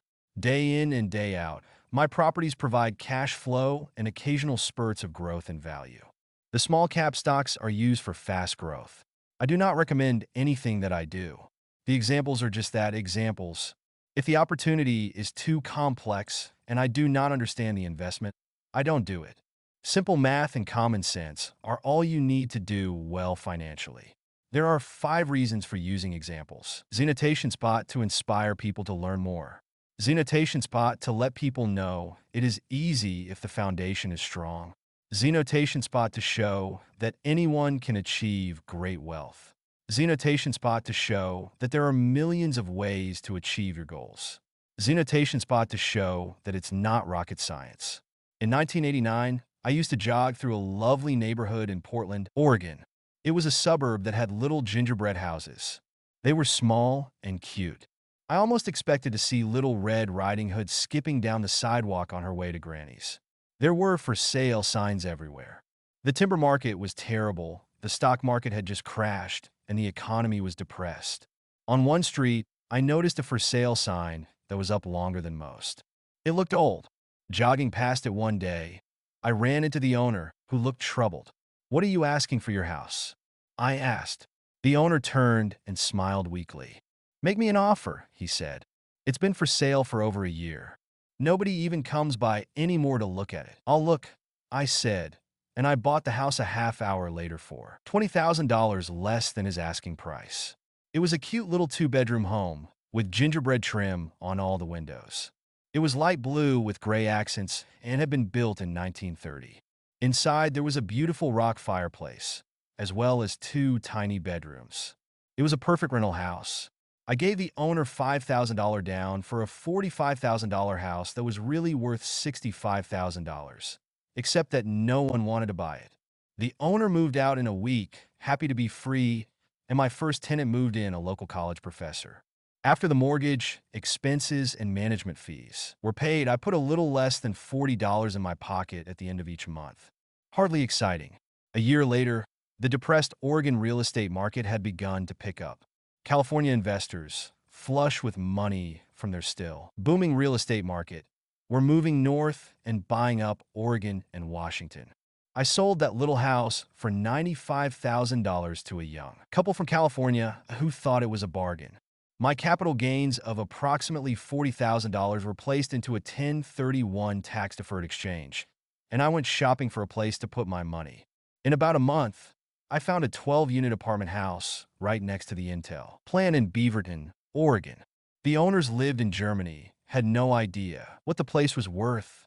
And again, the problem with secure investments is that they are often sanitized, that is, made so safe that the gains are less. Just wanted to get out of it. I offered $275,000 for a $450,000 building. They agreed to $300,000. I bought it and held it for 2 years. Utilizing the same 1031 exchange process, we sold the building for $495,000 and bought a 30-unit apartment building in Phoenix, Arizona. We had moved to Phoenix by then to get out of the rain and needed to sell anyway. Like the former Oregon market, the real estate market in Phoenix was depressed. The price of the 30-unit apartment building in Phoenix was $875,000, with $225,000 down. The cash flow from the 30 units was a little over $5,000 a month. The Arizona market began moving up, and a few years later, a Colorado investor offered us $1.2 million for the property. The point of this example is how a small amount can grow into a large amount. Again, it is a matter of understanding financial statements, investment strategies, a sense of the market, and the laws. If people are not versed in these subjects, then obviously they must follow standard dogma, which is to play it safe, diversify, and only invest in secure investments. The problem with secure investments is that they are often sanitized, that is, made so safe that the gains are less. Most large brokerage houses will not touch speculative transactions in order to protect themselves and their clients. And that is a wise policy. The really hot deals are not offered to people who are novices. Often, the best deals that make the rich even richer are reserved for those who understand the game. It is technically illegal to offer speculative deals to someone who is considered not sophisticated, but of course it happens.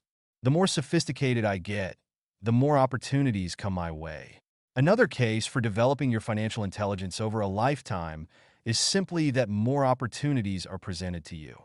And the greater your financial intelligence, the easier it is to tell whether a deal is good.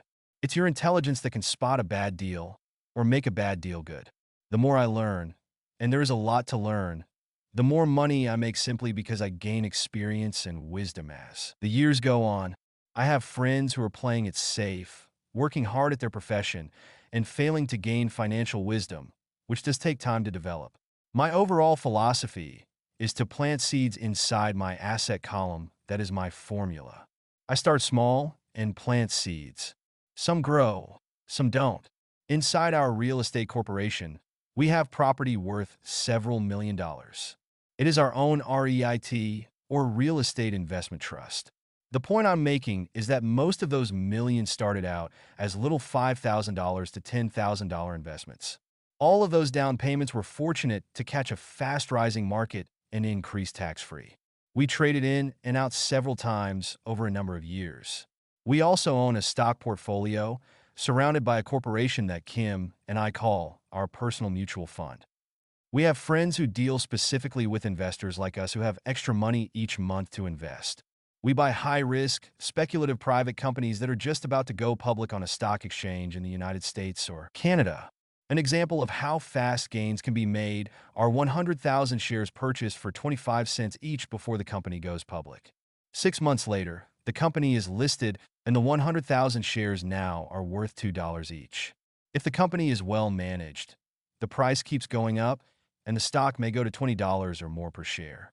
There are years when our $25,000 has gone to $1 million in less than a year. It is not gambling if you know what you're doing. It is gambling if you're just throwing money into a deal and praying.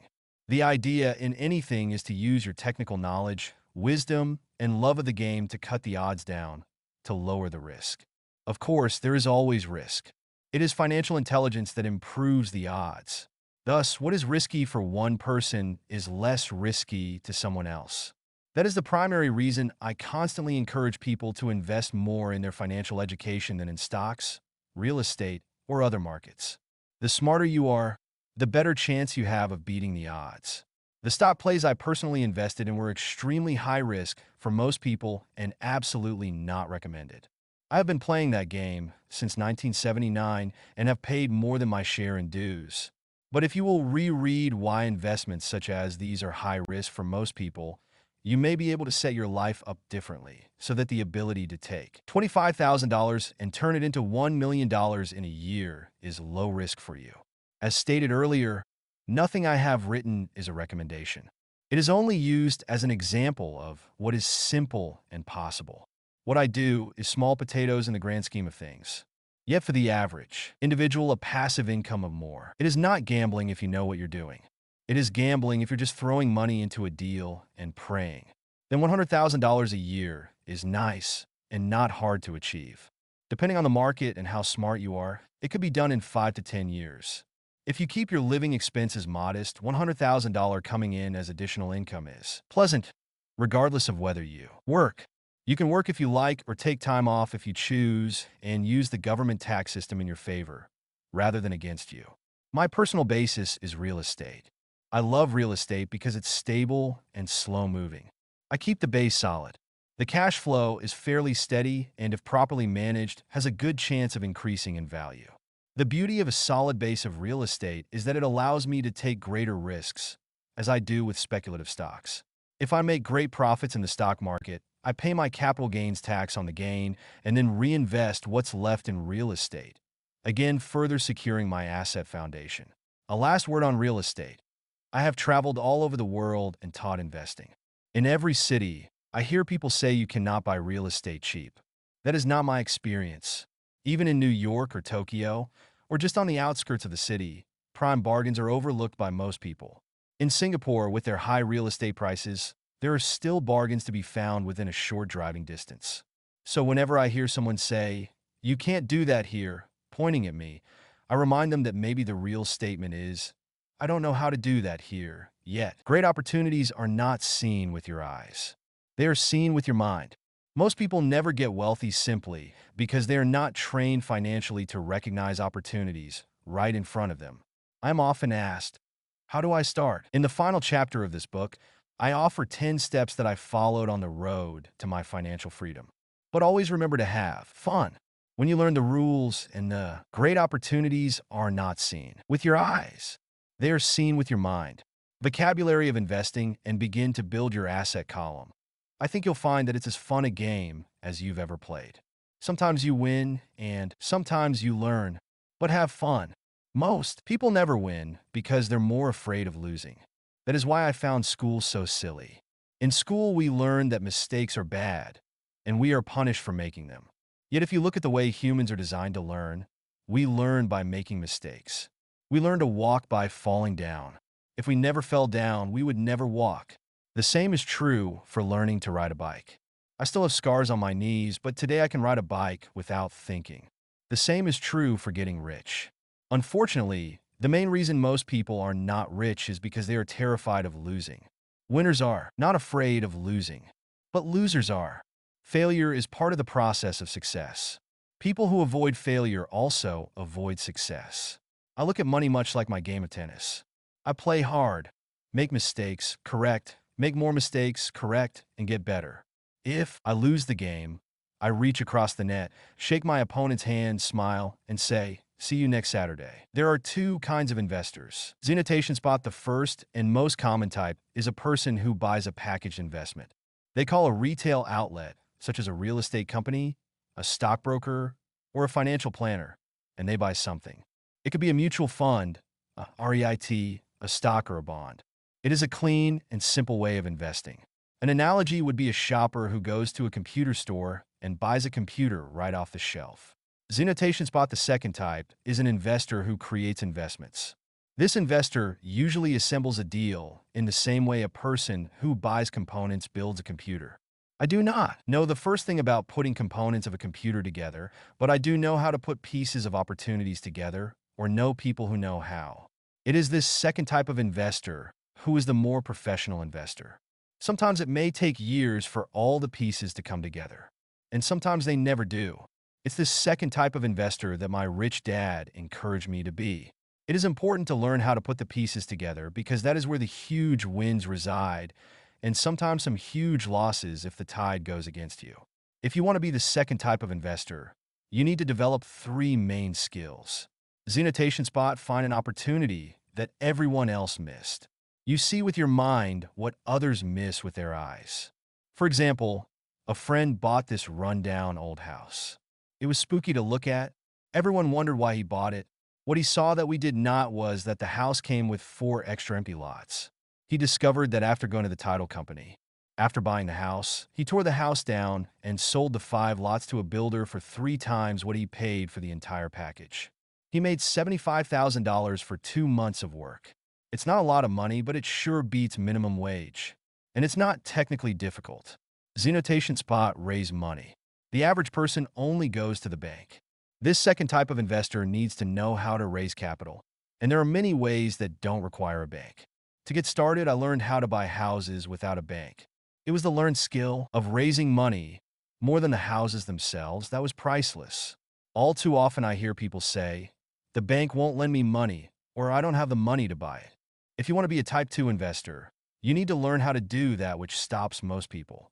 In other words, a majority of people let their lack of money stop them from making a deal. If you can avoid that obstacle, you will be millions ahead of those who don't learn those skills. There have been many times I have bought a house, a stock, or an apartment building without a penny in the bank. I once bought an apartment house for $1.2 million.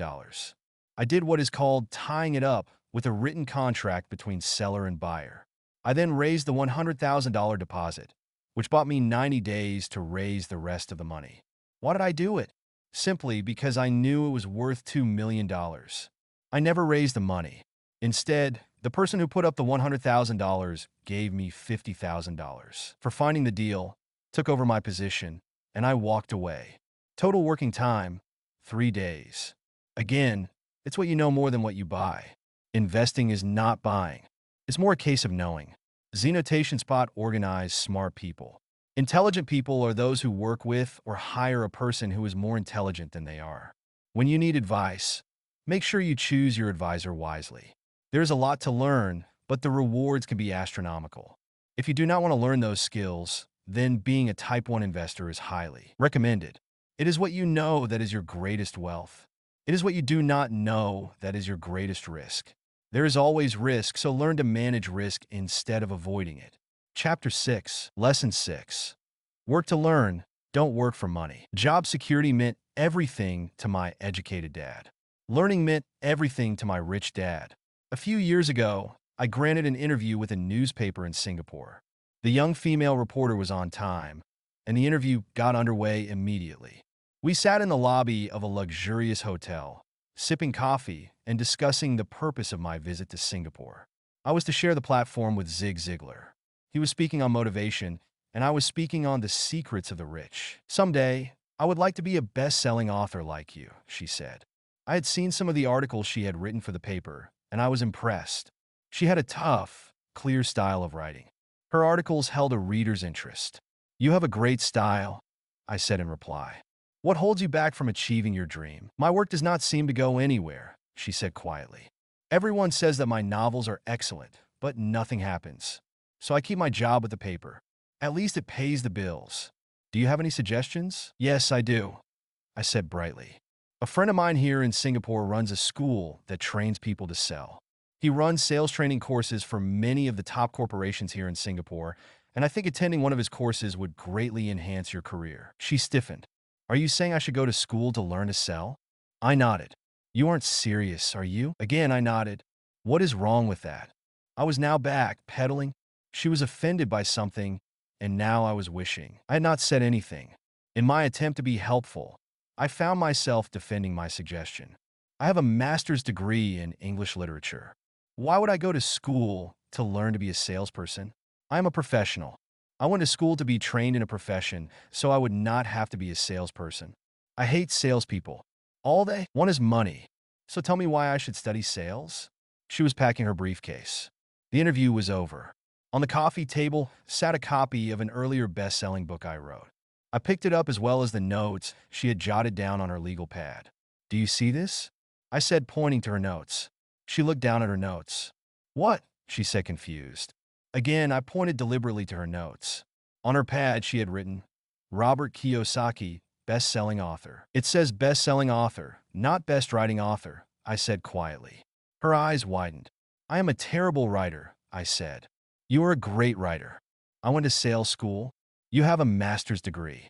Put them together, and you get a best-selling author and a best-writing author." Anger flared from her eyes. "I'll never stoop so low as to learn how to sell. People like you have no business writing. I am a professionally trained writer, and you are a salesman." "It is not fair," she fumed. She put the rest of her notes away and hurried out through the large glass doors into the humid Singapore morning. At least she gave me a fair and favorable write-up the next morning. The world is filled with smart, talented, educated, and gifted people. We meet them every day. They're all around us. A few days ago, my car was not running well. I pulled into a garage, and the young mechanic had it fixed in just a few minutes. He knew what was wrong by simply listening to the engine. I was amazed. I am constantly shocked at how little talented people earn. I have met brilliant, highly educated people who earn less than $20,000 a year.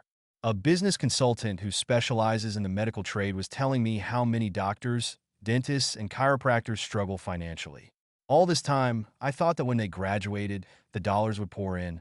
It was this business consultant who gave me the phrase, "They are one skill away from great wealth." What this phrase means is that most people need only to learn and master one more skill, and their income would jump exponentially. I have mentioned before that financial intelligence is a synergy of accounting, investing, marketing, and law. Combine those four technical skills, and making money with money is easier than most people would believe. When it comes to money, the only skill most people know is to work hard. The classic example of a synergy of skills was that young writer for the newspaper. If she diligently learned the skills of sales and marketing, her income would jump dramatically. If I were her, I would take some courses in advertising copywriting as well as sales. Then, instead of working at the newspaper, I would seek a job at an advertising agency. Even if it were a cut in pay, she would learn how to communicate in shortcuts that are used in successful advertising. She also would spend time learning public relations, an important skill. She would learn how to get millions in free publicity. Then, at night and on weekends, she could be writing her great novel. When it was finished, she would be better able to sell her book. Then, in a short while, she could be a best-selling author. When I came out with my first book, "If You Want to Be Rich and Happy, Don't Go to School," a publisher suggested I change the title to The Economics of Education. I told the publisher that with a title like that, I would sell 2 books, one to my family and one to my best friend. The problem is that they would expect it for free. The obnoxious title, "If You Want to Be Rich and Happy, Don't Go to School," was chosen because we knew it would get tons of publicity. I am pro-education and believe in education reform. If I were not pro-education, why would I continue to press for changing our antiquated educational system? So I chose a title that would get me on more TV and radio shows, simply because I was willing to be controversial. Many people thought I was a fruitcake, but the book sold and sold. When I graduated from the U.S. Merchant Marine Academy in 1969, my educated dad was happy. Standard Oil of California had hired me for its oil tanker fleet as a third mate. The pay was low compared with my classmates, but it was okay for a first real job after college. My starting pay was about $42,000 a year, including overtime, and I only had to work for 7 months. I had 5 months of vacation. If I had wanted to, I could have taken a run to Vietnam with a subsidiary shipping company and easily doubled my pay instead of taking 5 months of vacation. I had a great career ahead of me.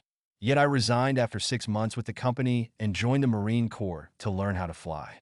My educated dad was devastated. Rich Dad congratulated me. In school and in the workplace, the popular opinion is the idea of specialization. That is, in order to make more money or get promoted, you need to specialize. That is why medical doctors immediately begin to seek a specialty such as, "You want to know a little about a lot," was Rich Dad's suggestion. Orthopedics or pediatrics. The same is true for accountants, architects, lawyers, pilots, and others. My educated dad believed in the same dogma. That is why he was thrilled when he eventually achieved his doctorate. He often admitted that schools reward people who study more and more about less and less. Rich Dad encouraged me to do exactly the opposite. You want to know a little about a lot was his suggestion. That is why for years I worked in different areas of his companies. For a while, I worked in his accounting department. Although I would probably never have been an accountant, he wanted me to learn via osmosis.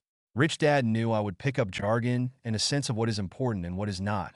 I also worked as a busboy and construction worker as well as in sales, reservations, and marketing. He was grooming Mike and me. That is why he insisted we sit in on the meetings with his bankers, lawyers, accountants, and brokers. He wanted us to know a little about every aspect of his empire. When I quit my high-paying job with Standard Oil, my educated dad had a heart-to-heart talk with me. He was bewildered.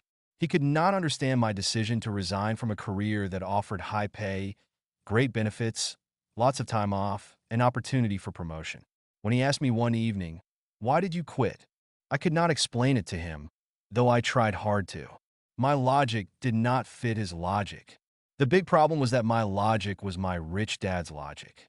Job security meant everything to my educated dad. Learning meant everything to my rich dad. Educated dad thought I went to school to learn to be a ship's officer. Rich dad knew that I went to school to study international trade.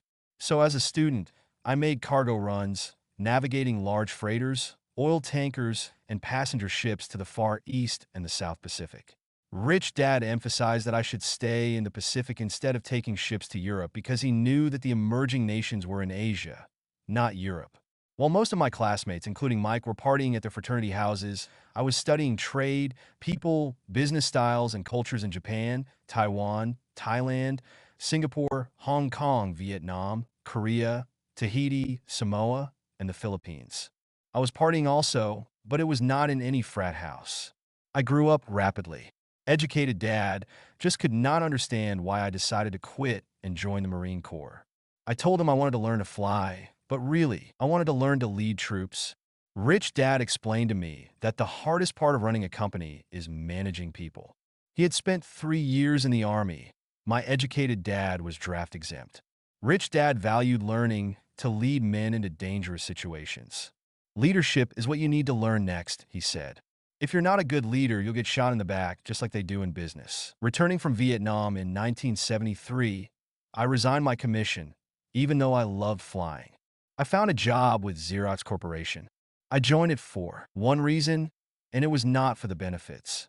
I was a shy person, and the thought of selling was the most frightening subject in the world.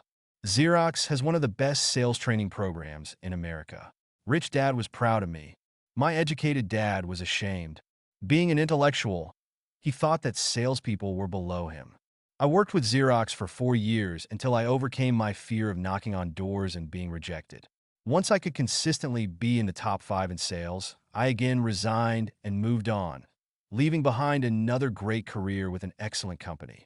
In 1977, I formed my first company. Rich Dad had groomed Mike and me to take over companies. So I now had to learn to form them and put them together. My first product, the nylon and Velcro wallet, was manufactured in the Far East and shipped to a warehouse in New York, near where I had gone. JOB is an acronym for just over broke. To school. My formal education was complete, and it was time to test my wings. If I failed, I would go broke. Rich Dad thought it best to go broke before 30. You still have time to recover, was his advice. On the eve of my 30th birthday, my first shipment left Korea for New York. Today, I still do business internationally. And as my rich dad encouraged me to do, I keep seeking the emerging nations. Today, my investment company invests in South American countries and Asian countries, as well as in Norway and Russia. There is an old cliche that goes, "Job is an acronym for just over broke." Unfortunately, I would say that applies to millions of people. Because school does not think financial intelligence is an intelligence, most workers live within their means. They work and they pay the bills. There is another horrible management theory that goes, workers work hard enough to not be fired, and owners pay just enough so that workers won't quit. And if you look at the pay scales of most companies, again, I would say there is a degree of truth to that statement. The net result is that most workers never get ahead. They do what they've been taught to do, get a secure job. Most workers focus on working for pay and benefits that reward them in the short term, but are often disastrous in the long run. Instead, I recommend to young people to seek work for what they will learn, more than what they will earn. Look down the road at what skills they want to acquire before choosing a specific profession and before getting trapped in the rat race. Once people are trapped in the lifelong process of bill paying, they become like those little hamsters running around in those metal wheels. Their little furry legs are spinning furiously. The wheel is turning furiously, but come tomorrow morning, they'll still be in the same cage. Great job. In the movie Jerry Maguire starring Tom Cruise, there are many great one-liners. Probably the most memorable is, "Show me the money." But there is one line I thought most truthful. It comes from the scene where Tom Cruise is leaving the firm. He has just been fired, and he is asking the entire company, "Who wants to come with me?" And the whole place is silent and frozen. Only one woman speaks up and says, "I'd like to, but I'm due for a promotion in 3 months." That statement is probably the most truthful statement in the whole movie. It is the type of statement that people use to keep themselves busy, working away to pay bills. I know my educated dad looked forward to his pay raise every year, and every year he was disappointed. So he would go back to school to earn more qualifications so he could get another raise. Then, once again, there would be another disappointment. The question I often ask people is, where is this daily activity taking you? Just like the little hamster, I wonder if people look at where their hard work is taking them. What does the future hold?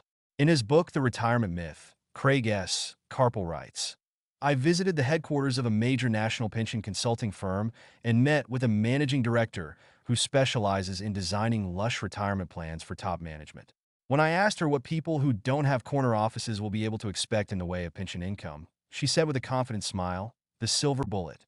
What, I asked, is the silver bullet?" She shrugged and said, "If baby boomers discover they don't have enough money to live on when they're older, they can always blow their brains out." Carpel goes on to explain the difference between the old defined benefit retirement plans and the new 401k plans that are riskier. It is not a pretty picture for most people working today. And that is just for retirement. Add medical fees and long-term nursing home care, and the picture is frightening. Already, many hospitals and countries with socialized medicine need to make tough decisions such as who will live and who will die. They make those decisions purely on how much money they have and how old the patients are. If the patient is old, they often will give the medical care to someone younger. The older poor patient gets put to the back of the line. Just as the rich can afford better education, the rich will be able to keep themselves alive, while those who have little wealth will die. So I wonder, are workers looking into the future, or just until their next paycheck, never questioning where they are headed? When I speak to adults who want to earn more money, I always recommend the same thing. I suggest taking a long view of their life. Instead of simply working for the money and security, which I admit are important, I suggest they take a second job that will teach them a second skill. Often I recommend joining a network marketing company, also called multi-level marketing, if they want to learn sales skills. Some of these companies have excellent training programs that help people get over their fear of failure and rejection, which are the main reasons people are unsuccessful. Education is more valuable than money in the long run. When I offer this suggestion, I often hear in response, "Oh, that is too much hassle," or "I only want to do what I am interested in." If they say, "It's too much of a hassle," I ask, "So you would rather work all your life giving 50% of what you earn to the government?" If they tell me, "I only do what I am interested in," I say, "I'm not interested in going to the gym, but I go because I want to feel better and live longer." Unfortunately, there is some truth to the old statement. You can't teach an old dog new tricks. Unless a person is used to changing, it's hard to change. But for those of you who might be on the fence when it comes to the idea of working to learn something new, I offer this word of encouragement. Life is much like going to the gym. The most painful part is deciding to go. Once you get past that, it's easy. There have been many days I have dreaded going to the gym, but once I am there and in motion, it is a pleasure. After the workout is over, I am always glad I talked myself into going. If you are unwilling to work to learn something new and instead insist on becoming highly specialized within your field, make sure the company you work for is unionized. Labor unions are designed to protect specialists. My educated dad after falling from grace with. The governor became the head of the teachers' union in Hawaii. He told me that it was the hardest job he ever held. My rich dad, on the other hand, spent his life doing his best to keep his companies from becoming unionized. He was successful. Although the unions came close, Rich Dad was always able to fight them off. Personally, I take no sides because I can see the need for and the benefits of both sides. If you do as school recommends, become highly specialized. Then seek union protection. For example, had I continued with my flying career, I would have sought a company that had a strong pilots union. Why? Because my life would be dedicated to learning a skill that was valuable in only one industry.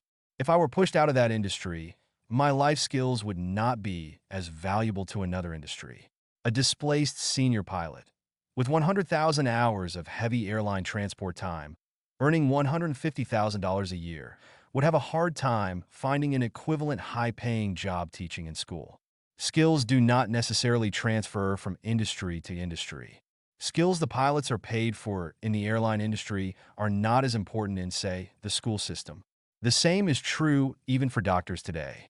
With all the changes in medicine, many medical specialists are needing to conform to medical organizations such as HMOs. School teachers definitely need to be union members. Today in America, the teachers' union is the largest and the richest labor union of all.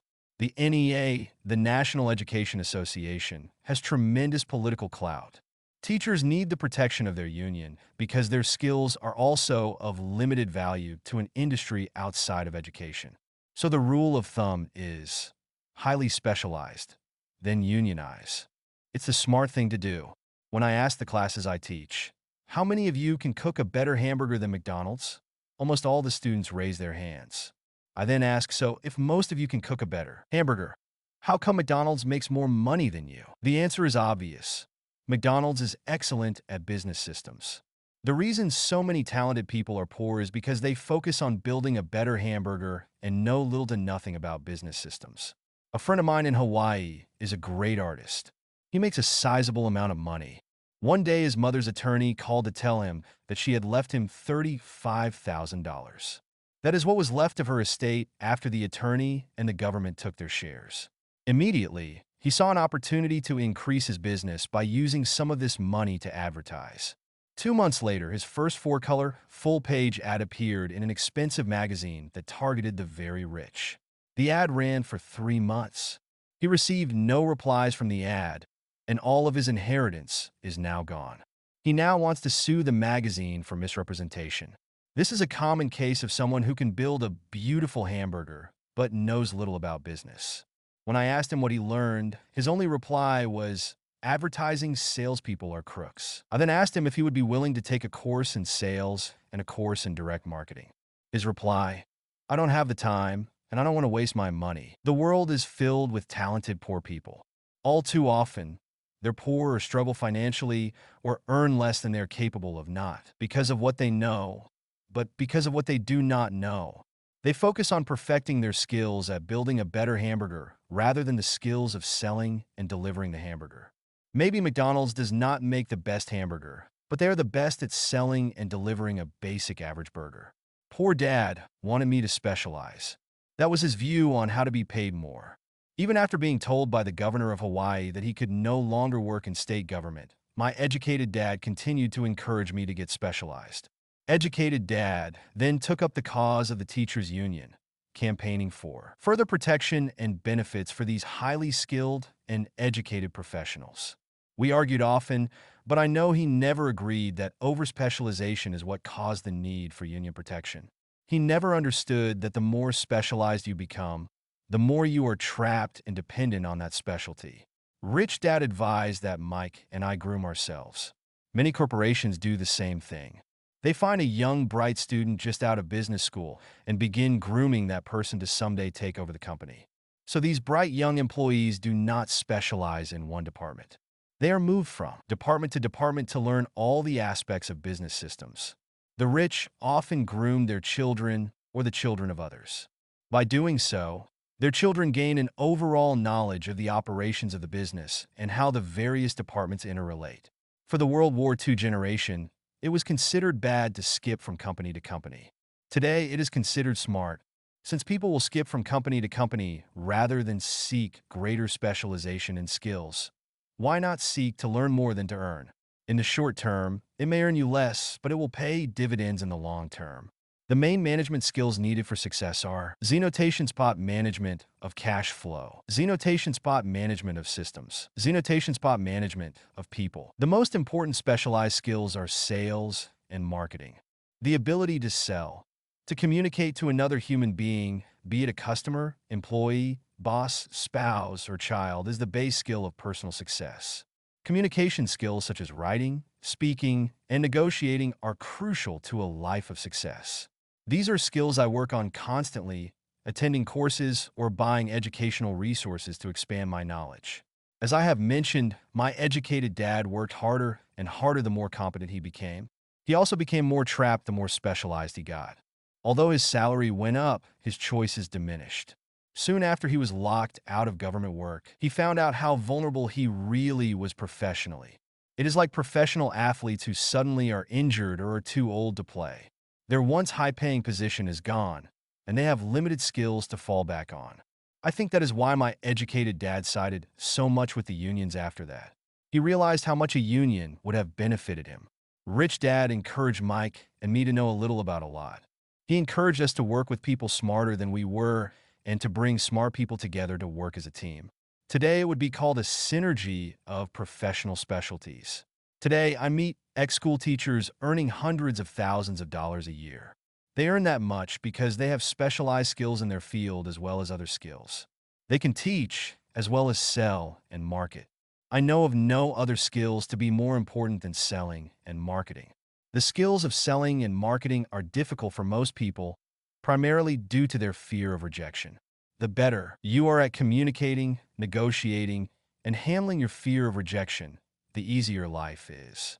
Just as I advised that newspaper writer who wanted to become a best-selling author, I advise anyone else today. Being technically specialized has its strengths as well as its weaknesses.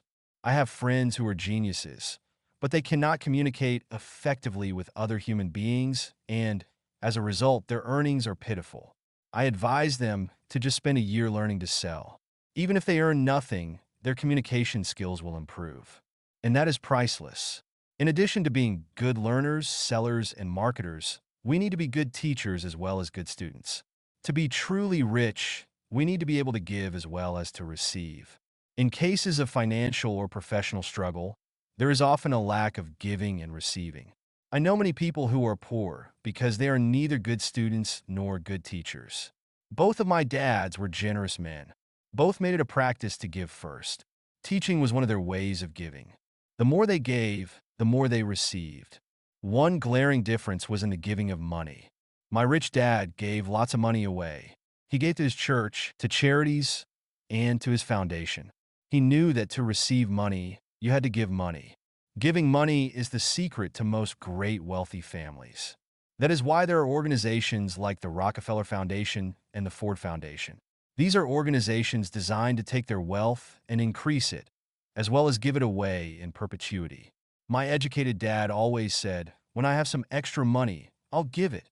The problem was that there was never any extra. So he worked harder to draw more money in, rather than focus on the most important law of money. Give, and you shall receive.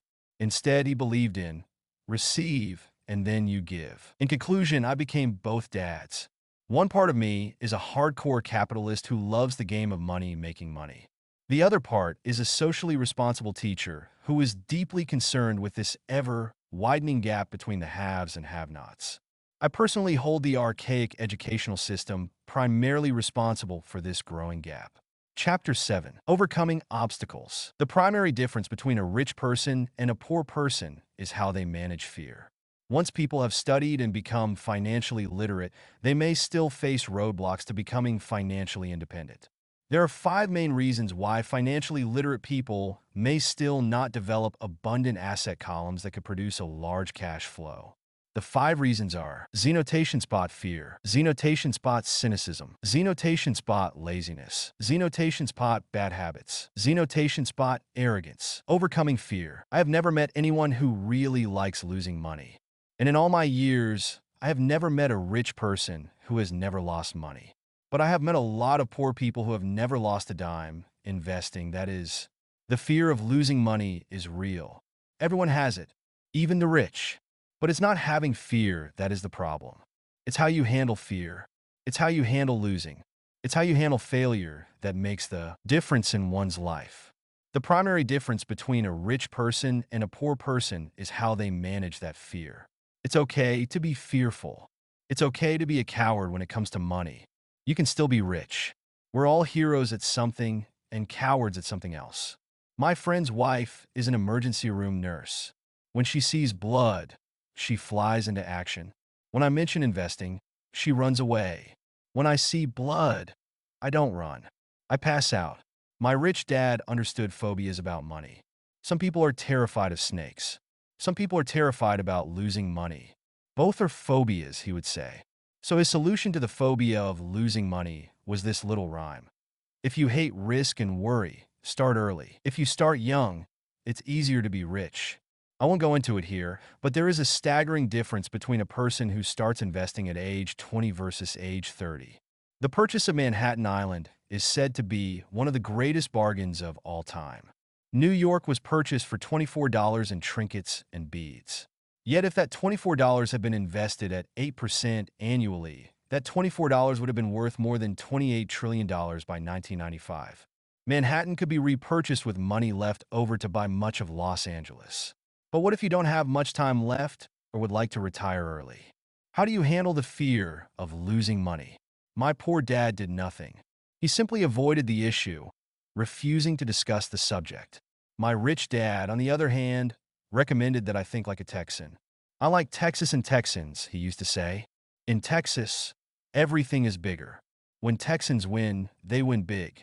And when they lose, it's spectacular. They like losing? I asked. That's not what I'm saying. Nobody likes losing. Show me a happy loser, and I'll show you a loser, said Rich Dad. It's a Texan's attitude toward risk, reward, and failure I'm talking about. It's how they handle life. They live it big.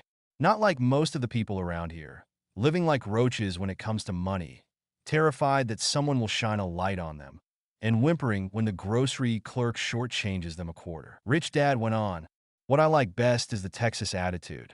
They're proud when they win, and they brag when they lose. Texans have a saying, if you're going to go broke, go big. You don't want to admit you went broke over a duplex. He constantly told Mike and me that the greatest reason for lack of financial success was because most people played it too safe. People are so afraid of losing that they lose, were his words. Fran Tarkenton, a one-time great NFL quarterback, says it's still another way. Winning means being unafraid to lose. In my own life, I've noticed that winning usually follows losing. Before I finally learned to ride a bike, I first fell down many times. I've never met a golfer who has never lost a golf ball. I've never met people who have fallen in love who have never had their heart broken. And I've never met someone rich who has never lost money. So for most people, the reason they don't win financially is because the pain of losing money is far greater than the joy of being rich. Another saying in Texas is, everyone wants to go to heaven, but no one wants to die. Most people dream of being rich but are terrified of losing money. So they never. For most people, the reason they don't win financially is because the pain of losing money is far greater than the joy of being rich. Get to heaven. Rich Dad used to tell Mike and me stories about his trips to Texas. If you really want to learn the attitude of how to handle risk, losing, and failure, go to San Antonio and visit the Alamo. The Alamo is a great story of brave people who chose to fight, knowing there was no hope of success. They chose to die instead of surrendering. It's an inspiring story worthy of study. Nonetheless, it's still a tragic military defeat.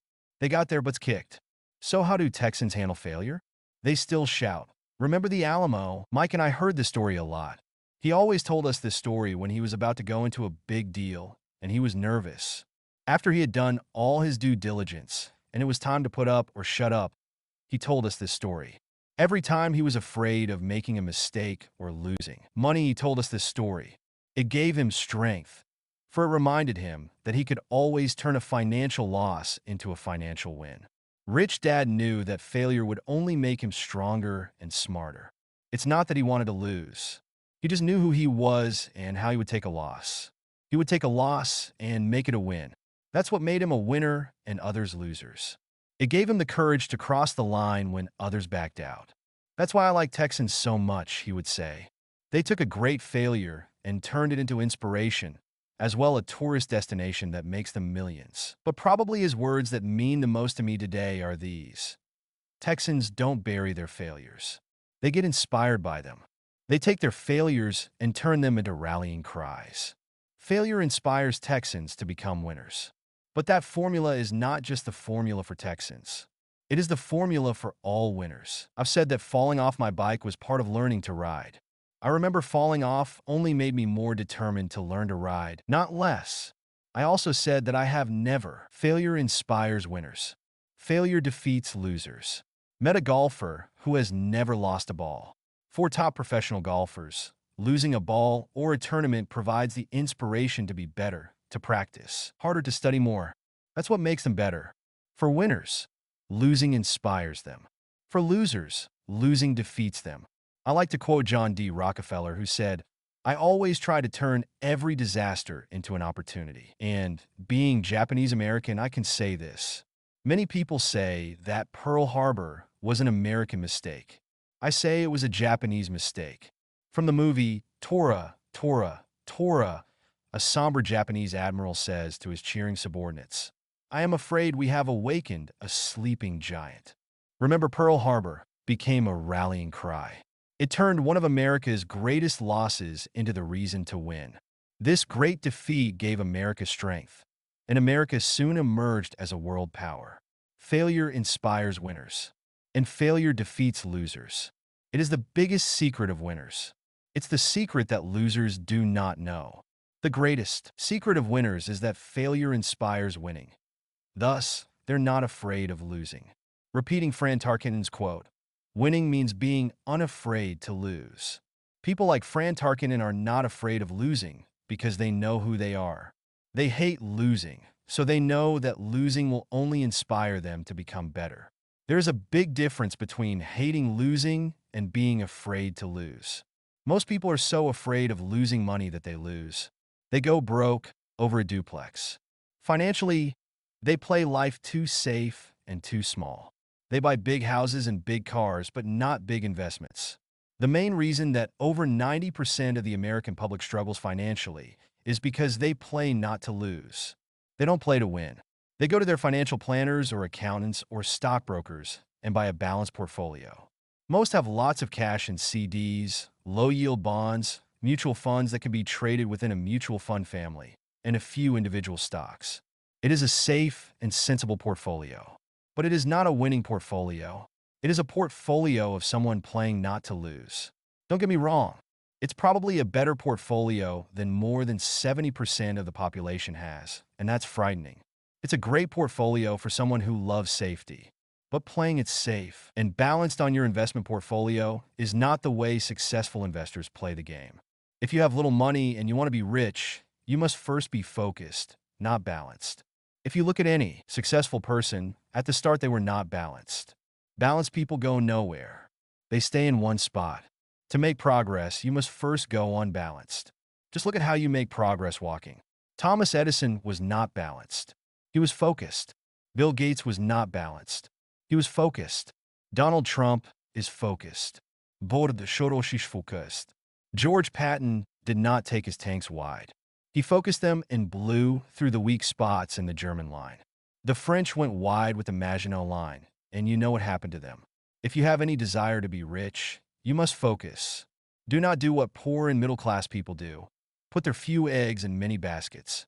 Put a lot of your eggs in a few baskets and focus. Follow one course until successful. If you hate losing, play it safe. If losing makes you weak, play it safe. Go with balanced investments. If you're over 25 years old and are terrified of taking risks, don't change. Play it safe, but start early. Start accumulating your nest egg early because it will take time. But if you have dreams of freedom, of getting out of the rat race, the first question to ask yourself is, how do I respond to failure? If failure inspires you to win, maybe you should go for it, but only maybe. If failure makes you weak or causes you to throw temper tantrums, like spoiled brats who call attorneys to file lawsuits every time something doesn't go their way, then play it safe. Keep your daytime job, or buy bonds or mutual funds. But remember, there is risk in those financial instruments also, even though they may appear safe. I say all this mentioning Texas and Fran Tarkinen because stacking the asset column is easy. It's really a low aptitude game. It doesn't take much education. Fifth grade math will do. But building your asset column is a game in which attitude plays a major role. It takes guts, patience, and a great attitude toward failure. Losers avoid failing, and failure turns losers into winners. Just remember the Alamo. Overcoming cynicism. The sky is falling. The sky is falling. Most of us know the story of Chicken Little who ran around warning the barnyard of impending doom. We all know people who are that way. There's a Chicken Little inside each of us. As I stated earlier, the cynic is really a little chicken. We all get a little chicken when fear and doubt cloud our thoughts. All of us have doubts. I'm not smart. I'm not good enough. So-and-so is better than me. Our doubts often paralyze us. We play the what-if game. What if the economy crashes right after I invest? What if I lose control and I can't pay the money back? What if things don't go as I planned? Or we have friends or loved ones who will remind us of our shortcomings. They often say, "What makes you think you can do that? If it's such a good idea, how come someone else hasn't done it? That will never work. You don't know what you're talking about." These words of doubt often get so loud that we fail to act. A horrible feeling builds in our stomach. Sometimes we can't sleep. We fail to move forward. So we stay with what is safe, and opportunities pass us by. We watch life passing by as we sit immobilized with a cold knot in our body. We have all felt this at one time in our lives, some more than others. Peter Lynch of Fidelity Magellan Mutual Fund fame refers to warnings about the sky falling as noise, and we all hear it. Noise is either created inside our heads or comes from outside, often from friends, family, coworkers, and the media. Lynch recalls the time during the 1950s when the threat of nuclear war was so prevalent in the news that people began building fallout shelters and storing food and water. If they had invested that money wisely in the market, instead of building a fallout shelter, they'd probably be financially independent today. When violence breaks out in a city, gun sales go up all over the country. A person dies from rare hamburger meat in the state of Washington, and the Arizona Health Department orders restaurants to have all beef cooked well done. A drug company runs a TV commercial in February showing people catching the flu. Colds go up as well as sales of cold medicine. Most people are poor because when it comes to investing, the world is filled with Chicken Littles running around yelling, "The sky is falling. The sky is falling." And Chicken Littles are effective because every one of us is a little chicken. It often takes great courage to not let rumors and talk of doom and gloom affect your doubts and fears. But a savvy investor knows that the seemingly worst of times is actually the best of times to make money. When everyone else is too afraid to act, they pull the trigger and are rewarded. Some time ago, a friend named Richard came from Boston to visit Kim and me in Phoenix. He was impressed with what we had done through stocks and real estate. The Phoenix real estate prices were depressed. We spent 2 days showing him what we thought were excellent opportunities for cash flow and capital appreciation. Kim and I are not real estate agents. We are strictly investors. After identifying a unit in a resort community, we called an agent who sold it to him that afternoon. The price was a mere $42,000 for a two-bedroom townhome. Similar units were going for $65,000. He had found a bargain. Excited, he bought it and returned to Boston. 2 weeks later, the agent called to say that our friend had backed out. I called immediately to find out why.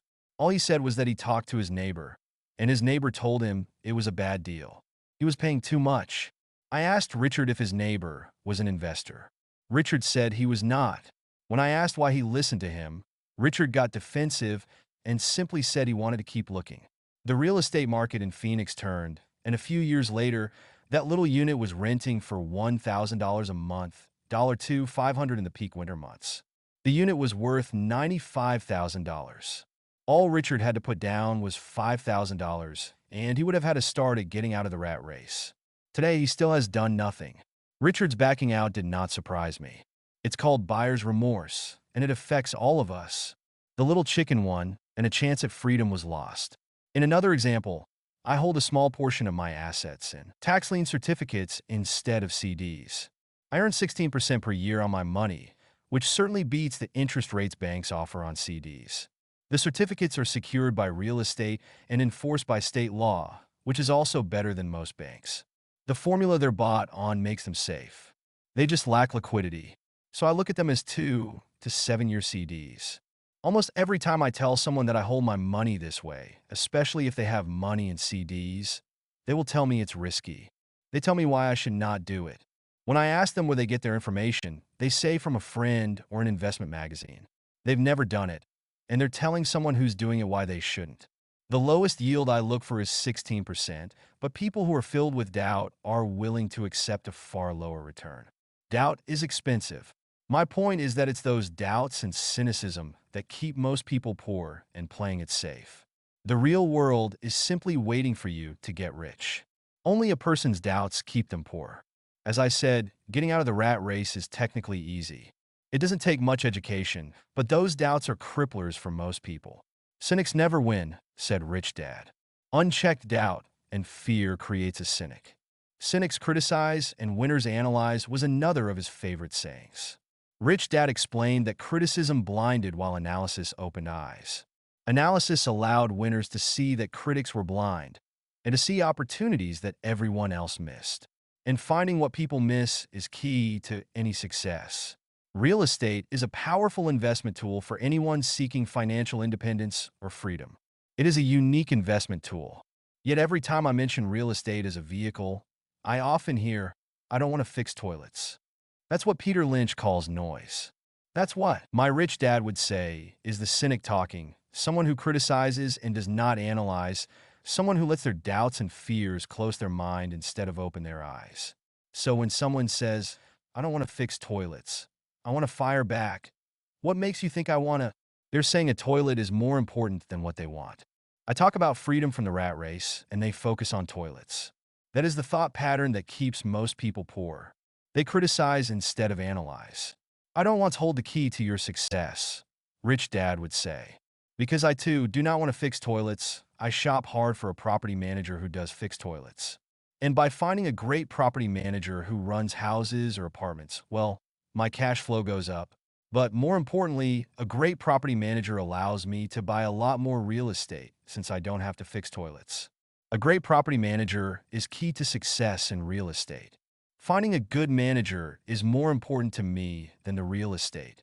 A great property manager often hears of great deals before real estate agents do, which makes them even more valuable. That is what Rich Dad meant by, "I don't want to hold the key to your success." Because I do not want to fix toilets either, I figured out how to buy more real estate and expedite my getting out of the rat race. The people who continue to say, "I don't want to fix toilets," often deny themselves the use of this powerful investment vehicle. Toilets are more important than their freedom. In the stock market, I often hear people say, "I don't want to lose money." Well, what makes them think I or anyone else likes losing money? They don't make money because they choose to not lose money.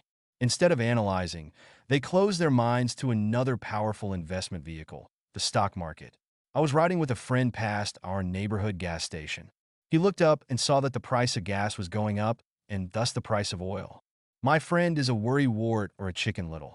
To him, the sky is always going to fall, and it usually does on him.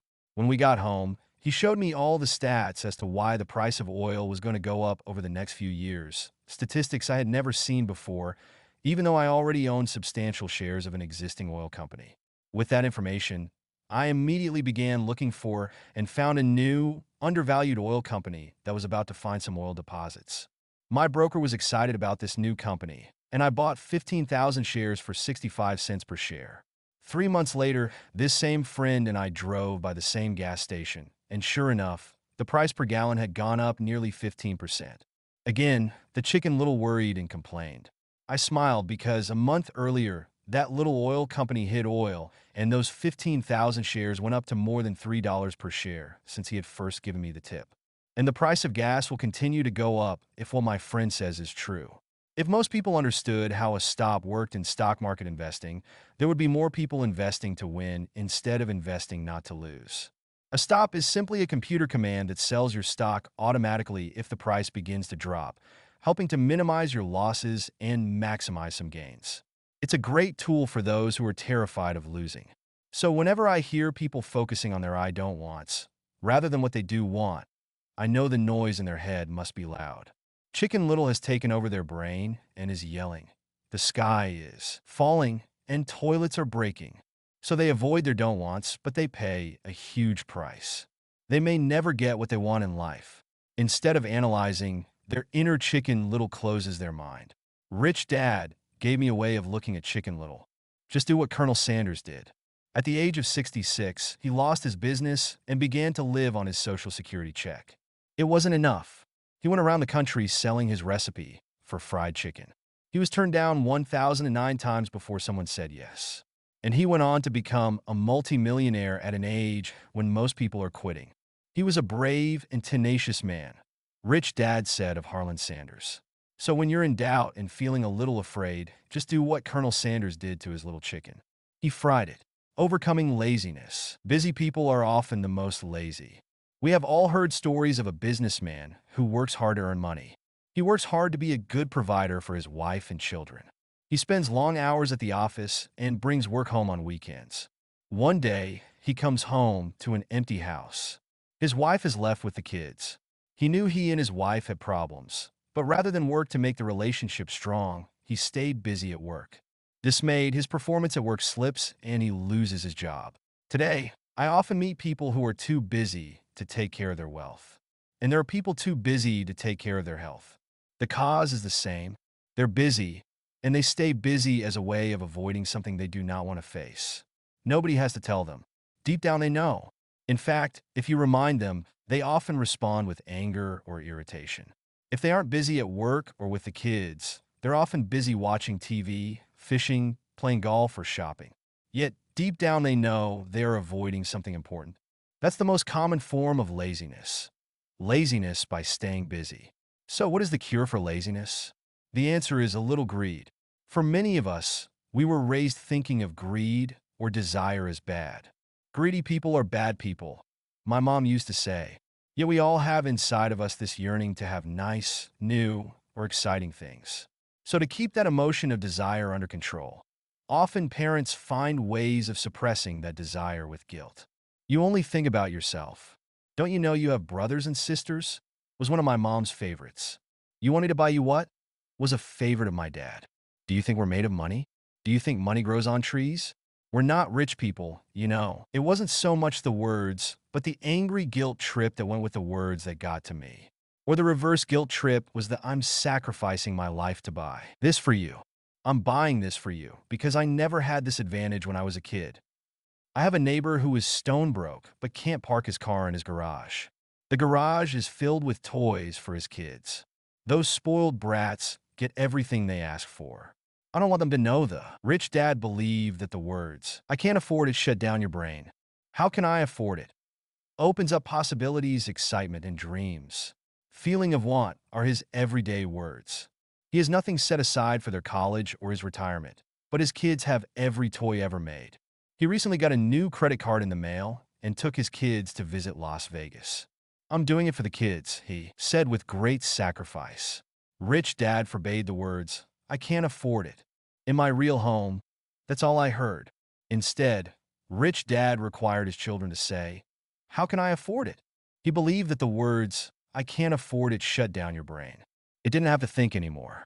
How can I afford it? Opened up the brain and forced it to think and search for answers. But most importantly, he felt the words, I can't afford it, were a lie. And the human spirit knows it. The human spirit is very, very powerful, he would say. It knows it can do anything.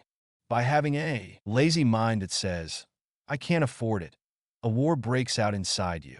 Your spirit is angry, and your lazy mind must defend its lie. The spirit is screaming, come on, let's go to the gym and work out. And the lazy mind says, but I'm tired. I worked really hard today. Or the human spirit says, I'm sick and tired of being poor.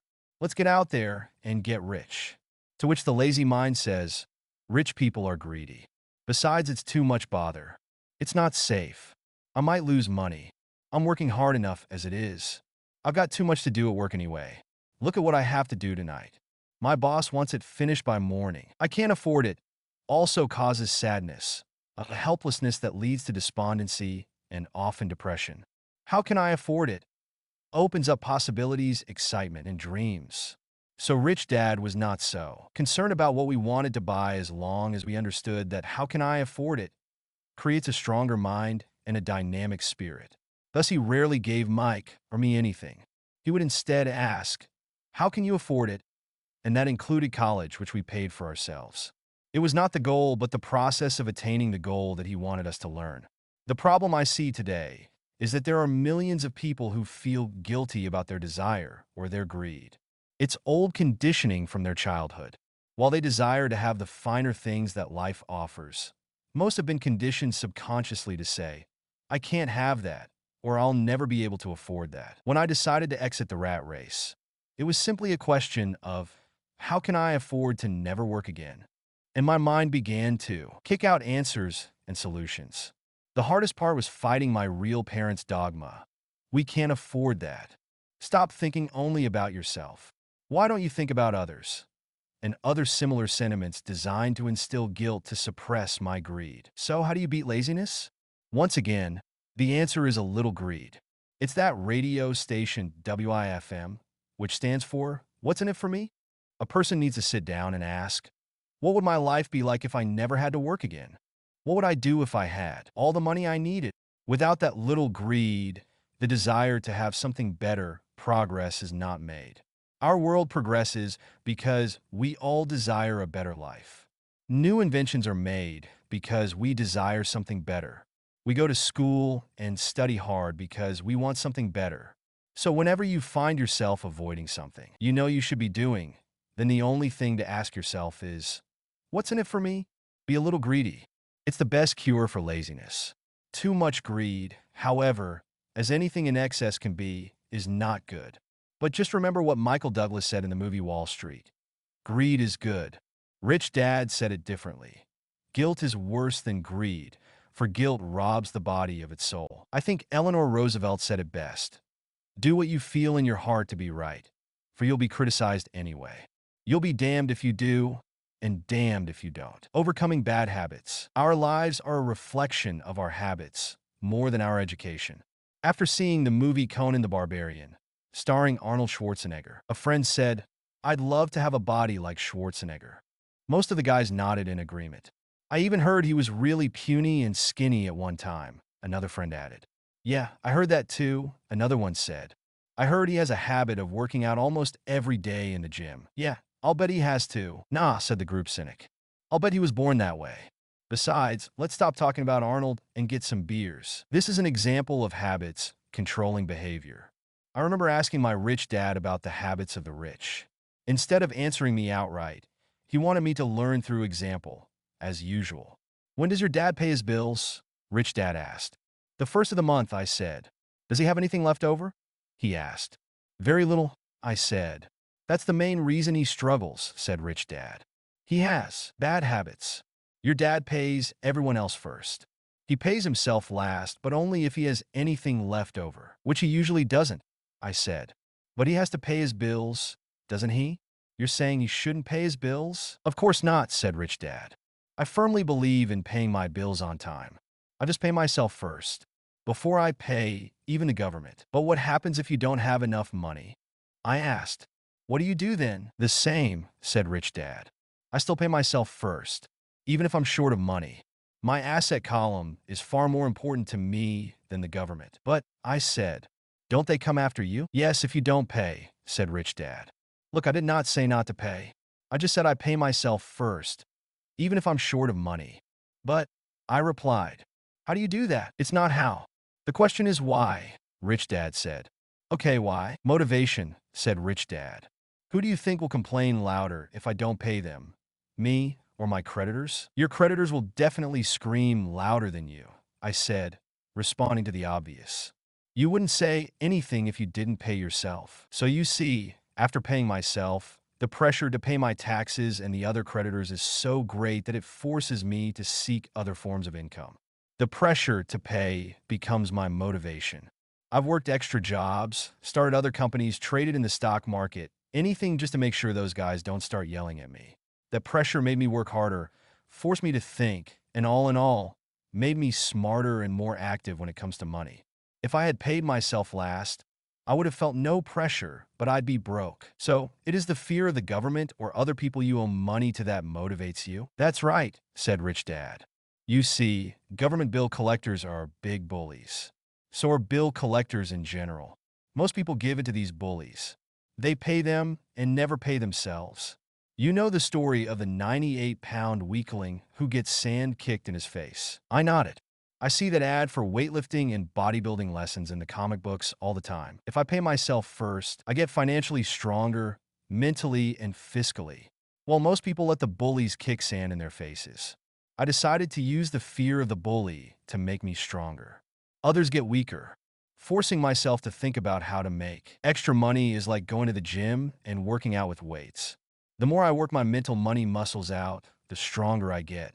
Now I'm not afraid of those bullies. I liked what Rich Dad was saying. So if I pay myself first, I get financially stronger, mentally and fiscally. Rich Dad nodded. And if I pay myself last, or not at all, I get weaker. So people like bosses, managers, tax collectors, bill collectors, and landlords push me around all my life, just because I don't have good money habits. Rich Dad nodded.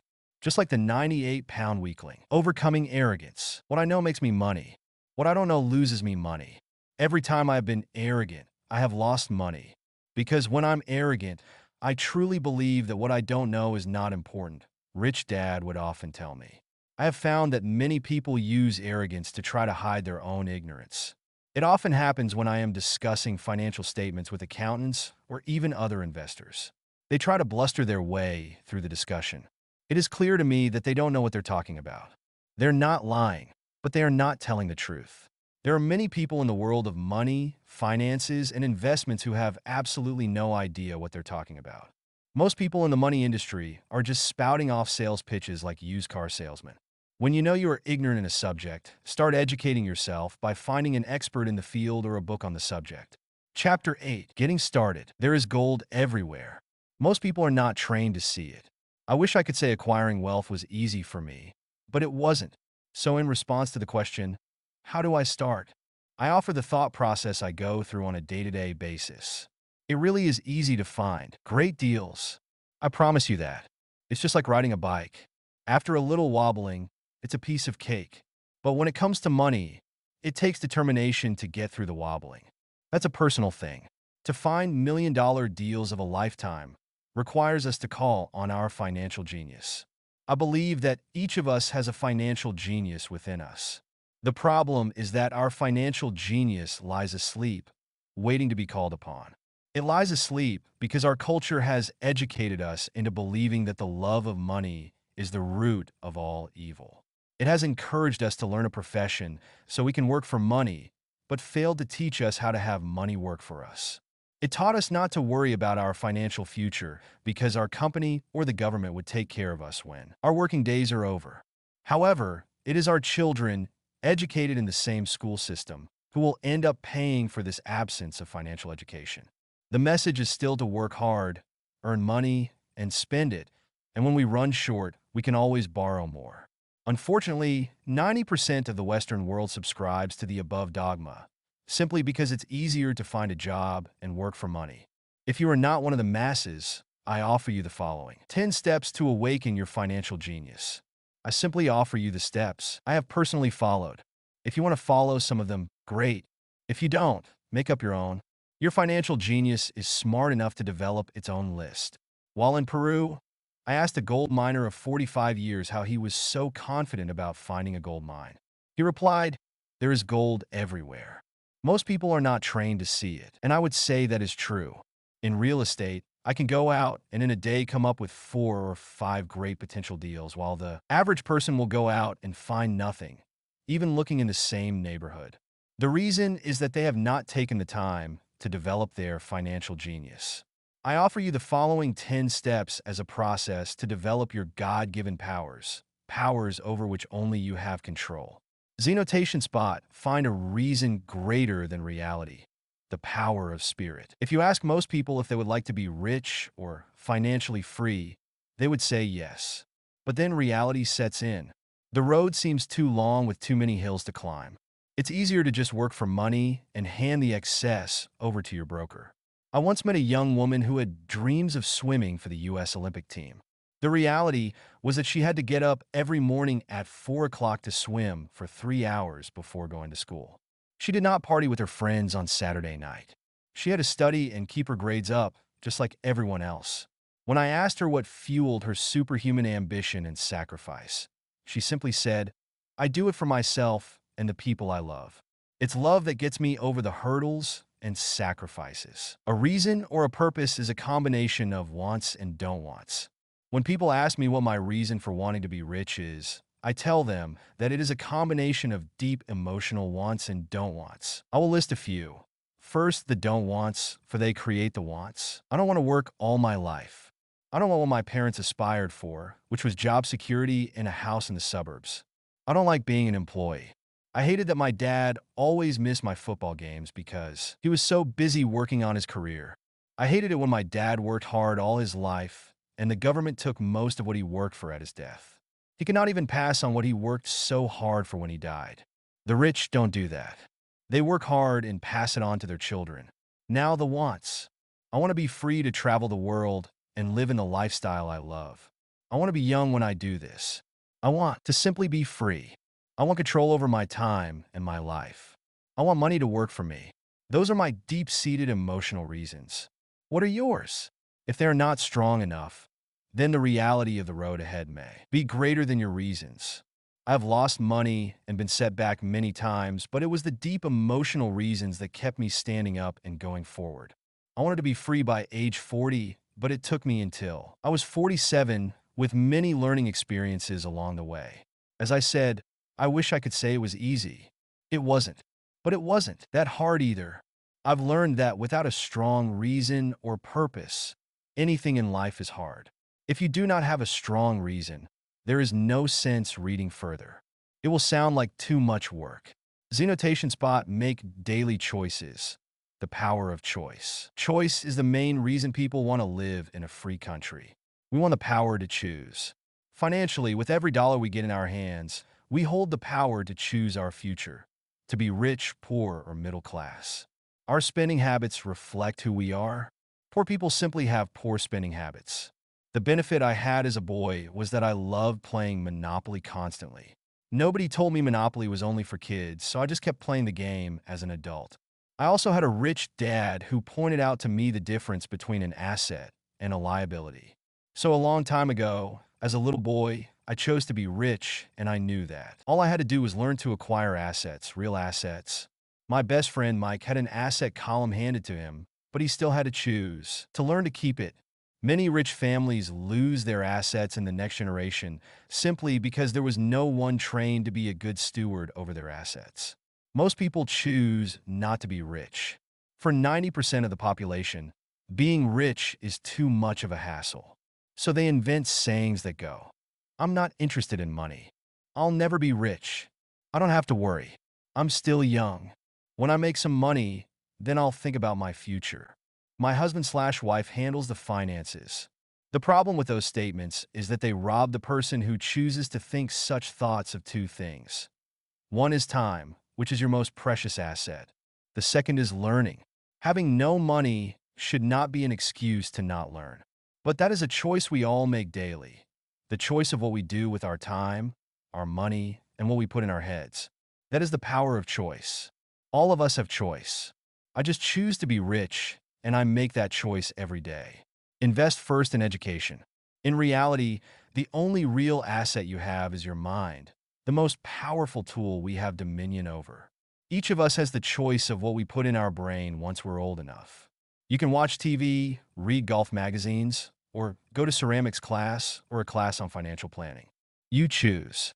Most people simply buy investments rather than first investing and learning about investing. A friend of mine recently had her apartment burglarized. The thieves took her electronics and left all the books. And we all have that same choice. 90% of the population buys TV sets, and only about 10% buy business books.